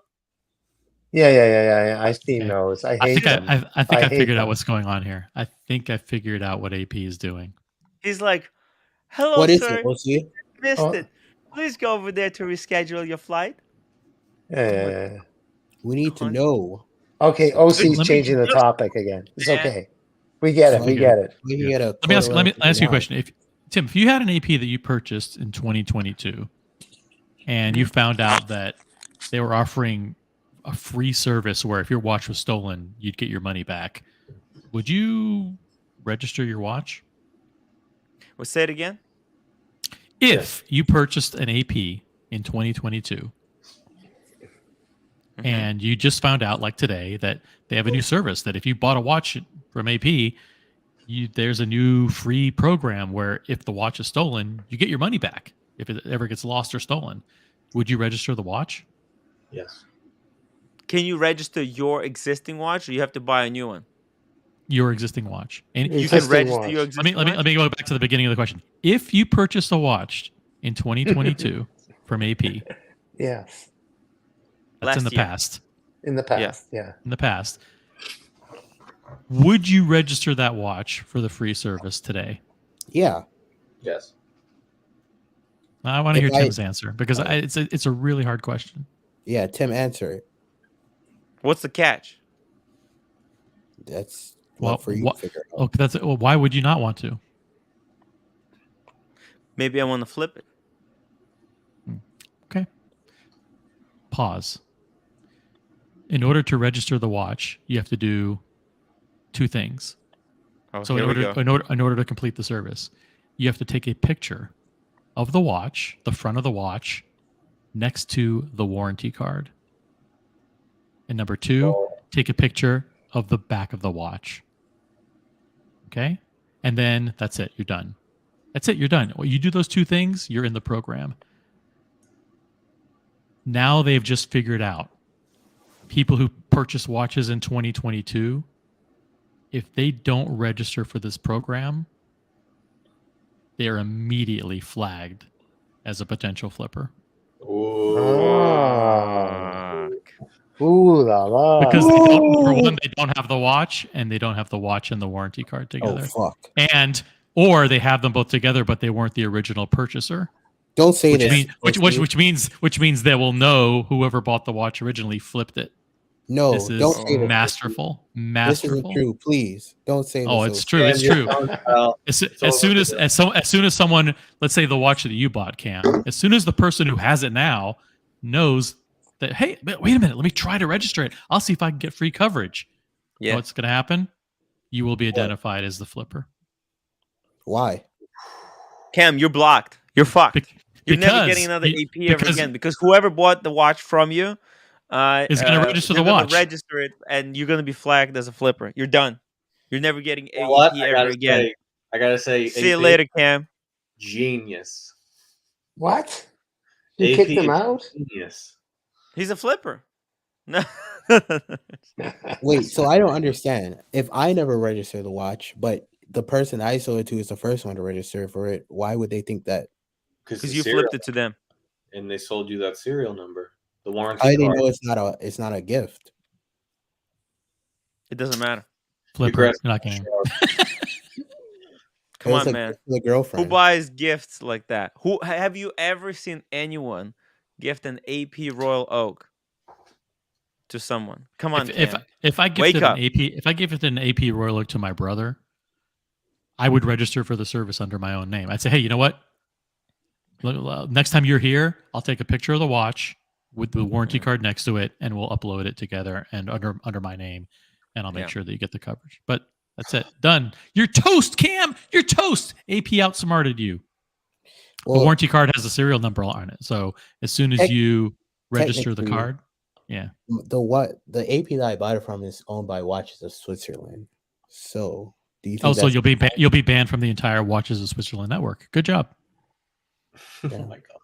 Was it worth it? For how much did you make on that watch? 5,000? I made a couple thousand. Yeah. It was pretty sweet. Was it worth it? At the time, yes. I'm a fucking broke college. What do you think? Maybe this client, Cam, won't bother. Maybe this client hasn't even looked at anything on the internet or anything, and he's not going to do anything. So I don't even know who the client is. That's the thing. You sold it to like a gray market dealer? Yeah. Wow. And they kind of, man, you should have sold it to like some kind of end consumer. You could have gotten more money for it. But it's hard. It's hard. It takes too long. Yeah, it takes long. You need to you have what, like a platinum card, or what did you buy it on? Hey, can I ask you, Cam, how did you get it? I went to the AD, developed a relationship. He's a smooth talker. He bought those cufflinks. Okay, here's the thing. The relationship that I have with my AP AD versus the rest of like the ADs around here, which in congruence with my ADs in the Bahamas, our AP AD has a lot of, how you say, people that look like me. In the Bahamas, there's a lot of people that look like me. At the other ADs, there's people that don't look like me, that look like the rest of the panel. So it's easier for me to develop a relationship with the people at that AP AD, because that's the only AD I've been to where I've seen people that look like me here in Georgia. So like I even hang out with my advisor at AP. I was at a party with him on New Year's Eve. So, you know, it's easier to develop that relationship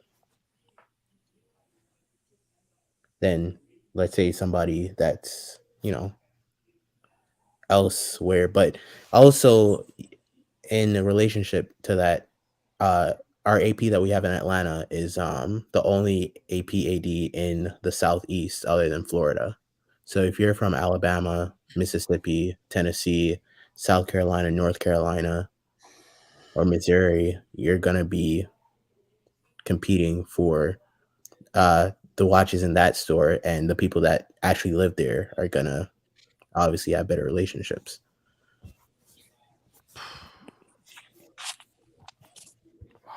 Because they actually get to see you. Now, my theory may not be 100% correct. You never know. I'm just a theory, but that's that. In order to register for the program, you have to show the watch sitting next to the warranty card. And by the way, the second picture is the back of the watch, and then next to the back of the watch, you have to have a piece of paper sitting next to it with a unique 4-digit number on it that they want you to write out on a piece of paper. Interesting. Okay, guys, I'm gonna go now. My back's bothering me, and I'm gonna order a Baltic watch. So that's not funny. No. Okay. No. All right, Cam. All right. All right, Tim. Daniel. I'll talk to you later, guys. Bye-bye. Bye. Peace out. Bye, Daniel. Oh my God, that's just Tim G. $2 super chat. Be cool, guys. Let it go. Be cool. Be cool. All right. Okay. Whatever you say. OC, how did you get your AP? That's what I want to know. Humble Pine. Humble Pine. Shout out to Humble Pine. It was a gift. Sold his? It was a gift. A gift? Yeah. For his contribution to the watch community. There's no way. Dude, Bondage and Discipline was going to buy you tickets to come to Australia. That's like $3,000. And you AP's like 30 grand. Huh? AP's like 30 grand. 29,000. But look how much work OC is doing. I mean, he flew to Watches and Wonders on his own dime. He spent like $3 grand to fly there, maybe more. Yeah. It's not cheap. It's not cheap. Expensive. Very expensive. You know what's cheap? Upvotes. Upvotes are literally free, guys. And we got 200 people watching and only 115 upvotes. Guys, I don't ask you guys for much. I mean, I think I streamed about 30 hours in the past 3 days. I took like 4 flights. I busted my ass off for you. Okay? Now, all I'm asking for you to do in return is click a thumbs up button. Is it that difficult? I mean, fucking hell. If you can't do that, then don't even watch the shit. Okay? I'm sorry. It really pisses me off. Tim, right, what would you suggest to build better relationships with your AD? Like, I don't have good relationships with the other ADs in my area, but Diego does. I'm kind of jealous. You need to subscribe to the Boston Collector Trading Academy. Yeah. Spreadsheets. Did you watch the spreadsheets? Unfortunately, can't. That you could buy for $200. Yeah. What's the guy's name? Oh, I know that guy. That guy, right? The Jenny L's husband. Yeah, $200. Yeah, $200, or become a member on the Watch Community channel and watch Boston Collector's lessons. It's like $4 per month. It's nothing. He'll teach you all the skills necessary. He's a professional. Look, my advice is now completely outdated because I haven't been able to get jack shit from the AD. Oh. So obviously, I'm doing something wrong. But at least you're able to get it from where you're from. Like, there's no reason why I should fly to another country to be able to buy Rolex. Like, it's kind of fucking ridiculous. Yeah. Tim, it's because you haven't taken any hits. I think your AD's wanting a little blood. Yeah, I was told I need to buy a Ulysses Nardin. Yeah. We pull it up. That AD is serious. You have the most serious AD in the Northeast. I think the problem is that we've gone there with Q too many times. Yeah, it actually hurt my chances. It actually hurts because Q will buy anything they tell him to buy. Yeah. Unlimited. It's like, oh, hey Q, would you like another day, Just? Well, let's see. I only bought 11 so far this year. Sure. What's a 12th? We got a sticker. Hey, thank you for the sticker. Clonger 5877. A super sticker. It's an upvote super sticker. Reminder to upvote. Guys, also, I was told we need more super stickers. Come on, send those super stickers now. My YouTube rep was very disappointed by the lack of super stickers. She went through your super sticker percentage and it was extremely low, like 0.001. It was really low. Yeah, it was like I think at that time I literally you can count the number of super stickers I got on two hands in my lifetime. He was like, "What the hell? There's no super stickers, Tim. Send those super stickers now, guys." Oh my god, this watch sucks. What? Why? It's cool. No, stop. It's also not that expensive. Let me show you. I mean, let me show you. Let's go down. This is what Q bought. 27,000. He loves it. He loves it. I can't go that high, but there's one for 7,700. There's this one. This one is kind of cool. What do you think? Yeah, get that one. I can't afford this one. Does somebody want to buy Panerai? Limited to 300 pieces. I did buy Panerai, but look at this. This is cool. It's in ceramic, by the way. And look at this strap. So it's got like a Velcro strap with this key holder. So when you untie it, it actually catches here in this so it doesn't come all the way off. Yeah, exactly. It's like a deployant. It's like a deployant Velcro strap. Very, very smart. Nobody else does these type of straps. And this is the kind of Velcro that doesn't catch on your other clothing. It won't rip like your fine sweater or something to shreds. Actually, this one, lemon shirt. Okay, that's a stupid. How much is name. This? 7,700. Yeah, 7,000. They'll give you 10% off, and then you'll pay tax. It'll come up to like $8,000. That's the price. The price you got to pay in order to you got to pay to play. Pay to play. So you buy this, and you sell it for like $2,000 or $3,000. Like three tops, and then you get a sports model next. Yeah, maybe I had to do it with the Bucherer, man. You got to reward, the Bucherer. It's hard. Two Bucherers. 2 Bucherers. Fucking hell. Freak blast. Classic. What do you guys suggest I should get for my graduation watch? Maybe I should go for Marine. The oldest 12,000. A what? AP Royal Oak. That's gonna be hard to pull off. You don't get 2 in less than 1 year. So I think of this as I was going to say this don't a lot of Russians wear this brand? Oh yeah, yes. I think the oligarchs wear it. I think actually, what's his name? Putin actually has some of these. Speedy Hernandez, $5 super chat. I have all of Boston Collector's spreadsheet episodes on VHS and Laserdisc. Cam can rent them from me. What do you think, Cam? I don't know what else I'll find on those VHS tapes, man. Oh yeah. I have a VHS story to share if you guys want to hear it. That's pretty hilarious from childhood VHS story. It's very spicy. For $50 super chat. Actually, no, make it $100 super chat. It's too spicy. It's too spicy. This is Ocean Racer. Oh no, never mind. This is like some other stuff. So wait, they don't have much. Let's go to all watches. Let's just go. Website stop working. If you're gonna get a Ulysse Nardin, you have to get a Freak. I mean, it's the only. No, those are so expensive. Come on. They're like the cheapest one is $20,000. Don't they make the erotica? No, they don't. Could have sworn. Man, number one. You know, this one is actually cool.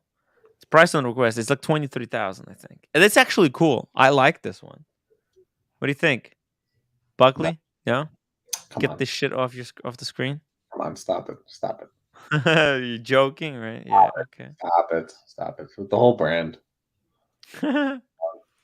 Well, another option is Jared Perigo. I can go. It's basically Ulysse Nardin or Jared Perigo. They're the same company.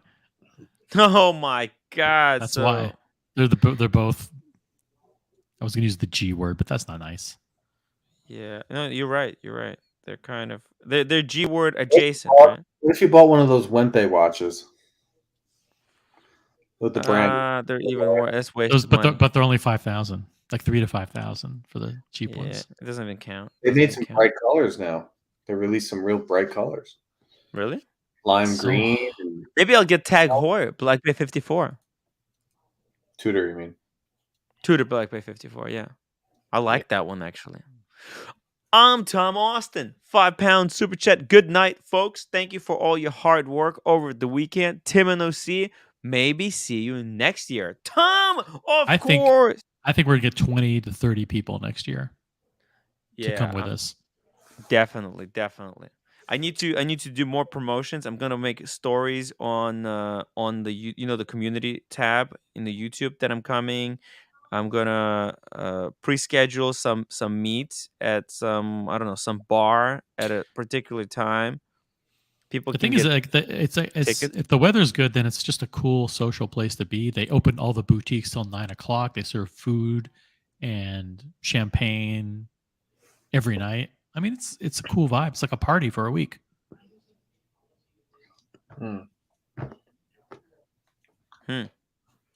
Yeah, it is cool. And by the way, AC Morgan found the red light district. He said he's gonna send me the details. The details. So I think if we're gonna do a community watch meetup, we gotta do it in the red light district, one of the bars. It's gonna be cool, sexy atmosphere, talking watches, having fun. Did you guys like Switzerland, Geneva? Was it fun? I had a lot of fun. I had a blast. Would you guys ever live in Geneva? No, too expensive. You have to be very smart. If you're rich, obviously. It's old money. The thing is, it's just Switzerland is not for the next decade. It's not for new money. It's all old money people. You know, like you just literally. It's impossible to live there if you don't have like some kind of I don't know, old money stuff, you know. So trust fund? Yeah. Ukrainian trust fund? Where's the next Dubai Watch Week happening? How can we check? How can they check? Log in, register, browse. What November, are the dates? I mean, the thing is, you love to click November on stuff without reading it. Yeah. Oh yeah, sorry. November 16th to 20th, November 2023. Delta. That's the week before Thanksgiving, probably. Yeah, JFK Oh, to. good. You can go listen to people talk on a panel. No, it's actually really good. There's no panels. This was just this one here was kind of a joke, but this Dubai Watch Week actually kicks ass in Dubai. People said last time it was banging to 20th, right? 16th, so that's Thursday, Friday, Saturday, Sunday, Monday. Wow. So I would probably have to go one day ahead and one day behind. Are you guys really going to Dubai? I'm going. Shit, if you go, I'll go. Yeah? Cam, you can stay in my room. Hell no. Why not? Come on. You're not gonna like the guests that I bring, Tim. Oh yeah? Wow. What kind of guests are you bringing? Keep Holy shit, this flight is gonna be brutal. 16 hours, 50 minutes. Ho! No, thank you. Wait. That's the fastest, by the way. 1,200. And look, the comfort main cabin's fine. Comfort Plus sold out. This sucks because I want to get upgraded to Comfort Plus. Yeah. How's this all sold out? No, maybe I'll get no. I might available. get updated to Premium Select. That's even better. If this is sold out, I buy this. I get upgraded to Premium Select. It's not sold out. It's probably just not offered on that plane configuration. Oh, it's possible. It's possible. No, thank you. Too far. The flight to Geneva, by the way, was so fast. The way there, it was like 7 hours flat. The way back, it was like maybe 7.5. It was very fast. Shit. Nice big. Where are we going now? What are we doing? Oh I think I'm just checking for the rest of the year. Fun. There's two things. There's Las Vegas, which is definitely happening, and then Los Angeles before Vegas, and then we have to do New Orleans. We still have to work out with TG01 when we're doing the New Orleans weekend. Speaking of Los Angeles. Speaking of Los Angeles, wow, they're popping on. It's like wristwatch monkey. I mean, Sean. Hey man, OC. Hey, John. Tim, you guys killed it, and at the watch fair there. Can I ask you guys a question? What time were you guys watching what we were doing? Because when we started. It was like 3 in the morning, wasn't it? Waking up, falling asleep. I had it on the TV the whole time and sleeping on the couch or lying down on the couch. And it was incredible, man. I honestly thought when Red went back to his room, I thought one of you guys should have went with him, man. I thought he was going to have a fucking heart attack. Was that after he had like the 7 beers or whatever it was, or before? I can't remember. Holy shit, Bondage and Discipline is in on the Dubai Watch Week, guys. Nice. But yeah, I was truly worried about Red Shovel, man. It's just like he was not looking good. He was tired. You want to see tired? Last night I was so tired. Wow. I was falling asleep at the table. That was like a goddamn marathon you guys did, man. Like seriously, hats off to you for being able to even do that. Like, holy shit. That was impressive.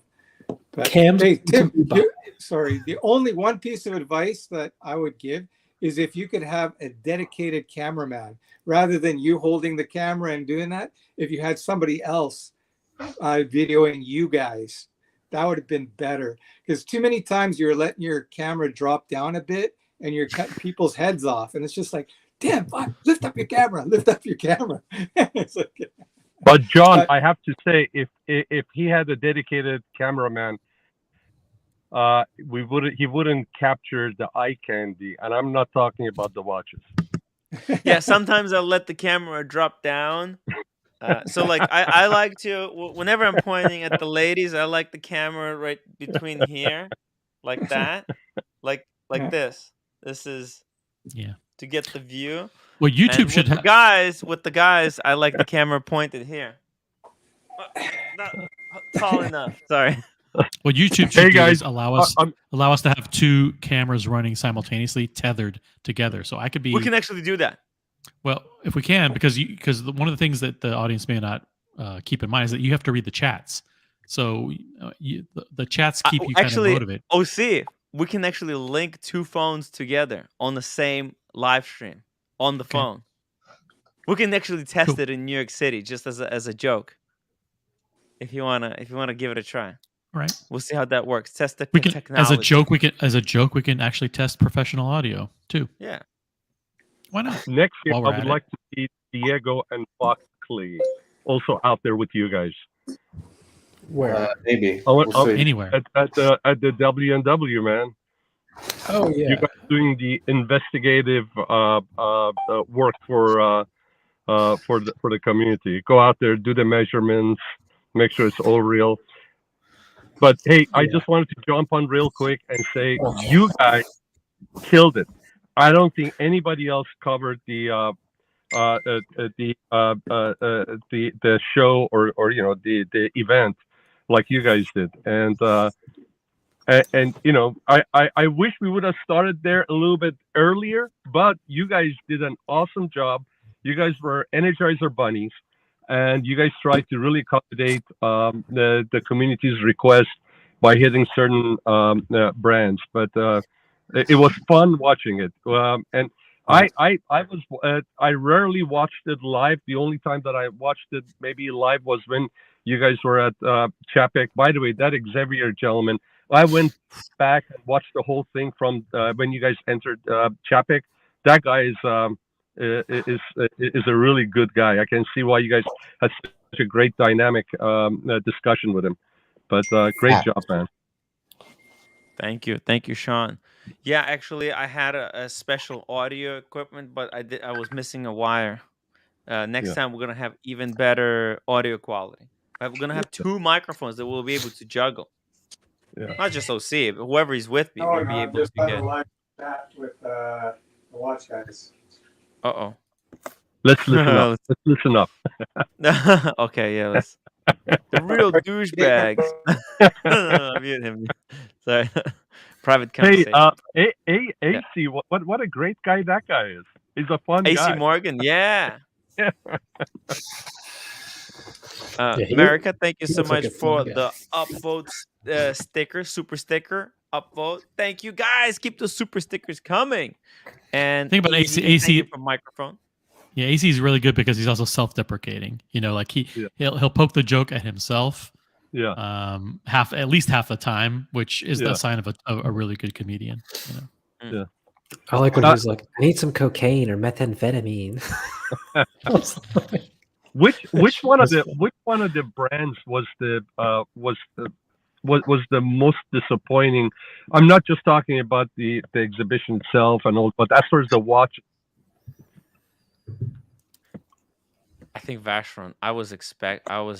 It's such a great brand. I was expecting more, but they went so conservative. It's just I'm not talking about the display. I'm talking about watches. No, I'm just talking. I'm saying like watches. Maybe Patek was a little bit disappointing as well. Yeah, big time. But they got something coming, though. They got something coming. A new model. Yeah, actually, Patek probably more disappointing because Patek is like you expect big things from a brand like that. Mm-hmm. But they had that AutoZone, and AutoZone actually looked better in person. Did you get that, OC? I always thought it looked good, except for the first time I reviewed it. But I changed my mind quickly. You know what Kevin said about the strap? It's the kickball strap. What's the purpose of that watch? What does that watch bring to lineup? To make a lot of money for Patek. I think Buckley nailed it when he called it AutoZone. I mean, it was just perfect. It's really an atrocious watch. It is. I'm with you. You know, with you. The one that I had, I really tried. I watched you guys when you guys were trying it, and I tried to really like it because they're going for a lot of money, but it's just too busy and all that. It was Roger Dubuis. I mean that. Too much, man. Did you start to like new Roger Dubuis? No. I think it. Yeah, I confirmed my feelings, which is I just don't like. I love the watch AC was wearing, by the way. That's a true Roger Dubuis. Yes. But you know the new stuff, I just can't get behind it. You know, it's yeah. you know which one I really liked a lot. Which one was it? Louis Monet, I think it was. Yeah. Monet. Yeah, Louis Monet. The one that AC also has. Pardon me. Yes, Louis Monet. Louis Monet. I like that one. I mean, the case, the logs. I think that's a really interesting brand. It's a brand that has gets zero recognition at all. Like completely has zero respect, zero respect, zero exposure. They're just no one talks about them at all. Bondage and Discipline, $5 super chat. Tim, just make sure that Red Shovel understands that in UAE they will cut off appendages for public drunkenness. Ooh, he's gonna be careful. He doesn't really look drunk when he's drunk. He just kind of walks slowly. He always looks drunk, like a sloth, which is great. Yeah, or a mole. He looks like a mole. I like how like 1 hour to go. Do you know what's worse than being drinking in that country? What? And you're gonna be in trouble, Timmy. Looking at other people's ladies, the way you look at the ladies in Switzerland. Yeah, it's what all men do. There's something about that hair before you go there too, Tim. Oh yeah. Oh, it'll probably be black by then. That's a big no over there. I don't know one man that doesn't notice every woman in the room. It's just a mental jock. $10 super chat. Great job, guys, at Watches and Wonders. Also, congratulations on the Tudor purchase. You looked so at home at that AD there.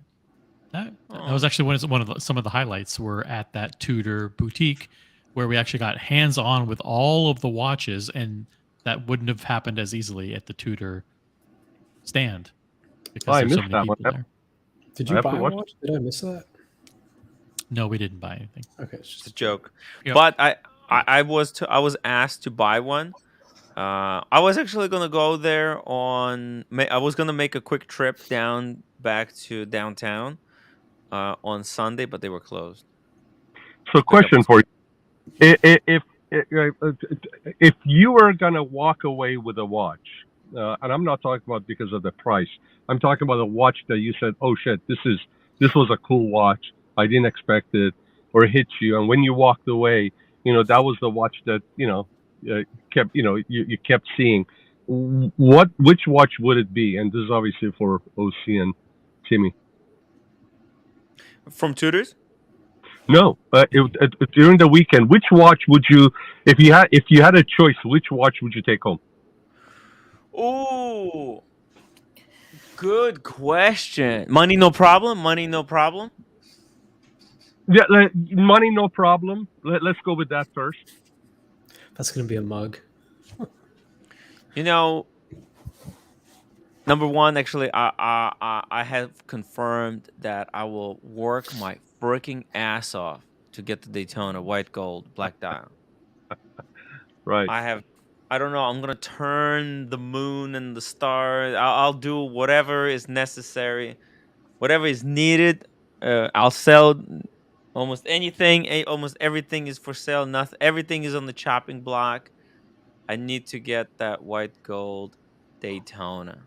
So that's the watch for you. That's the watch. Yeah. Second one would be IWC Ingenieur, and the third one Tudor Black Bay 54. Cool. What's your favorite 3 watches? For me, the one watch that I'd be interested in acquiring that I had no idea about before is the watch that I dropped in the private chat, Tim. Wait, let me see. So when we were at the AHCI event, which was the event where Konstantin Chaikin was and Sven Anderson and those guys, we did interviews with some other up-and-coming watchmakers, and we bumped into this guy who started his own company called Timeless Watch. Oh yeah. And there were lots of people we met that started their own companies, and their watches were 15,000 or 25,000 or whatever. This guy, and you can scroll through the various models that he had. We asked him, "How much are your watches?" And he said, They're like $2,000, 2,000 Swiss francs. And we're like, whoa, what? Really? Whoa. That's it? And he was wearing one. He was wearing this one right here. He was wearing that one right there. And But is it well made? I don't know, but the fact that we just met the guy in person and he told us his story and how he was inspired. I'd like to learn more about what inspired him. And it takes a lot of courage to create your own watch brand. And he may not be around in 3 or 4 years or whatever, but if I wanted to capture a memory from that Watches and Wonders, I might buy something like this because it's extremely affordable. It's a great way of saying showing my support for an experience that I had. Exactly. Very cool. Hey, John, Cam, Diego, and Buckley, you guys probably more of the coverage than I did. Which watches stood for you guys? I really liked the was it something Genève? Artisan Genève? Anderson Genève. Anderson Genève. The World Time with the baguette bezel, I thought was so freaking cool. The blue gold, he kept calling it. The blue if gold. I could get it on a different case, because I don't like those lugs. Maybe that's the flower kind of the leaf lugs. This one right here. Yeah. Actually, these lugs, lugs, right? But everything else about that watch, I loved the white gold one. I'm pretty sure you can customize it. You can probably go for different style lugs. It's not on his website though, but I'm pretty sure I heard him say, one, right? If you want a different case, I can do that. Yeah, that watch was sick. It's freaking insane, right? 100 case back. Nice. The rotor was beautiful. Customize your cities on there. Boom. Really cool. You can also customize the dial.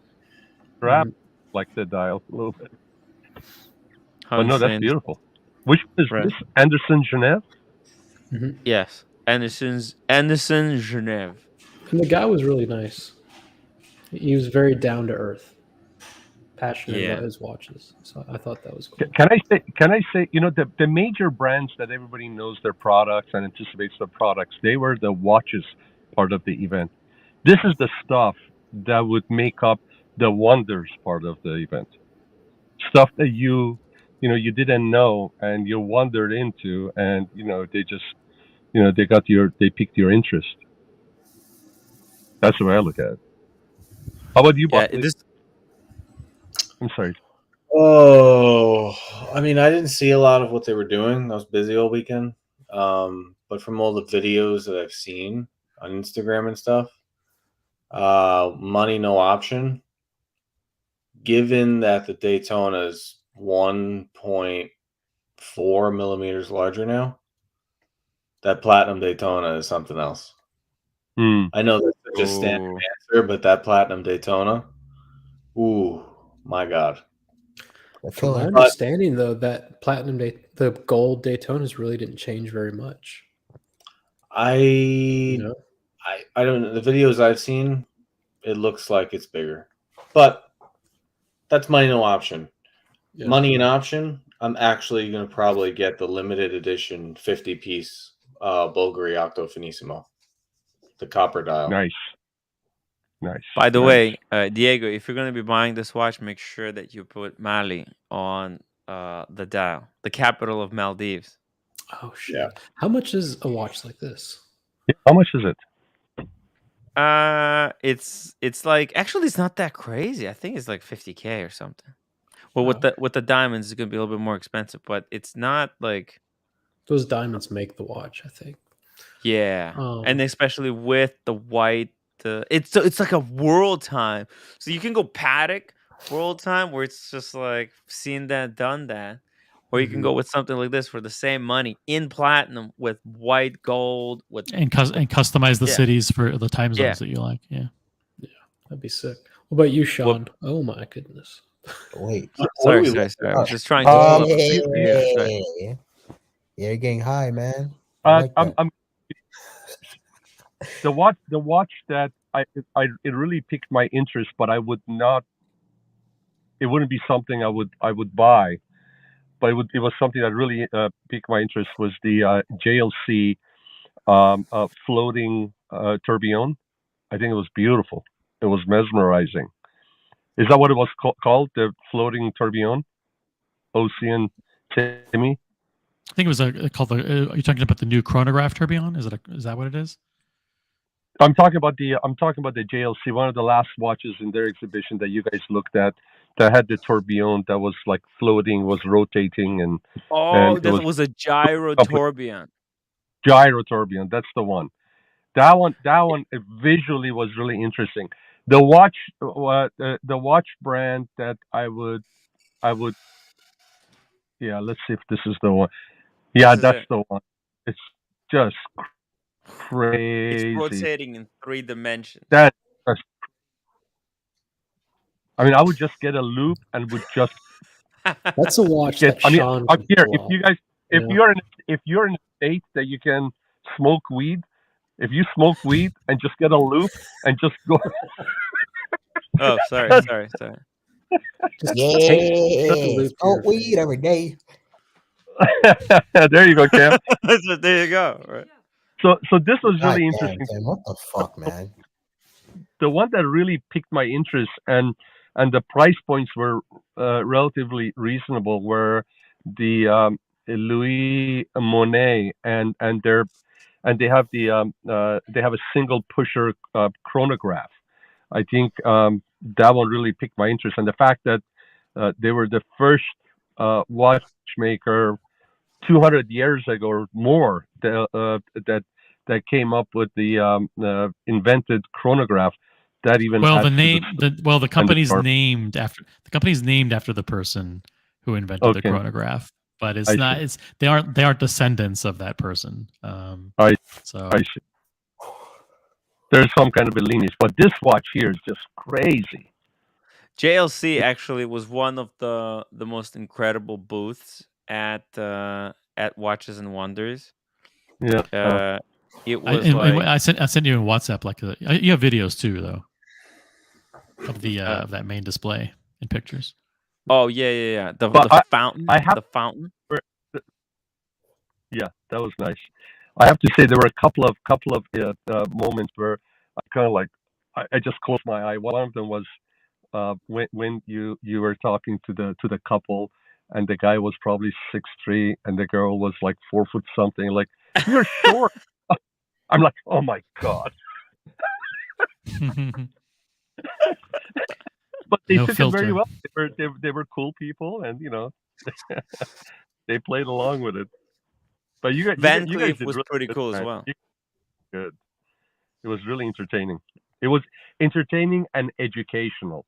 It was the questions that you guys asked, especially when you guys went in OC. You asked the right questions to start the conversation, and they would pull the watches, and then Tim would get into it, and he would give us the shots, the close-ups, the thumb swipe, and it was. You guys did a great job. It was a mix of serious watch talk with a little bit of banter. Banter, yeah. You got to have a little bit of banter in between too. Yeah. So that it's not so crazy serious. Well, for myself, did anybody give you shit for the thumb swipes? I didn't get to watch the whole thing. No. I'm waiting for somebody to say something. Except the viewers. Yeah. Well, for me, the watch that I would pick through the whole watch fiasco in Switzerland would be the one where I agree with Buckley on the Platinum Daytona, and I would get the Black Bay 54, and then boom, watch collection over. Black Bay 54, it would be perfect for you, Cam. Yep. On your tiny wrist, it would look like a Submariner 41. Yep, that and the Platona, the new Platona. The new Platona is just amazing. It's it's so ridiculous. By the way, surprise, that finish that you see on the Platona, is actually across all the Daytonas.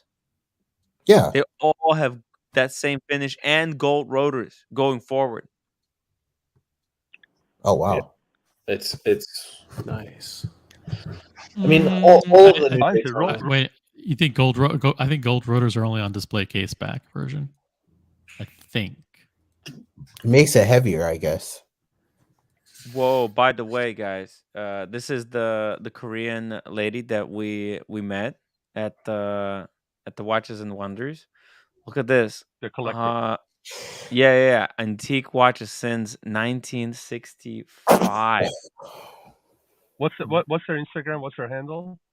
I'll put the link in the chat. Put the link in the chat. Subscribe, guys. Yeah, she has. She's very, it was really cool to see vintage Piaget. There were some, and then OC, you took some cool watches with you too, man. It was good to. Those are my go-tos. I mean, no matter where I go, there are always people who've never seen or touched a Midas, or never seen or touched a Texan. So they didn't get a Midas touch. Yeah. OC was giving people the Midas touch. Touch of gold. Touch of gold. And the Texan has always it's been a showstopper. A showstopper. I have to ask you, how did you like those water sacks? It was very refreshing. Very refreshing. I actually really liked it. Yeah, it was a great idea. I just wondered, those sacks, did they melt? What are they made of? Are they like sugar based? Do they have any taste to them? No, some kind of like a gelatin. I thought they were Tide Pods at first, but they turned out they were edible. So it's pretty funny. The lady fine too. The lady that was handing them out, she was pretty cool. Yeah, it was cool for her to even enjoy one of those with. Oh my gosh, she was selling this lady. She was selling watches since she was a teenager, I guess. Unbelievable. Yeah. But it was like lime with cucumber flavor, and it's like a little bit of gelatin, but it's actually really dangerous to eat them because you want to bite them with like your teeth. You want to bite them like half of it. You have to take the whole thing because otherwise it just explodes all over you. Hey guys, by the way, I had a pleasure of speaking with one of the members of the community, 1967 Ferrari. He is. Who's that? He watches your streams, and he has really interesting collection. And when we were talking, I suggested that perhaps he should jump on the panel, come on, and share some of his watches. He's got some fantastic watches. He's been collecting for a little bit shy of 10 years, but he's put together a really impressive collection, and really a cool guy. So he may give it a shot. So if you can send him a note, Timmy. Again, it's you can reach him on also can reach him on Instagram. 1967. Sure, and I need to get Bill Sanders on as well. Yeah.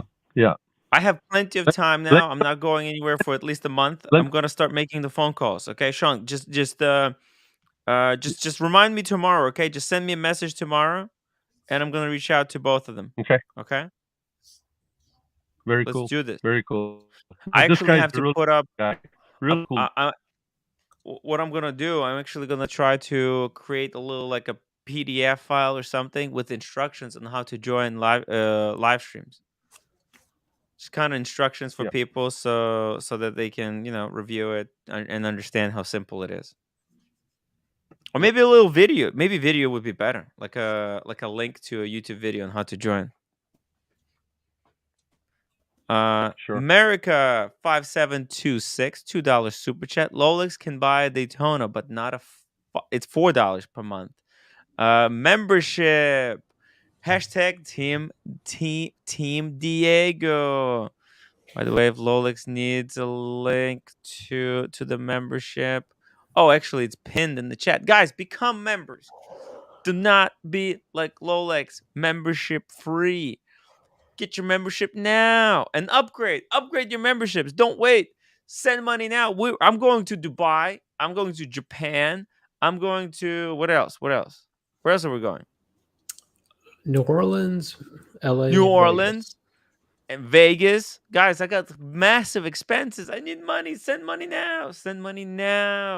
Don't wait. You're coming to LA twice this year, right? Two more times, right? Yeah. Oh, we're going to Napa. At the end of April. Oh my God! I need ticket funds. It's like $600. Double D is going too, isn't he? Japan. Okay, no, Marcelo, just be calm. Hey man. Hey, I got a warning. Just be cool. I just said Japan is waiting. Japan is waiting. What are you wearing there? In the beautiful sunlight? Of course. Flexing on the punches. I see how it is. There with Marcelo. Actually, I thought Dave to take the Meteor Dial or this one, but this is the king lately. By the way, what do you guys think is better? Old Platona or old Meteorite Dial Daytona? Which one would you go for, OC? Meteorite's discontinued, so yeah. But Platon. Oh, you mean? I can't believe how short-lived that meteorite was. Yeah, 2 years, right? Mm-hmm. 2 years. I'm getting a Daytona bug bad right now. Actually, it's funny that Diego said that because I was actually extremely surprised when they actually released free Meteorite dials because they don't have enough stock. I mean, what they have is what they have. I mean, they became a national treasure. It's a Gibeon Meteorite dial. So, yeah. Do they have more watches with that dial? Did they? Sorry? Do they have any? Do they have new watches with that type dial? No, not right now. Maybe the day date. Maybe the day date. Oh, yeah, that's right. And the GMT. Yeah. The GMT is still available. Yeah, but the thing is regarding the GMT is just a show off in the catalog. They don't sell this no more.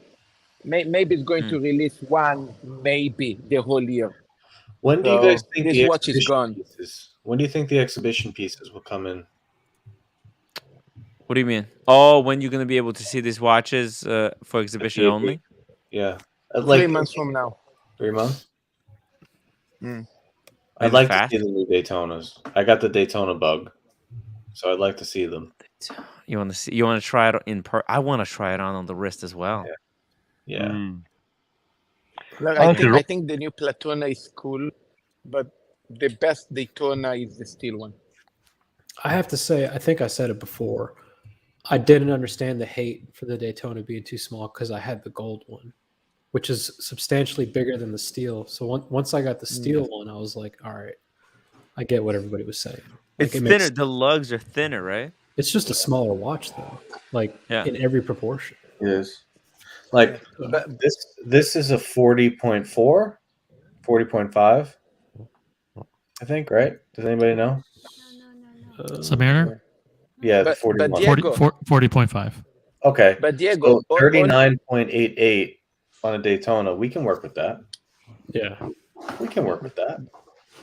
But Diego, having the oyster flex that the lugs is even, it's like a very nice Daytona. And suddenly see the steel one that the lugs are not even. What is your impression of that? Is like I haven't noticed. Like I heard somebody say that. I looked briefly. I didn't notice it, so it doesn't bother me. This looks nice in the dark. It's very shiny. I like it in the dark better than the light. It does. It does. Guys, I'm gonna head out. It's the equivalent of 4:15 Geneva time, which is when Tim and I. OC's on Geneva time now, guys. Yeah, Geneva time. So. Wow, so rich. Yeah, that's a tiny watch. That's good. Nah, that looks amazing. You know what? Let me show you guys something. Here, in the dark. I'm getting in the dark. Look at this. Look at this. Oh, he's at his bank. No, actually, I am in the dark. Oh, okay. Trying to find a darker place. Well, you lost the internet. You lost the reception. Now it's like pixelated. All right, everybody. I have a question. So for these watches, right? Like your Rolex, your AP, your Patek Philippe. One of the problems that I found with these watches personally, and what I've seen on other people, is that these watches don't really stylistically go with casual clothes, which I don't like. It doesn't complement it. It's just a watch, it feels like, when you look at it. It doesn't look like anything that complements, like, if you're wearing anything casual. If you're like more dressed up in a polo or like a dress shirt or something like that, it complements it. But when you're wearing something casual, I've noticed that like Rolexes don't complement your outfit. It just looks like a regular stainless steel watch. So in other words, Rolexes don't with everything. Your normal outfit, which is a black tank top, you're saying is not consistent. A wife beater. No, like if I'm wearing a Polo shorts. Like if somebody that dresses like Tim, like casual. I dress casual. That's quite a compliment. compliment. You're saying Rolexes are the most appropriate on Tim. Are you referring to like when I go to school, I'm dressing like casual, like different from if I were to go to Cam, there are certain watches and even certain Rolexes where you can't wear them casually. But then there are some, like the Oyster Flex Daytona, you can wear that watch with anything because it is very casual. I think they're all casual. That's Rolex's unique ability is that they're the most flexible and versatile. They're a sports watch. They're a dress watch. They can do it casually with a suit. Do you think the new emoji day date is casual? The new emoji day date, I think you should always do the opposite. If you're wearing a white t-shirt, you wear the emoji day date. If you're wearing a suit, you wear an Explorer 1. Right? Now the Explorer 1 goes with everything. You flip the script. If you're wearing a t-shirt, you wear the old all gold watch. Right? Yeah. Suit and tie. Panda Daytona. Simple. Panda Daytona. Tim, the white gold emoji is casual. It looks like a skill watch for who doesn't know. That's what I've been struggling with. Like, if I see somebody dressed up and I see they have a watch on, I'm gonna be like, "Hey, what kind of watch is that?" But if I see somebody wear a Submariner and they're dressed casual, I'm gonna not, my mind doesn't think, "Hey, what kind of watch is that?" It just looks like a regular watch that you can buy anywhere. That's a different. So let me ask you, did you see the watch that Brad Pitt was wearing in his psychedelic colored T-shirt that just overnight 7-Eleven, right? That watch? Pardon me? It's a 222. He wore the 222. Didn't he wear that with a T-shirt? Here's a old gold. Sure. Yeah. Look, I think some people can pull off any watch. Other people, it doesn't work. No matter what watch they get, if they buy a Grand Complication Patek, it doesn't work. But like if someone like you, Sean, buys a Patek Grand Complication, I think it works, and we all get excited. Yeah. Like imagine if Meech jumped on and unboxed a Grand Complication Patek. He works on a farm. Not that there's anything wrong with that, but it doesn't fit the Meech. Yeah, like what you were saying with the Oyster Flex Daytona, that goes pretty well with like anything. I could see that, but like a Rolex with polished bracelets casually doesn't really complement your outfit that well. A Rolex with polished bracelets with a white T-shirt in the bright sun of the summer and sunglasses.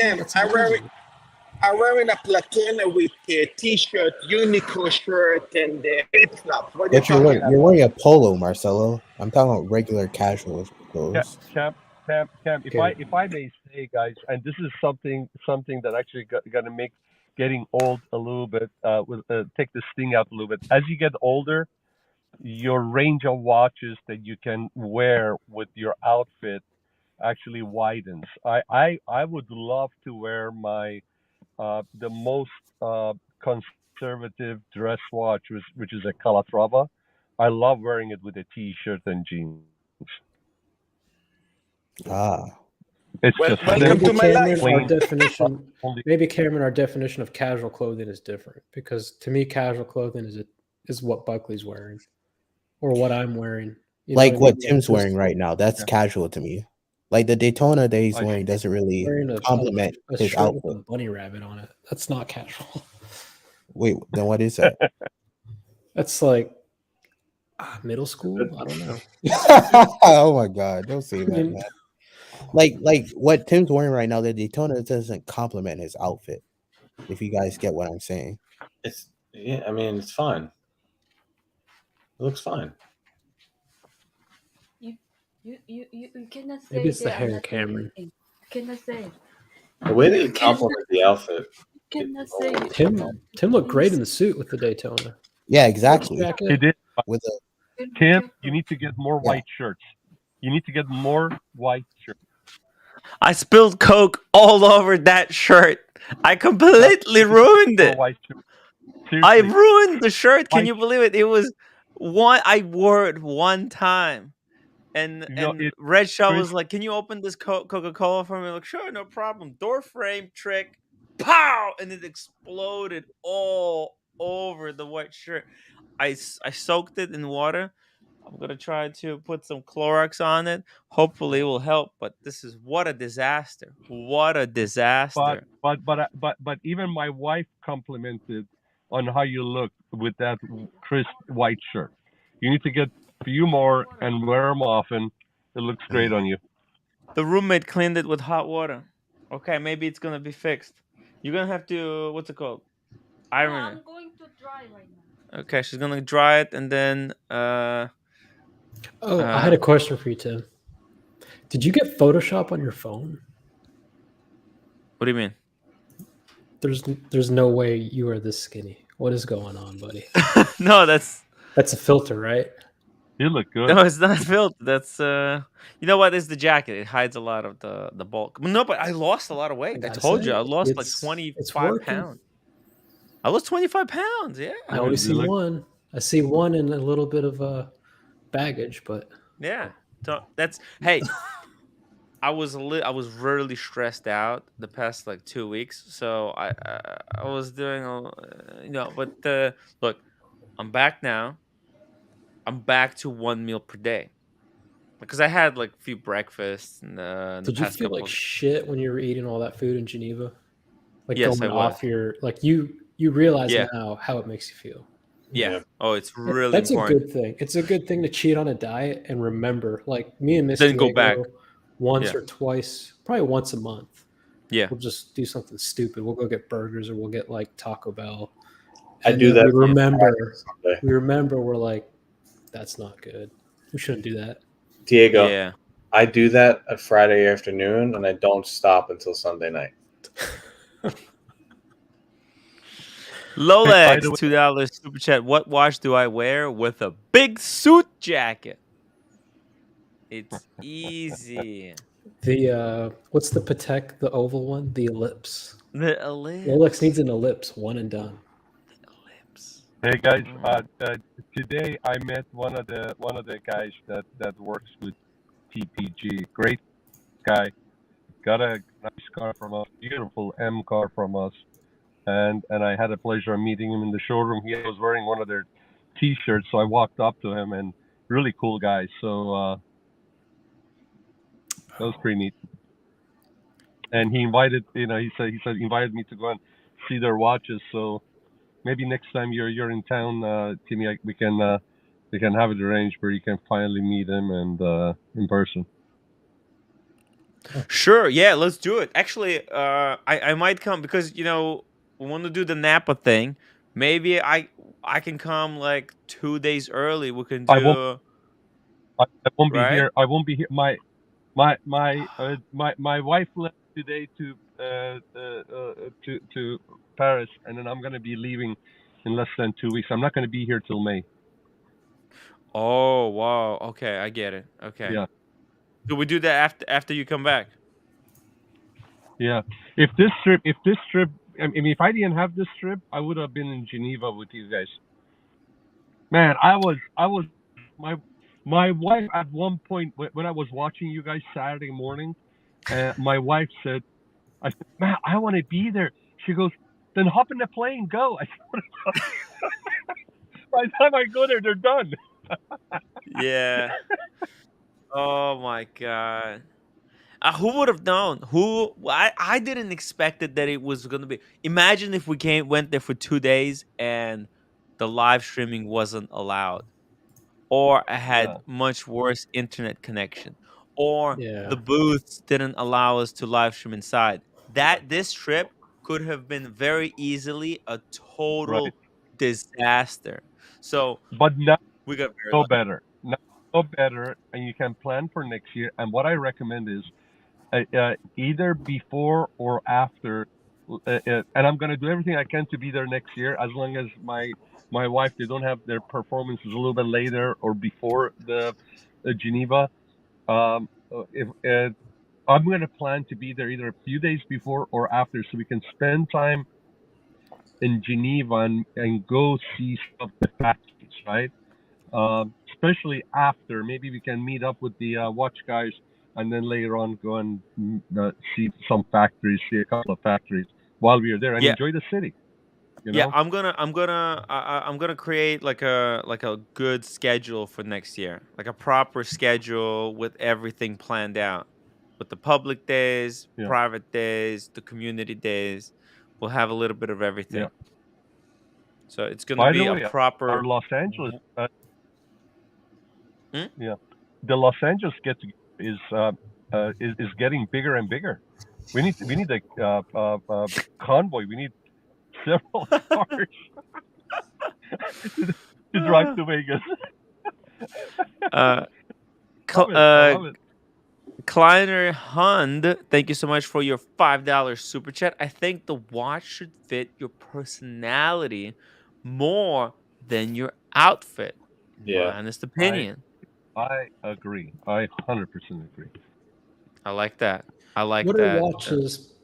What are watches for everybody on the panel that you don't think you could pull off? Oh, that's a Like, great. I don't know if you heard, Tim, but like I said, if Sean were to get a Patek Grand complication, we'd go crazy. Yes. If Meech were to get one, we would be like, yeah, it's a great watch, but what? You know what I mean? So like, even for me, they're a watch. So like, let's start with you, Buckley. Like, what's a watch that you just cannot? Oh, the like, you would not look good in it, or everybody would be like, "What are you doing?" Oh, it's got to be a great watch, though. Still, you know what I mean? Oh, the JLC. Why am I? Yeah, Reverso. Yeah, I don't see Pretty that. much any dress watch between 36 and 39 on a leather strap. Mhm. Not for me. Yeah, I don't see you being a Reverso guy. No. I can answer that question if you want, Diego. Yeah. So for me, it's RM. I'm just I don't think I would. I don't think I would be comfortable wearing it. I don't think I would have any, at least at this point, because there are a lot of great collectors and great minds that love that watch.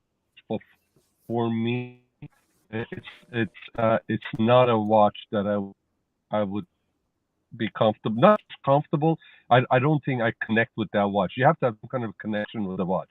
You have to get the idea why they're building it. There has to be a little bit of, let's say, bond between you and the watch and the makers and whoever put it together. And I have none with RMs. I would love an RM. And by you, Roger Dubuis too. Same thing with Roger Dubuis. I just don't get it, and I don't think it would look good on me. I won't be wearing it well. For me, I think almost any like super complicated watch. I like to keep my complications to maximum like one complication. Like if it's a chronograph, and like chronograph with the date is already getting too much. No, it's just I don't know. There's just something about the simplicity. I know that if I got because I have a few watches and I just know even the date, setting up a date sometime on Explorer 2 is too annoying for me. Yeah, I think for me there's just a whole host of watches that are extremely complicated that I would just I like them, I appreciate them. I know, but I know also the amount of work. It's like owning a plant. You really need to take care of it. It's I think for hard. me, it would be more of like a tier. Like I don't have any business with FP Journe. Some of these really crazy independents. No, I don't think not necessarily because they might not look good on me. I think it's just like I'm not there yet. I'm young. Yeah. There are people like Sean and George Varghese and Bondage who, when they wear that watch, like a really beautiful Lange. Yes. Like I love with the those 3-piece suit. You need 3-piece suit. I love those watches, and they might look okay on my wrist, but when it's me, Diego, walking around that says stupid shit, it's like it doesn't work. At the gym, flexing it would look ridiculous. Okay, one day when I get some more gray hair and a little more mature. Oh, I could see it. Yes, especially when you're a little bit more mature, when you have that salt and pepper look.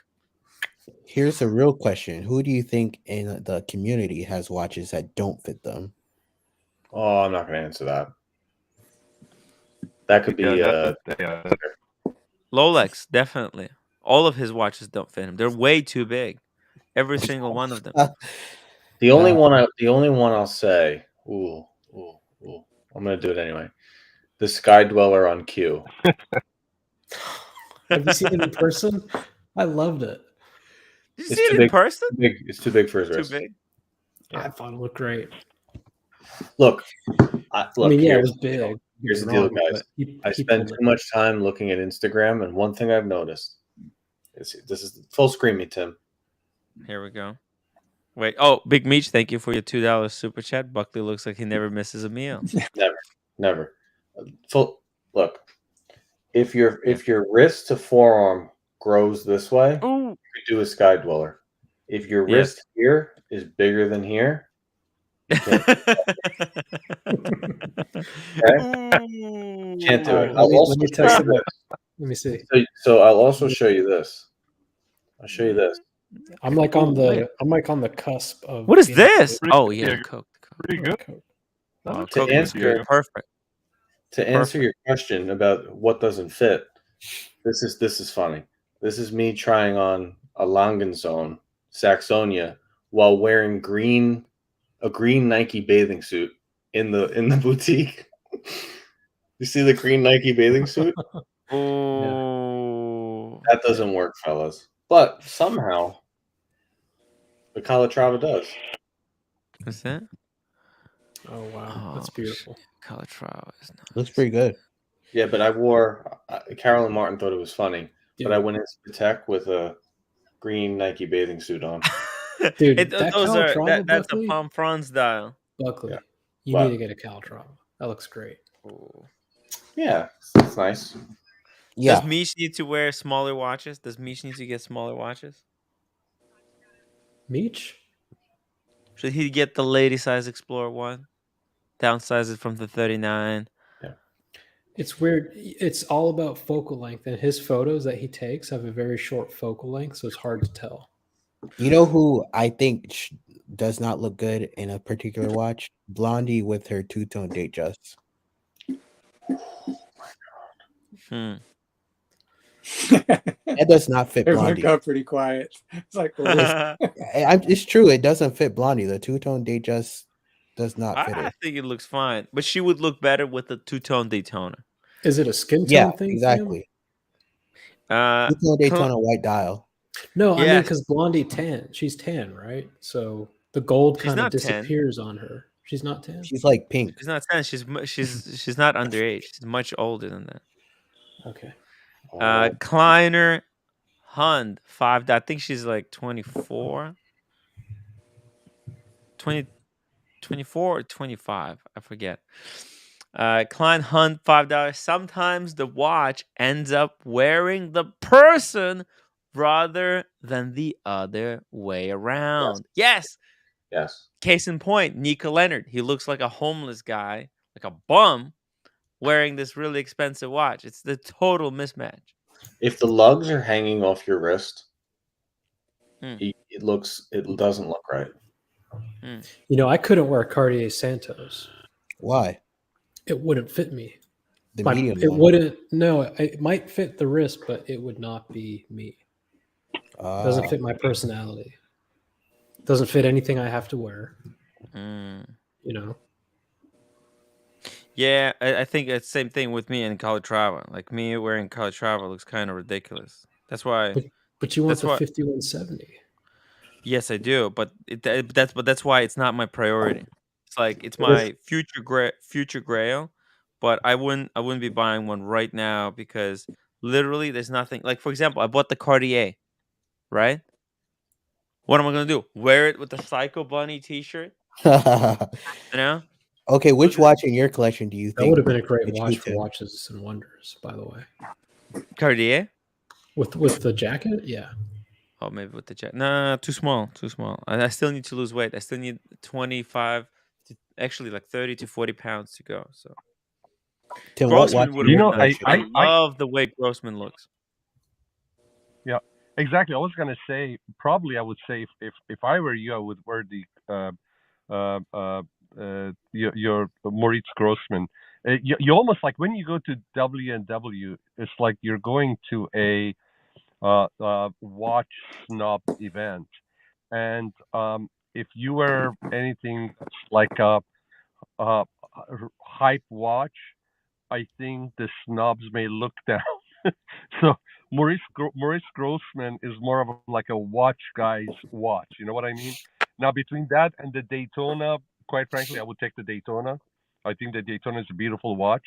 But I think for that event, and maybe with what you were wearing the second day, the last day with the jacket and the white shirt, maybe that watch would have been pretty cool. You know, just a time only watch. Because that was you know you were hip. You were wearing you had the sports coat, you had the white shirt. You know, you had that like a business look to you. You could have wore a dress watch if you wanted to. Even with sneakers. Yeah, you know, I cannot wear the Pepsi, but the Grossman looks so good. Yeah. Rolex, $2. Tim loses a few pounds, and his ego gets out of control. It's out of control. Tim. I know the perfect watch brand for you. I think it would totally suit you, Mr. Jones. What's that? Pull it up. Mr. Jones watches. They've almost got like a cult following. Oh, wait a minute. They're crazy. Oh wow! I like the one with the one that's eating the time. This is the Tim Wright watch. You need to collab with this. Dude, that's you, man. Holy shit. Yeah, Tim, I think it's time to dump the Maurice Grossman. They've got better ones than that. Yeah, this thing has like it. Oh, I like this one with the colors. Whoa. Okay, to answer this question again, you guys want to see a really stupid look? Yeah. Yes. This is stupid. Yes. Thank you. This guy could get any watch in the world, and I don't care. This is stupid. You don't wear that watch with a freaking teal sweatshirt. See, I don't care when people like that get the most insane watches. It means absolutely nothing to me. Yeah, you got a point, Diego. But some of the guys in our community that have some class, if they get a watch like that, it's like, oh my God. Yeah. Thomas Burnett, the legend of the watch community. Super chat, Timmy. Great to bump into OC, Shovel, and the Timster on Saturday. OC was flexing it with his Texano and the King Midas. Beautiful watches. What did you like the most? Patek, Gronefeld, Van Cleef, and Arpels? For me, whoa. Actually, Van Cleef, the booth was insane. It was like taking one of the mushrooms and going into a different dimension. It's just like, where am I? And they had that star. Oh my God, that's funny. Actually, he's eating time. Oh, it's like London eating time. Is that not awesome? It's very cute. Very Very good. Actually, I might get one of those. Yeah, they're not crazy expensive. They're how much are they? About I think around 300 US. Yeah, $300. That's it's nothing. It's kind of it's price of the Moonswatch, but more creative. Well, it's a great conversation starter for sure. Yeah. Ooh, yeah. You know where this gets really bad is LeBron with the Nautilus. LeBron with the Nautilus. It might be the worst. LeBron James. Oh yeah, the Tiffany one. Oh my God, it looks so bad. It sucks. It all those guys. Bro, you know who doesn't look good with a Tiffany? Have you seen Ronaldo? Ed Sheeran. No, it's Ronaldo. Ridiculous with all those. The guy that owns LVMH's son has the Tiffany one. It does not look good on him. Has a Tiffany style Patek 5711. It looks horrible on him. Okay, it's not jumping in. Let me. Oh, sorry. Hello, guys. 1 second, Lolix. Let me finish the super chat. Let me finish the super chat. Easy, calm down. Talk to Thomas Burnett said 20 pounds. 20 pounds from Thomas Burnett. Well, let me just finish his super chat, guys, because he asked me he wants to know what were my favorite things at the watch show. The favorite things, I got to tell you, bumping into watch members of the community like Thomas Burnett, Nick, Joel, Road Mutation, like meeting people from watch community. That was freaking amazing. Okay. Then I also loved the watch. I loved the IWC. Was totally surprised by it. I loved the what's it called? The Patek was okay. I was not really impressed by the Patek. Underwhelming. The Rolex was really cool, but you couldn't hold it in person. I missed Gronefeld. I would love to have seen more Gronefeld watches, but it was cool to talk to the brothers and talk and have them. They told us how they didn't really want to come out with that design, but they had to to protect their kind of looks with the rubber sides. That was really cool. Let's see. From watches, what else? There's so much was happening there. JLC, I think, was one of the most outstanding booths out there. They went above and beyond. Some other brands, they were just Vacheron was so disappointing. Let's see. And it's just like I can't remember it from Tim, from the top of my head. I remember Oris was really cool. I was gonna say you actually enjoyed Oris. I did. Like, now you get the mid-tier. Well, no, their new generation of Orises is way better. 10-year warranty. They're slimmer. Yeah, no. They were good. They were really good. But the one you had to get rid of it. Okay, the chronograph. Yeah, that was big. That was good that you get rid of it. And Thomas Burnett, some nice pieces. They do. They really do. I said, listen, I told him I did not like it. But now I'm growing. It's growing on me. And the fact that they're independent, it's good stuff. It says he's also got that Mr. Jones number cruncher. Funky. Whoa, congratulations. Is Mr. Burnett the gentleman with the AP 1159? Code 1159? No. Thomas Burnett is the gentleman that we bumped into. Thomas Burnett, he's like one of the OG viewers. He's been watching the streams since they originated. He was wearing I think like an orange jacket. He had a Milgauss on. Okay, I missed that one. Yeah, it was early in the beginning when we first walked in on day 1, not the day 0, day 1. You know that code 1159, the one that the gentleman was wearing, it looked really good. Yeah, the code. Yep. The code looked really good on him. Yeah, it's a good looking watch. The girl. Yeah, I freaking love the code. The code. Oh my god, that code. Yeah, Blondie super chat. Blondie, $20 super chat for your Watches and Wonders coverage. Well done, Timmy and the team. Now get those roots fixed. What do I do? Yeah. What do I do? Do I go blonde again, or do I go Timmy, purple? you look like an 80s groupie. 80s like at a Van Halen show. Look at you. Hey, Lolex, how you doing? Hi, everyone. How you doing, buddy? How you doing? Hi, everyone. I came on here because Tim knows how to get me on the show. He just starts insulting me, and then I have to pop on and defend myself. Yes, yeah. Look, I've came a long way. Don't you agree? This is before. And I sent you a better photo. Yeah, that's my couch. I sent him a better photo. That's too hot. That one's too good. Too good, yeah. Tim can never run for office. No, I appreciate how Blondie is still a part of the community. I remember when I first met Blondie on the Archie stream. At that time, I never thought that Blondie would be around for this long in the community. I didn't think you would be this long around. I appreciate how Cam stuck around. Yeah.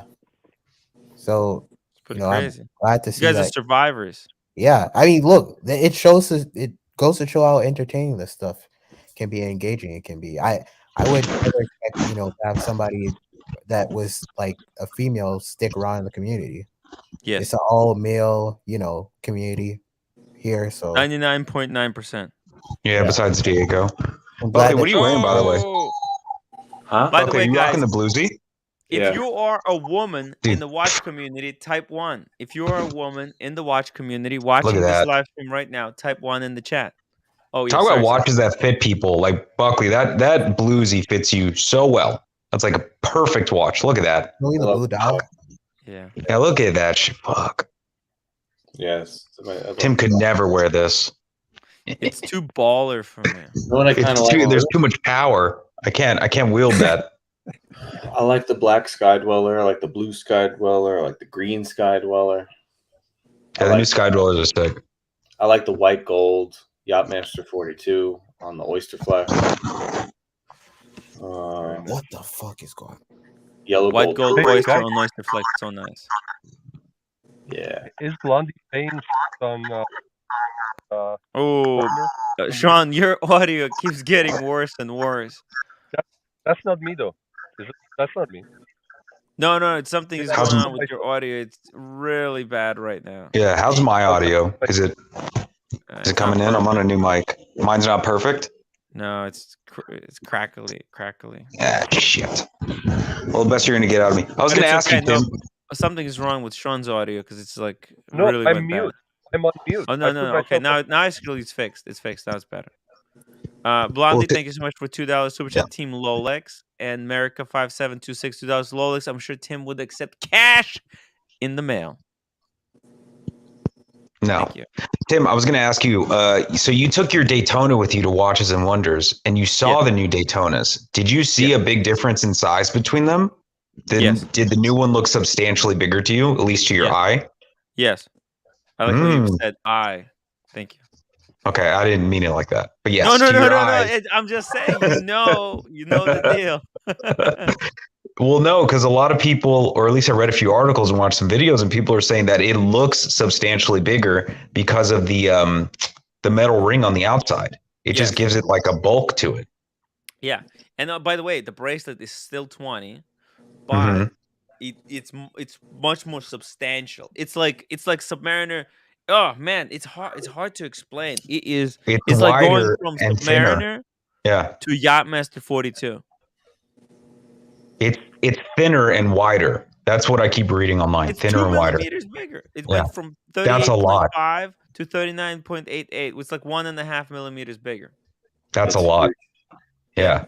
Fuck. Yeah. I like the rose gold. I want that white gold. I want the white. See, I could do that. If it's a 39.88, the solid rose gold on the bracelet, I could do that. Yes, the precious metals look better than the stainless steels, in my opinion, on this new configuration. It just looks better. But what are you gonna do? Hakan, $5 super chat. Does Nico really think Casio is god tier? I understand they're great watches, but that's just something he says to pander to the 99% of his audience. Exactly. Of course. Nico wouldn't be fucking caught dead wearing G-Shocks. He never wears a G-Shock. He always wears an RM. Yeah. Yeah. He's a massive hype beast. You won't see him. Well, he has to compensate for his micro penis. Well, how would you know, Ted? I'm out. All right, later, Buckley. On that note, micro penises. I'll be out. Later. Are those real things? Are they real? Micro penises? What are you doing with the microphone? Why are you rubbing against your beard? You talking to me? Yeah. I just dropped my fucking laptop, dickhead. Oh. I dropped it on the floor. Okay. Okay. All right. Stop giving me flack. Okay. Like, I thought that was all made up by like feminists and shit. Hey, micro guys, penises? when are we Yeah. T-shirts made for Rolex and Diego Shoda? Oh my god. But I wait, no, I have an 8-inch, so. Oh, you guys. Thank you for that, Cam. I'm making T-shirts. Team Diego. I'm making them. I'm sending them to Tim. Tim is going to put it on the website. You guys can all buy them. Cam, if I buy you one, will you wear it? Oh yeah. What color is Diego? Diego is going to be something pink.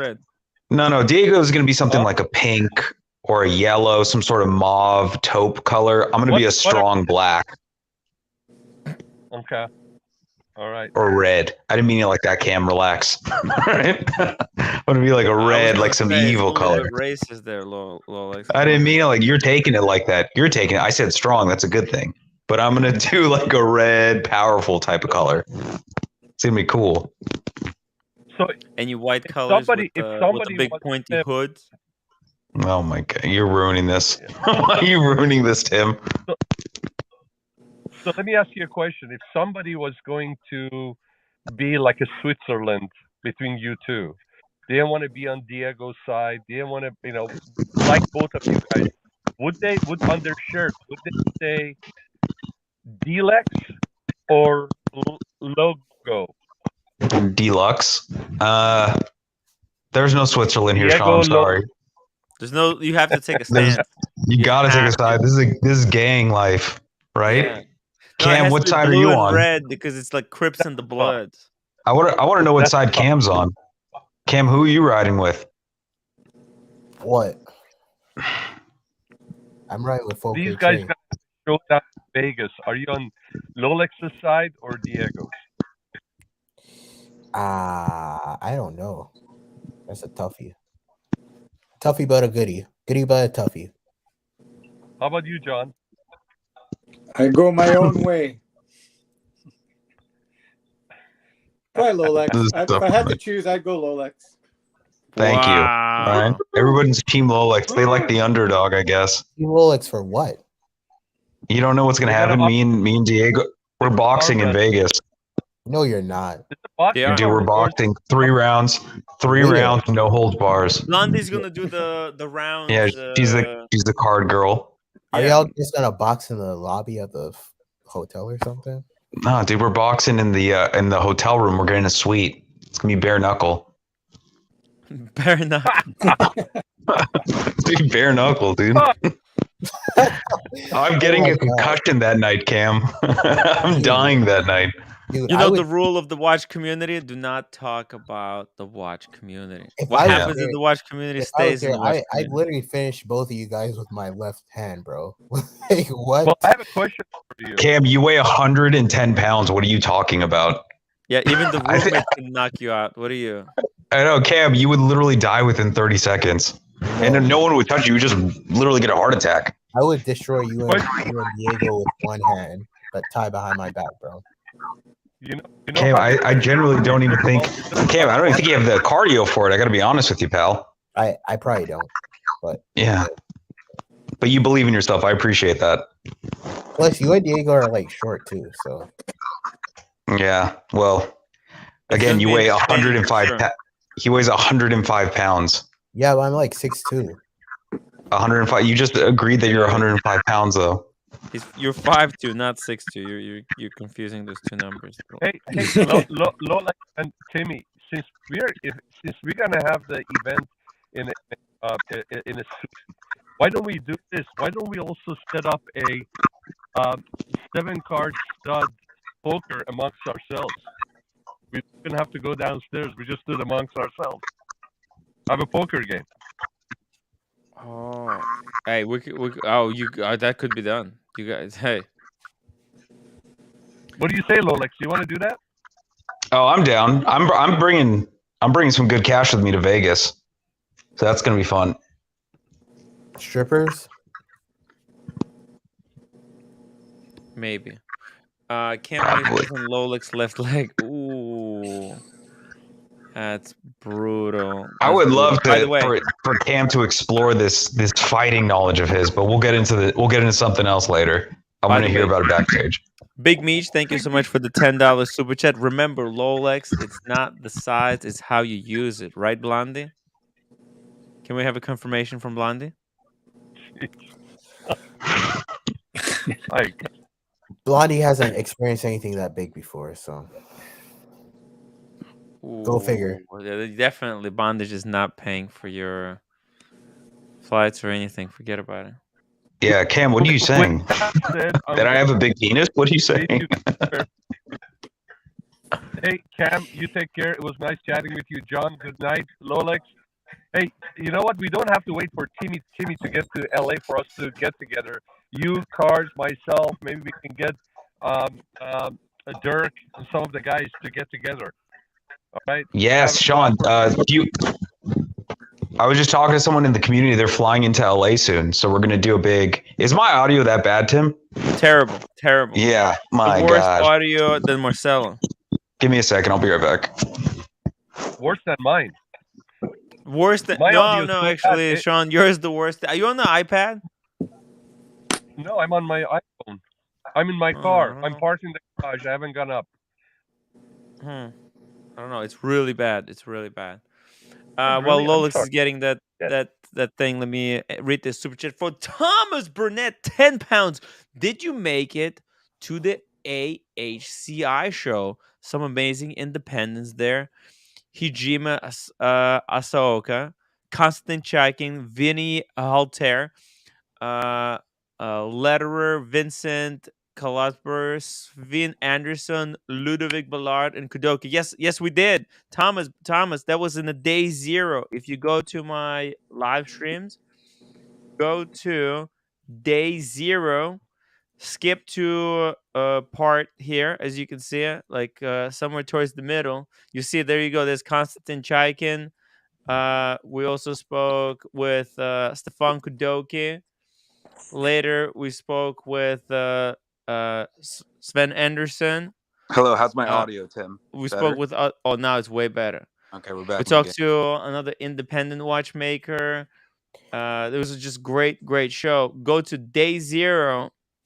I'm gonna drop the link in the chat to day 0. Check it out. Make sure you watch. This is a must watch. Actually, we also spoke with, as you can see here. Let me show you.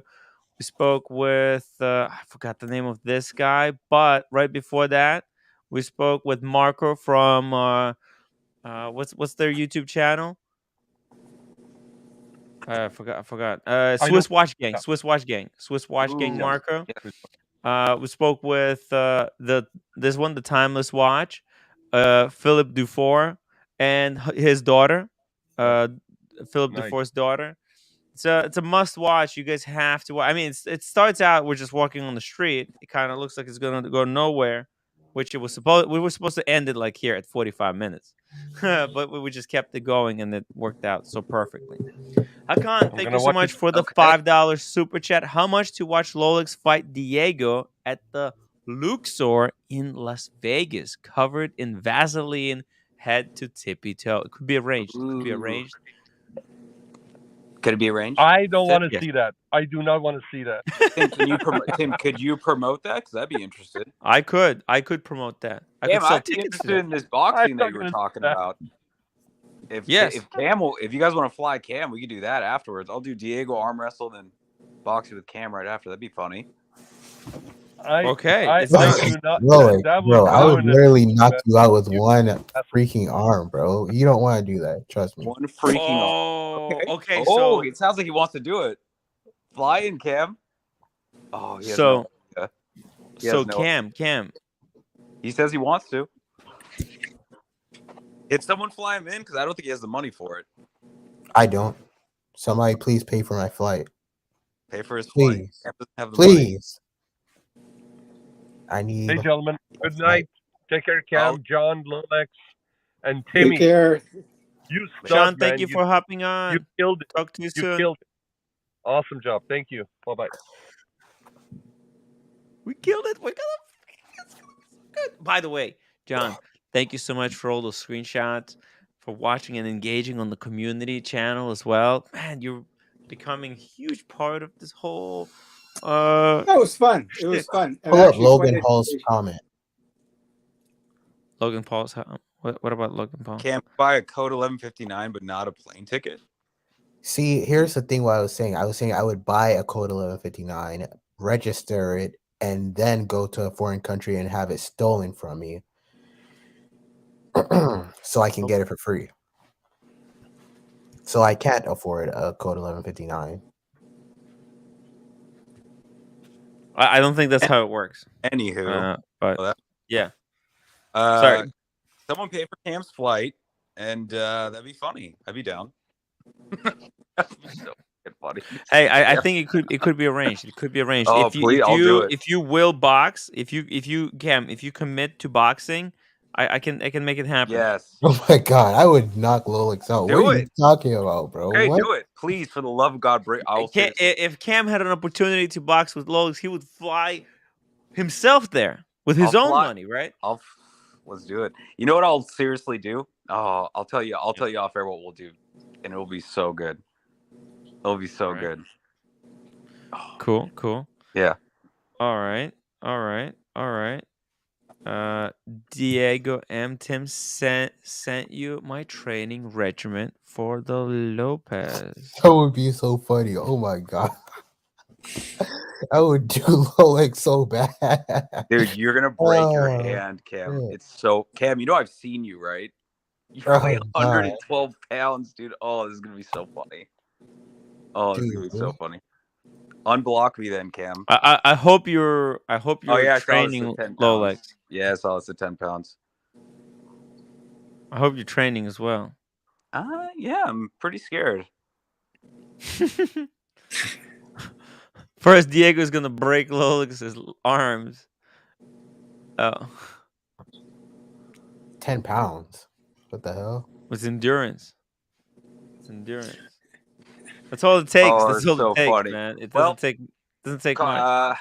Yeah, I gotta get going because I gotta finish some stuff up. But oh my god, Cam. Please someone pay for Cam's flights because he can't afford it. But I would love to see Cam in Vegas. It'd be so fucking funny. We'll get it done. All right, you guys have a good night. Bye. A boxing match. John, so yes, sir.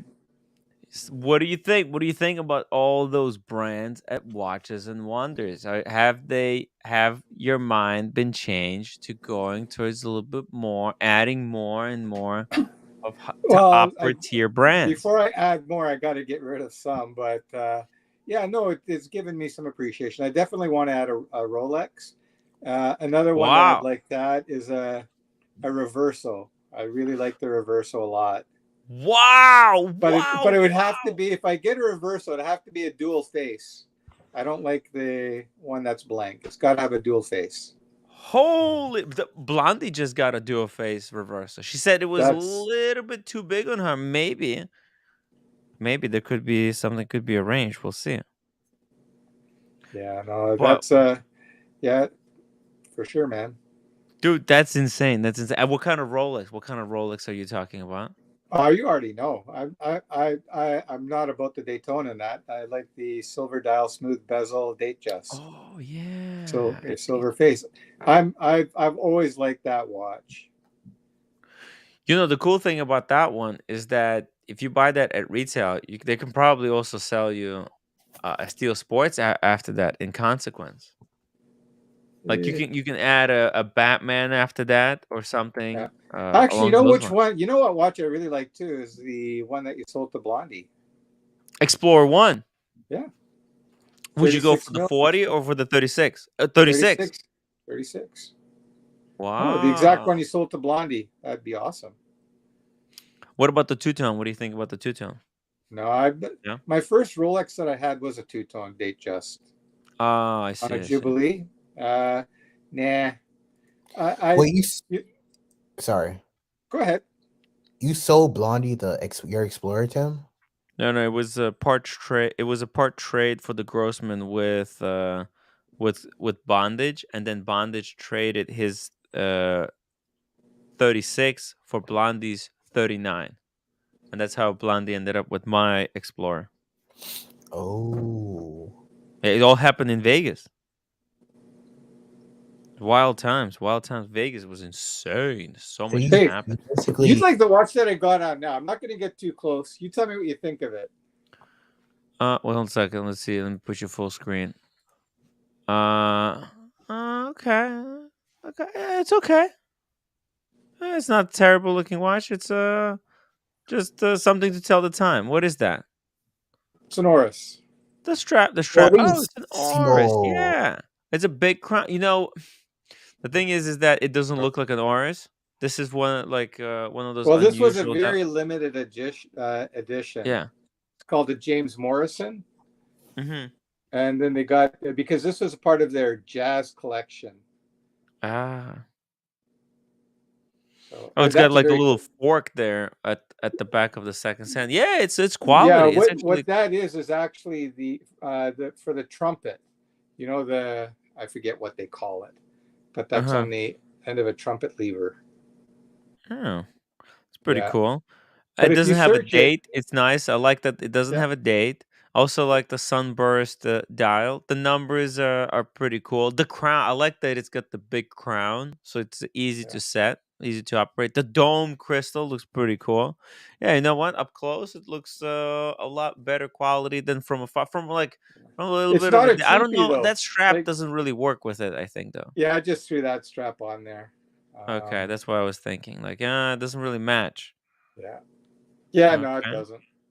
I agree. But that's about retail of that is about $2,500. I didn't pay that though. I think it was about $900 US on the secondary market. That's where you get the deals. But it's a nice piece, I think, anyways. But, I think Oris, you get good value there, especially on the you definitely get a lot of value for money. Because it's the brand name just has no respect. I don't know, maybe it's just it doesn't sound cool, you know, like it doesn't come off the tongue like professionally or something. I don't know. I don't know what is. Right. I don't know. It just doesn't look at their history, though, they've been around for a very, very, very long time, and it's one of the only brands that actually survived the quartz crisis. I know, and they're independent, and they're still independent. Totally independent. They're not part of any big conglomerate. Yeah. That date just is going to happen. They You're gonna go for the from the AD. You're gonna go to get it from the AD. You know, I think I will get it from the AD. I'm not going to buy it secondary because the price is almost the same. You may as well get it from the AD. You get your warranty. Right. And you build a relationship or whatever, you know. That's right. I'm all about that. So for the price difference, yes. If there was a substantial price difference, then right. Yeah, I would go secondary market. But no, there isn't. So it's worth getting it from the AD just for the relationship alone. Yeah, because it's a watch that you can pretty easily sell. Maybe if you sell it gray, you lose a couple of thousand. But you know, if you buy it, what would be the second watch that you would want to add to go with it? The Explorer, actually, I think it's possible. You would actually be able to buy even Explorer 136 at retail if you wanted to. But you know what it is for me? I do like the Explorer, but I really like having the date with the Cyclops. To me, it's that when I think of Rolex, that's what I see. You know, I see, you know, a date just with the Cyclops, and in the stainless steel. You know, it's what I really like. You know, Another thing is the fluted No bezel. fluted bezel. No, man. No. Is it why no fluted bezel? Why no fluted bezel? I Why are just you never against liked the the fluted fluted bezel? bezel. My first Rolex that I had, the Datejust two-tone, had the fluted bezel. Well, maybe it was older. The new fluted No. bezels are so much more beautiful than the old ones. You know what it is? I think it's too blingy. Too blingy? I see. To me, that even in the blue, fucking looks. Yeah. That's a gorgeous watch. To me, that's gorgeous. Let's try to build your Datejust here. America 5726 $2. John, can we please work on getting Datejust? Here we go. Let's try to Take a figure vote out. too. Smooth bezel or fluted bezel? Look, I actually personally I like smooth bezels as well. I have, but the cool thing is that the Air King has a smooth bezel, right? So yeah, I've seen getting the Air King. The Air King's not bad. Hello. I like. Lolex Lolex is back. Lolex is back. I have to do something, so keep running the stream right here. Let me get my Air King because I. What's your take, Lolex? You fluted bezel or smooth? That's a rough one for me because I like the fluted bezel looks, but the smooth is just so much cheaper. It's like over $2,000 less, right? And if you're going to be wearing this daily, like you're going to put it on an oyster bracelet, it almost looks just as good on a smooth bezel. So for me, smooth bezel oyster bracelet looks great, but this fucking Air King I think is amazing. I really think it's their most underrated model in their current lineup, no question. See, what I like about the Air What's King. The case size on that? 40. Okay, yeah, 40 is okay. Here, look, I'll show you on the wrist here. Yeah, I was just gonna say, throw that. Actually, they've got 38 and 39 millimeter models, don't they? And that's the best fitting watch for my wrist. That's the best fitting watch in the lineup. Like I wore Tim's out one night when we went out in LA, and I was like, "This is the perfect watch." You know what? What size is your wrist, Tim? 6'7" Okay, I'm 7-inch wrist, so that looks great. That fits you like perfect. Looks fantastic, right? Because, are you selling that or? Well, actually, when I get my Explorer 1, I will be selling this. Yeah. Here, if you're interested, I'm gonna throw on. You know what? Maybe if you sell it, I might pick it up from you when we meet up in Vegas or something. Oh, yeah. Hey, there you go, Tim. That way there's no duties and shit or nothing. I just wear it back. I just don't tell anyone. Yeah. Okay, so what do you think of this size? You go on to my wrist. It's a little bit small, just a hair. You find it small? What is that? That's the 36, right? That's the 36. Yeah, well, it's like it's a hair small if you're talking about aesthetically, but it's like you don't need a watch bigger than that in reality, right? Like look. Yeah. You know what would be really even more perfect? Rolex? The new Black Bay 54 would be freaking sick. No, at this point, get a Rolex, man. Yeah. Well, I've got the Black Bay 58 as well, and I really like the fit on that. The Black Bay 58 probably is perfect on you. The 36, this is good, like outdoors watch. Let's see the Black I'll tell Bay you, 58. You know what? I swear to God, man, this has become my favorite watch right now, and it's the Baume & Mercier, that the chronograph. It's just fuck. You tell me what you think. Like I think this watch is just a fucking banger. Hey, Lola, thank you for becoming a member. Oh, you're welcome, Tim. That's why I was like, keep streaming. I need to put that together. Until you start acting up again, Tim. Until you start going crazy. What is that? A Cartier? Is that a Cartier? Is that Cartier? That looks like those old Pages. Oh, that looks like those old Pages. The ones that what's his face? Christopher Moltisanti used to wear on The Sopranos. That's what that looks like. Okay, Baume & Mercier is where we were eating those water tight pots. I'll give you a close up on it there. Okay. Can we do a fundraiser to get Cam to Vegas? I'm like excited now. I really want to see him in person. We'll get it done. Don't You think worry. we can get it done? Okay, good. Of course. That'd be Easy. so funny. That little twerp. Oh my god. Yeah, look at that. What do you think about the Bowman Mercier? It's that strap doesn't really work on it. I think the teal. Well, it's you like it's the teal? casual, right? Very casual. It came on a you would need to bracelet. match with the T-shirt. You would have to have a teal T-shirt to go with it. Yeah, this is for summertime, right? Yeah. Exactly. Yeah. But Are there rubber I'm straps? really I think enjoying that would look really good on a rubber strap. I think it looks good on NATO, if I'm being honest. You like the NATO? Yeah, I love a good NATO. There is nothing more comfortable than a watch on a NATO strap. It's just a Christian word on a NATO strap. I wish I was good at voices so I could just I wish I could just do T and Ticker's voice. If someone gave me one impression I could do for the rest of my life, it would be T and Ticker's. Hey, I'll show you something crazy here. Did you hear that T and Ticker song? Of course. I play it to myself every night before bed. I listen to it in the morning when I brush my teeth. I love that song. Hold Hey, Tim, what do you think of this? Wait, what is that? That looks... John, you got a lot of watches. He has 40 or 50 watches. Good Lord. Yeah. This is like That's a vintage Fortis on an original bracelet. Oh, man, that bracelet is ugly. That first link is... Whoa.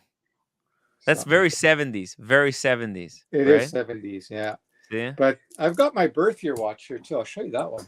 I like Pull it up. I really like this one. John pulls out a bubble back. I'm trying to find the song. Okay, so that's my birth year watch. What is this, a constellation? What is that? Is that a Zodiac? No, it's a Tissot Viso date. By the way, Rob Morrison said that it looks fine. And Roar of the Tiger, $5. Arrogant flippers need to pay for their own holidays. Oh, yeah, what was that? He was talking about taking advantage of this new program that AP is rolling out. Because I think that's great what they're doing about essentially offering in-house insurance. I wish Rolex did that, where you could buy a watch from them and they'll say, "Hey, we'll cover you for 2 years with your purchase," and that includes theft, anything like that. That's amazing. I wish more brands would do. I hope this is the start of more brands doing that. So Tim, you got to admit that looks pretty good. That looks fine. It matches. Everything matches. The dial matches the strap. The 1964. I like the creamy dial. 1964. 1964. Tissot. That's the year I was born, buddy. Was that made in the United States? What? No, Tissot is a Swiss brand, right? Swiss brand. Swiss brand. Yeah. Wow. Yeah, what's the name of that model? Let me tell you in a sec. It's the Viso date. The original Viso date. They don't do those anymore. Yeah. And the nice thing about this is, if you're gonna get a vintage watch, they're usually tiny, but this is what they call the jumbo. This is 38 mil. That's the size of a Daytona. Yeah. Yeah. So you want to actually a vintage watch. That's probably like one of the biggest vintage watches from that because there was not a lot of. No, actually 70s there was no. You said 60. The Speedmasters. The Speedmaster came out in 69. No, there was already in production before that. Yeah. The Speedmaster. Yeah, that's right. Yeah. The Viso Date C Star. But it still runs great. It's big for a dress watch for sure. Lolis, what's the name of the guy who wrote the Teen Ticker song? I don't know. I thought it was Diego. Danny. I thought it was Diego for like about an hour. I was like, fucking Diego, back at it again. Hey, have you heard this song by Teen Tickers? Let me add it here. This is. Oh wait, it's not working. Shit. How do I? Do you guys know the band Polyphia? No. No. Oh, search up "Playing God." Trust me on that. It's unreal. Cam Sharpton says it's Surdy Danny. Yeah. I have it. I found it. For some reason, like it won't. Maybe I'll put it in the desktop. Yeah, It's so Polithia, good. playing God. You put it in the private chat. How to spell it, because we need to know how to spell it. Just if you search playing, just put playing God. Oh, playing God. Okay. It'll come right up. All right, Those guys are unreal. Let me play you this song. It's unreal. It's by Surdy Danny. It's called Christian Word on the NATO Strap.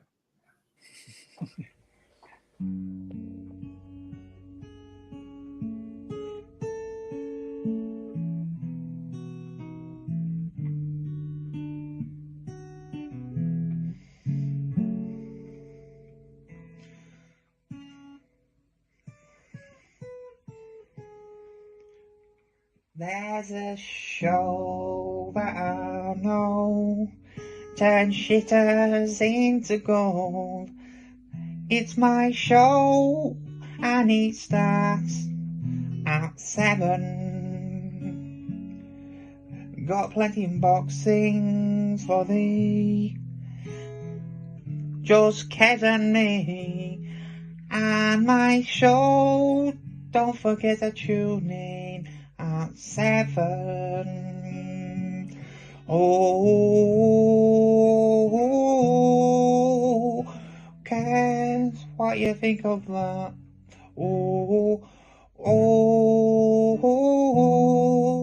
She probably brings samurai twat.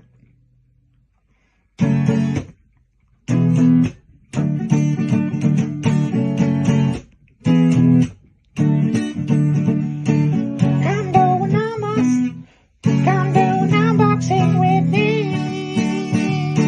I can't say on my knee. My ball's broken and you know I fall.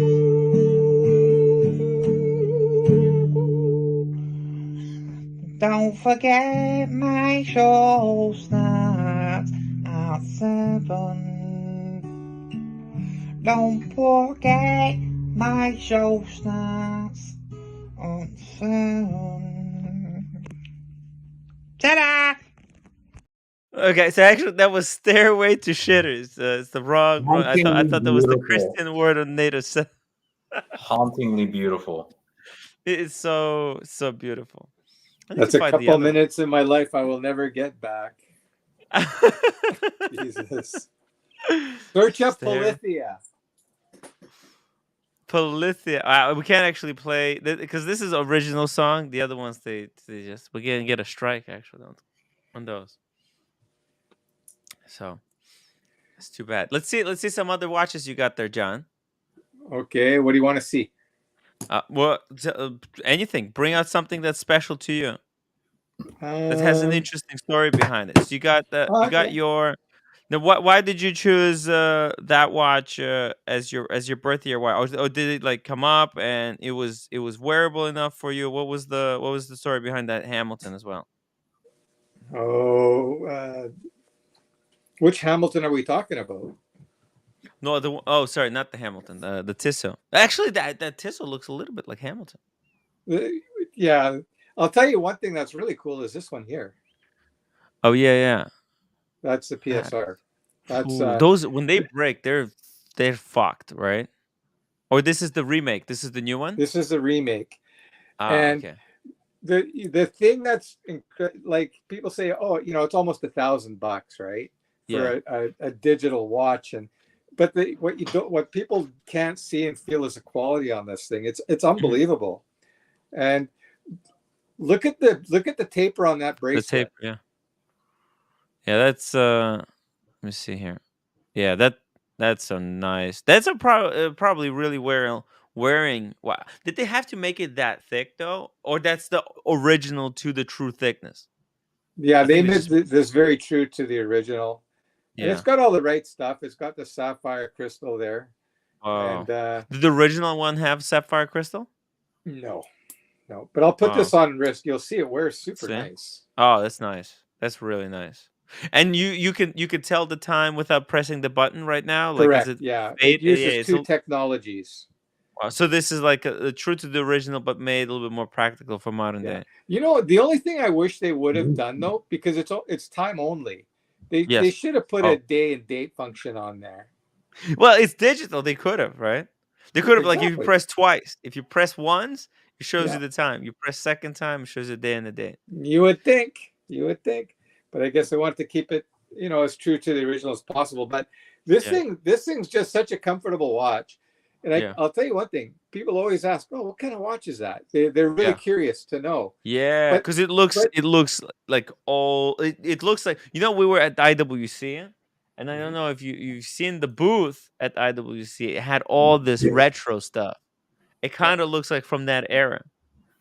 Yeah, actually, I think I'm going to wear this tomorrow. Yeah, I haven't worn it a bit, but well, you've seen my collection. You so what I'll do is do you want me to do a video for you, or do you want me to just take pictures and then you can go through them? Take pictures, and we'll look at them together. We'll go through. I'll show you another crazy watch that you've never heard of. Lois, come back. Hello. Rolex, please. Did you just crack a can of beer open? No, dude, a Diet Coke. I got to train for my fight against Cam. Oh, damn. I'm trying to find. Do you think I can rent out an octagon between now and October? We'll build our own octagon. We'll build our own octagon. I'll just rent out a suite of Rob Morrison, $5 super chat. Visodate. Once again, John shows he has the best collection on the stream. The 36 Blackweight was big enough. Oh, that's what I said. I said maybe aesthetically, some people could criticize him for it, but it was okay. Wait, is that a Panzera? No. Wait, John, can I ask you? John, can I ask you? I mean, you have all of these watches, but what's stopping you from making that next jump to, like, Rolex? He didn't think he needed to. He didn't think he needed to because he was not engaged. Like I said, with people you know what? I don't know if you know the story, but I started off with Rolex and Omegas. Then I went back to this. And then now I kind of want to go back again. But like I said, I like that one Rolex that I like is what I like. That silver dial. Actually, silver dial, smooth bezel. We were supposed to build it for you. Okay, let's see. Bezel. Okay, do we go smooth or fluid? See, I was gonna say smooth. I say smooth. What is this thing? That's a Debufray. A what? Debufray. Okay, you need to get rid of this one. Okay, this is one. I hate this one. Rolex is really good at consolidating. So if you ever wanted to, we could sit down, we can look at the collection, put estimates together, and figure out what we can buy. Right, Tim? How about this one? I hate this one. How about this one? I hate this one. Hey, you're losing weight. How dare you? Roommate. He's looking so much better these days. Rolex said I look better now. You do look so much better, dude. How about this? I still hate this one. This one. The fat? She doesn't think you lost weight? Maybe because she sees you. Just me completely?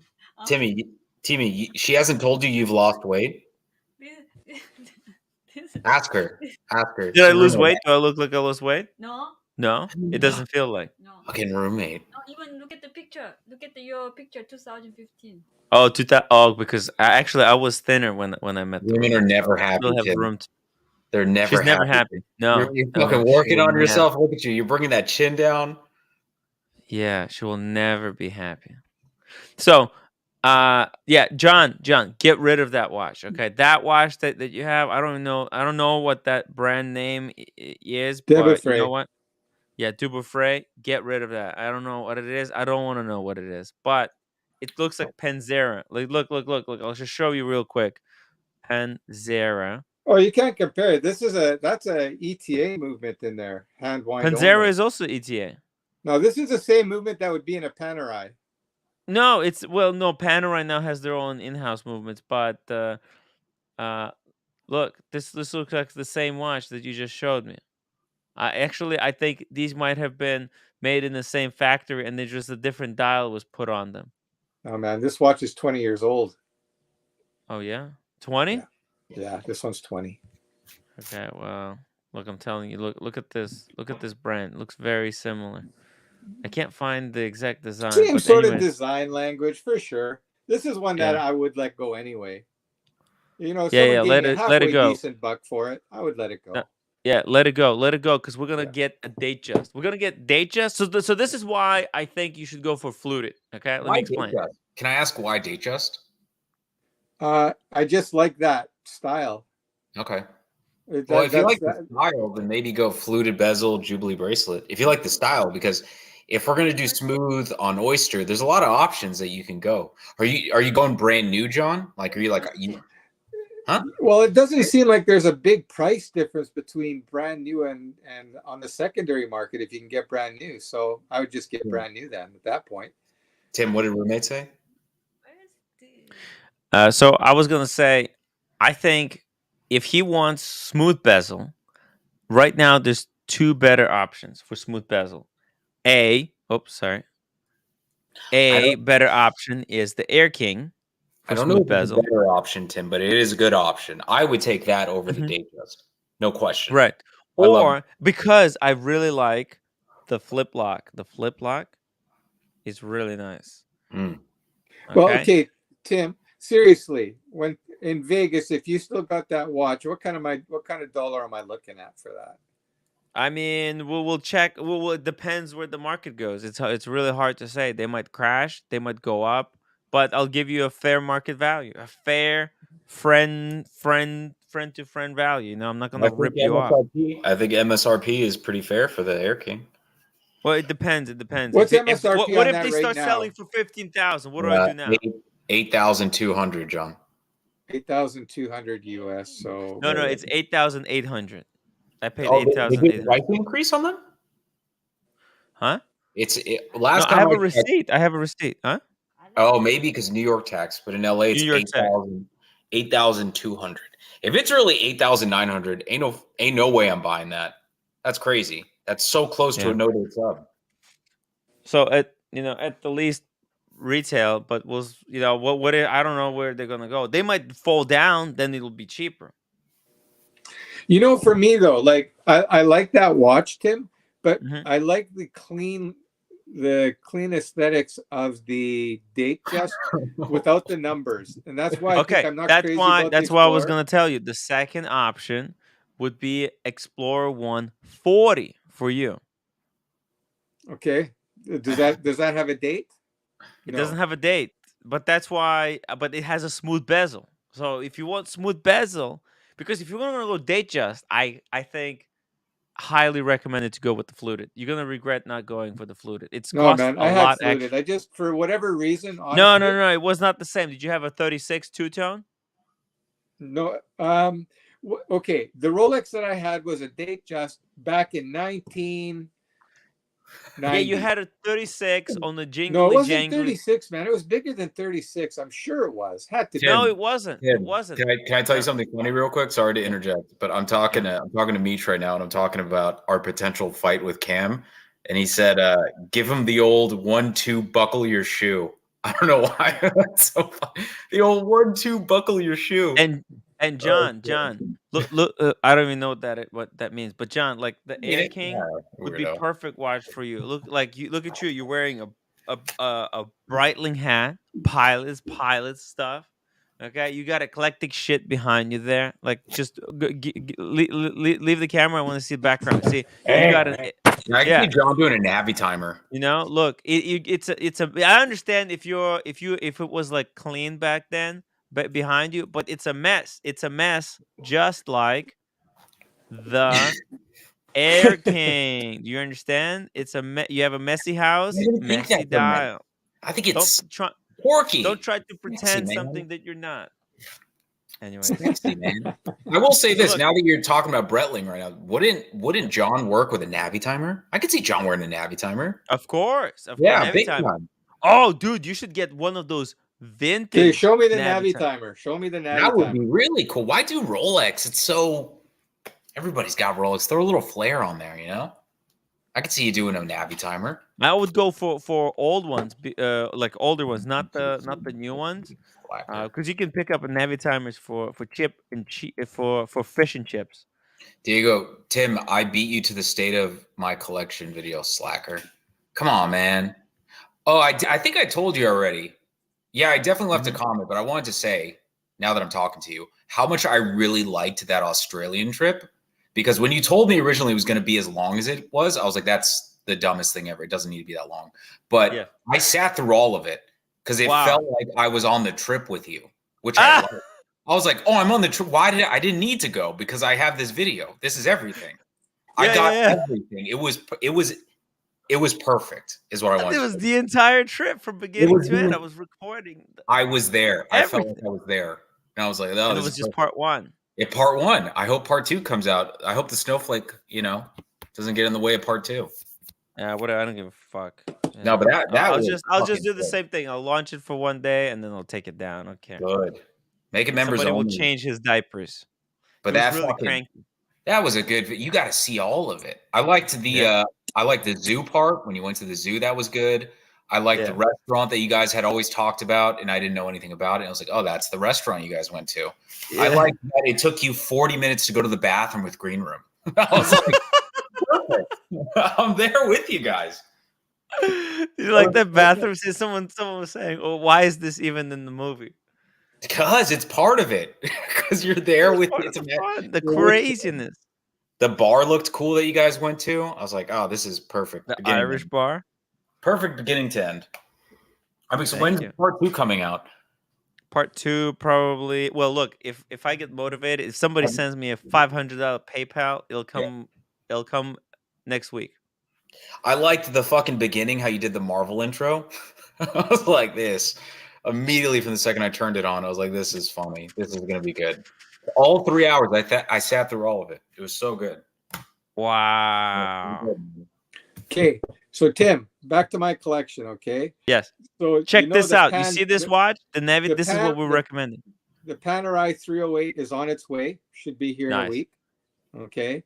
I've got the Black Bay 58 and 36. So what's the next one? Navy timer. Boom. This is a chronograph. We're getting you. You're wearing a Breitling hat. You need to get a Breitling. Look at this. This Breitling 3,867. It's nothing. It's cheap. It's cheap. But this watch is a banger. Look at that polished bracelet. What's the case size on that? Is it what 42, 43, 44? It's on the bigger side. Let me see here. Let me just check. I think these are like 40. It's 41. It's 41. It's not too big. It's not too small. It's just perfect. Okay. Yeah, these have. It's a good looking watch, and I've actually seen a buddy of mine had one. Reverse Panda. It's a reverse Panda with one of the most amazing innovations. Yeah, this is cool. I saw someone on the plane to Vegas wearing one of these, and I was like, and he was like he kind of looked like Sean a little bit. And I was like, oh, that works. Yeah, like that. Wow. Oh, wait. What is that? Whoa, this is only $4,000. Wow. That's a Hamilton. I think. Yeah, Hamilton Intramatic Chrono Auto. Yeah. Oh, that's a really nice one. That's really nice. That's a good looking watch. Wow. Holy moly. That is pretty good. How much did you pay for that one? I traded a guy straight across for an older Nomos Club Data. Nomos. Oh. Yeah. The value of that watch, I think they go for about 2,000 US new. Yeah. Well, that's you know what? That Hamilton is pretty cool, but this Navi timer is better. Oh, there's no question. I think it would be wise to, because like Hamilton, they're super known for. I mean, look, I think it would be good to turn that Hamilton into this Breitling.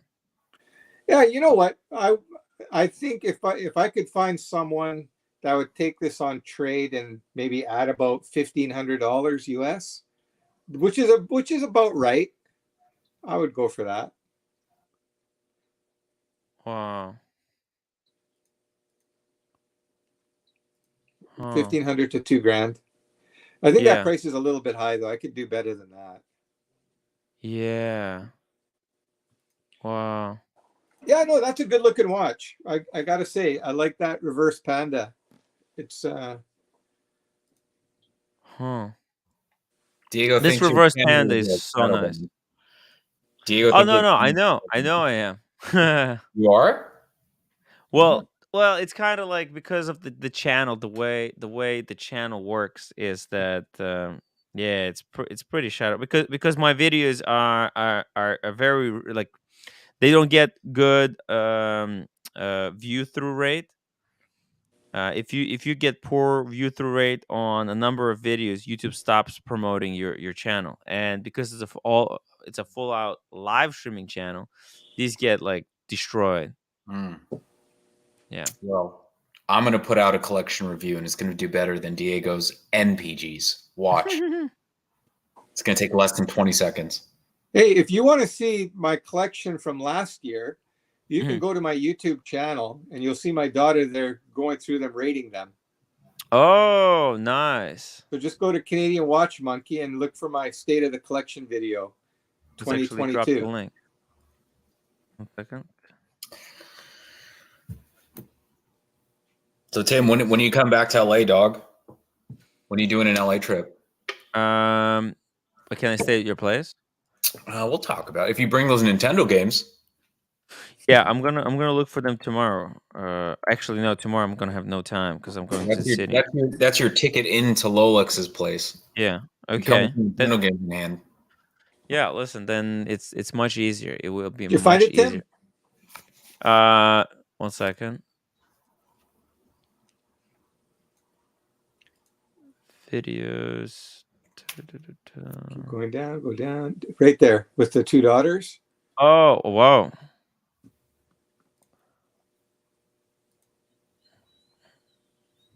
You have beautiful daughters. Oh. There we go. Let me drop the link to the video. I'm going to drop the link to the video, guys. Make sure to check it out. Actually, the collection is so big. This is part one. Part two. Yeah, part one and part two. Part one. 1 second. Wait, did I lose the video? Okay, so this is part one, and then there's part two. They're so cute. Hey, we're gonna actually. Okay. So guys, go check it out. Go watch the video. I'm gonna watch it. I'm gonna watch it myself, or we can kind of skim through these. Yeah, you can skim through it. Yeah, but I have to. I already have to go to sleep because I'm working tomorrow. So I'm wrapping up the show. We'll do it tomorrow. We'll do it tomorrow. We'll go through the videos. We'll go through the watches. Maybe you can have your watches there with you as well. So there's the Oris Aquis that left the house. Oh, thank God. John, what's your YouTube channel called? Canadian Watch Monkey? Yeah. Nice. Yeah, look at this thing was huge. It was huge. Oh my God. See, this is why. But you know what though? That's 500-meter dive watch. How many chronographs can go 500 meters? Not that you'd ever need that. Exactly. That's the problem. You would never need that. And well, I guess it was kind of a flex on Oris's part, kind of what Rolex did with theirs. Yeah, but I look. Rolex did it. Rolex didn't do it as a flex. They did it because the divers at that time needed it. Now the divers. New. Have you seen their new dive watch? It's like 5,000 meters or something. It's insane, and no one would ever wear it. Yeah, no, it's the Rolex. Did you see the Rolex one in titanium? The Deep Sea Challenge. That's like 25,000 or some shit like that. Crazy. Yeah, it's insane. Yeah, but that's stupid. Even that's stupid thick. Stupid thick. There's no way anyone needs to wear this kind of ridiculous watch. Tomorrow is gonna be like crazy traffic in the city. What time you got to be up tomorrow? I have to be up at 8 o'clock. Are you still doing intermittent fasting, Tim? Yeah. So you're still doing that? You get up, you go to work, and then you wait till 12 to eat? Yeah. Wow. I've been doing that for 4 years now. Till 3. Yeah, that's great. Holy shit! How do you do that? I can't do the minute. Ease into it. Yeah. I used to be really heavy, and I actually got too thin, and I had to bring up the calories. Wow. But I've been doing one meal a day for 4 years now. I heard a rumor Tim's wearing 32-30 pants now. Dude, I started off at 36-inch waist, and I went down to 26-inch waist. Hell yeah, Tim's gonna be the prettiest girl on the boardwalk with his skinny jeans. 32-30s, that's what I wear, Tim. That's crazy. Well, 33, 32. 33 waist, 32 length. No, actually 30. 33, 30. Yeah, I wear 30-30. Or maybe it was 32 because they didn't have the size. 30-30. Damn. 30-30. 30-30s. Yeah.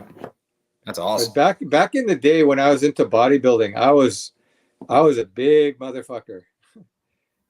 Whoa. No, seriously, I had 18-inch arms, 50-inch chest, and a 30-inch waist, and a body fat cap of about 8%. John, how long would it take to get Tim in tip-top shape, like bodybuilding, if he were to start today? A year.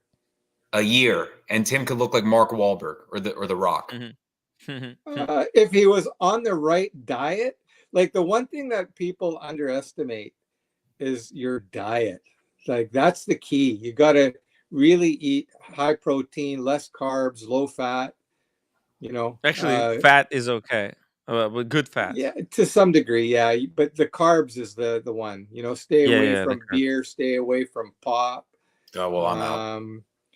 Eat like when I was taking my training serious, I would just pack cans of tuna, and I would mix it with yogurt and pickles and onions and a little bit of salt and pepper. Wow. And I'd put that in a bowl and I'd be eating that. Tim, crazy. I know you want to lose weight, but wouldn't it just be hilarious if you got super jacked? Like if you just got insanely buff? Wouldn't that be so fun? No, like we got you like huge, like those guys from that Pain and Gain movie. Made you look like The Rock. You wouldn't want to do that? That'd be great. That'd be such good content. Oh, that'd be great. It takes a lot of discipline though. It's you want to see the Rolex side poster? You guys want to see the Rolex? Hey, you want to see what I looked like when I was in my 20s? Yeah, let's see it. Let's see A and a little B. We'll start with John, and then we'll end with Tim. Let's see that. Oh wow, that's me in the yellow. Holy shit, beefcake. Tim, don't you want to be that? That was my girlfriend on that. That was my Turkish girlfriend, I2. She was hot. Wow. Yeah, I was about 22. Wow, you were jacked. Well, I was jacked. Yeah, I was jacked. See Tim, if I can find any more jacked photos. Here we go. Those are my glory days. 1-2, buckle your shoe. 3-4. That's so funny. How do you think it's funny? 1-2, buckle your shoe. That's so funny. That's like such an old man saying, 1-2, buckle your shoe. That's awesome. That is awesome. I'm with you, Rolex. You're gonna take a man. I'm not. John, if you saw what it's gonna be funny. I really hope Cam comes to Vegas. I really hope he comes. He's probably gonna chicken out and come up with some excuse. But that's really when I was fat. Let's take a look. I want to see the transformation. Second. Oh, whoa, real big man boobs. Huge man boobs. That's not that fat though. 1-2, buckle your shoe. I love that. That's what it was mostly man boobs. 1-2, buckle your shoe. So I don't even know what that means. It's like an old man saying. It's like an old man saying. Wow. I was about 160 pounds there. Okay, that's good. That's good. That's when you can eat the ice cream. Yeah, that's yeah. Oh yeah.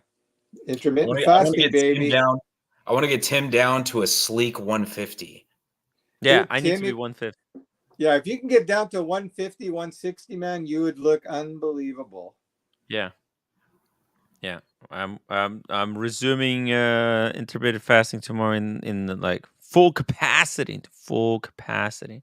Yeah, I'm going to show you my my picture of my wife and I. She's tiny. Oh, let's see. 1, 2, 3. Oh my gosh! Wait,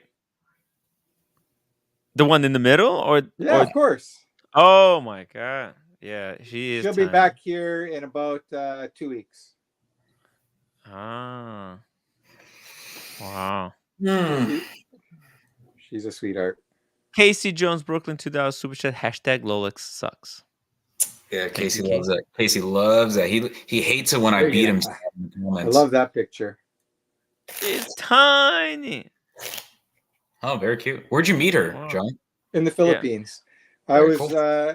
I had a business where I was doing flip-flops. We had them manufactured in the Philippines, so I was traveling back and forth between the Philippines. And I was also doing outreach. I was started a feeding program for the poor. There's an area called Smoky Mountain, and she participated in one of the outreaches, and the rest was history. We've been together now for about 6 years now. Wow. But and where is she right now? She's in the Philippines right now. She's coming back. She's in the Philippines right now. She goes back and forth all the time. So, yeah. Do you still work with that? With what is this flip flops thing? What the? It was it was we shut it down now. COVID killed us. There was no more travel, nothing. It's just we just packed it up. Damn. There's my semi-jack state. That picture was probably about 3-4 years ago. Oh, okay. Damn. Yeah. Not and then COVID happened. John, where do you live? Are you in the U.S.? Where do you live? In Canada. No, Vancouver. All right, nice. Vancouver. Wait, so he's on your side. Where Vancouver is on the side of LA, right? West Coast. Yeah, West Coast. West Coast. It's pretty far though, Timmy. From in LA? Yeah, I'm in LA. Bright Blue Comet is going to be coming soon, so I want to set something up with Sean and cars and everyone. You should come for that. That'd be fun. Oh, when is this? When is this? Actually, I drove to LA. I got there in 24 hours. He's going to message me, and then I'm going to connect with Sean, and then we'll set something up. But fly in, man. It'd be fun. When are you guys getting together? I don't know yet. We're figuring it out.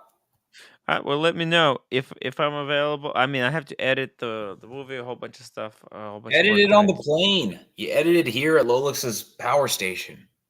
Plug it in, and you get to work. I'll consider it. Okay, I'll consider. You make me a mark. That's wrong music. You make me a Marco, bitch. Guys, I gotta go to sleep. I gotta go to sleep. Pip, we'll talk about Laurent Perrier tomorrow. That's actually, oh man, we missed Laurent Perrier at the Watches and Wonders, unfortunately. Guys, thank you all for watching. Hit the upvote button. Let's get to 200 upvotes. Come on. Do I really have to remind you every 5 minutes to upvote? Is it really that difficult? Upvote and then leave me a comment. And I'll see you tomorrow. It's gonna be fun. It's gonna be fun. Make sure you subscribe to the Watch Community channel, and it's all gonna be cool. It's all gonna be cool. Dubai Watch Week is coming up. All kinds of events. Australia Part 2 is coming up. It's all good, guys. I'll see you all later. End the show. Lolix, end the show.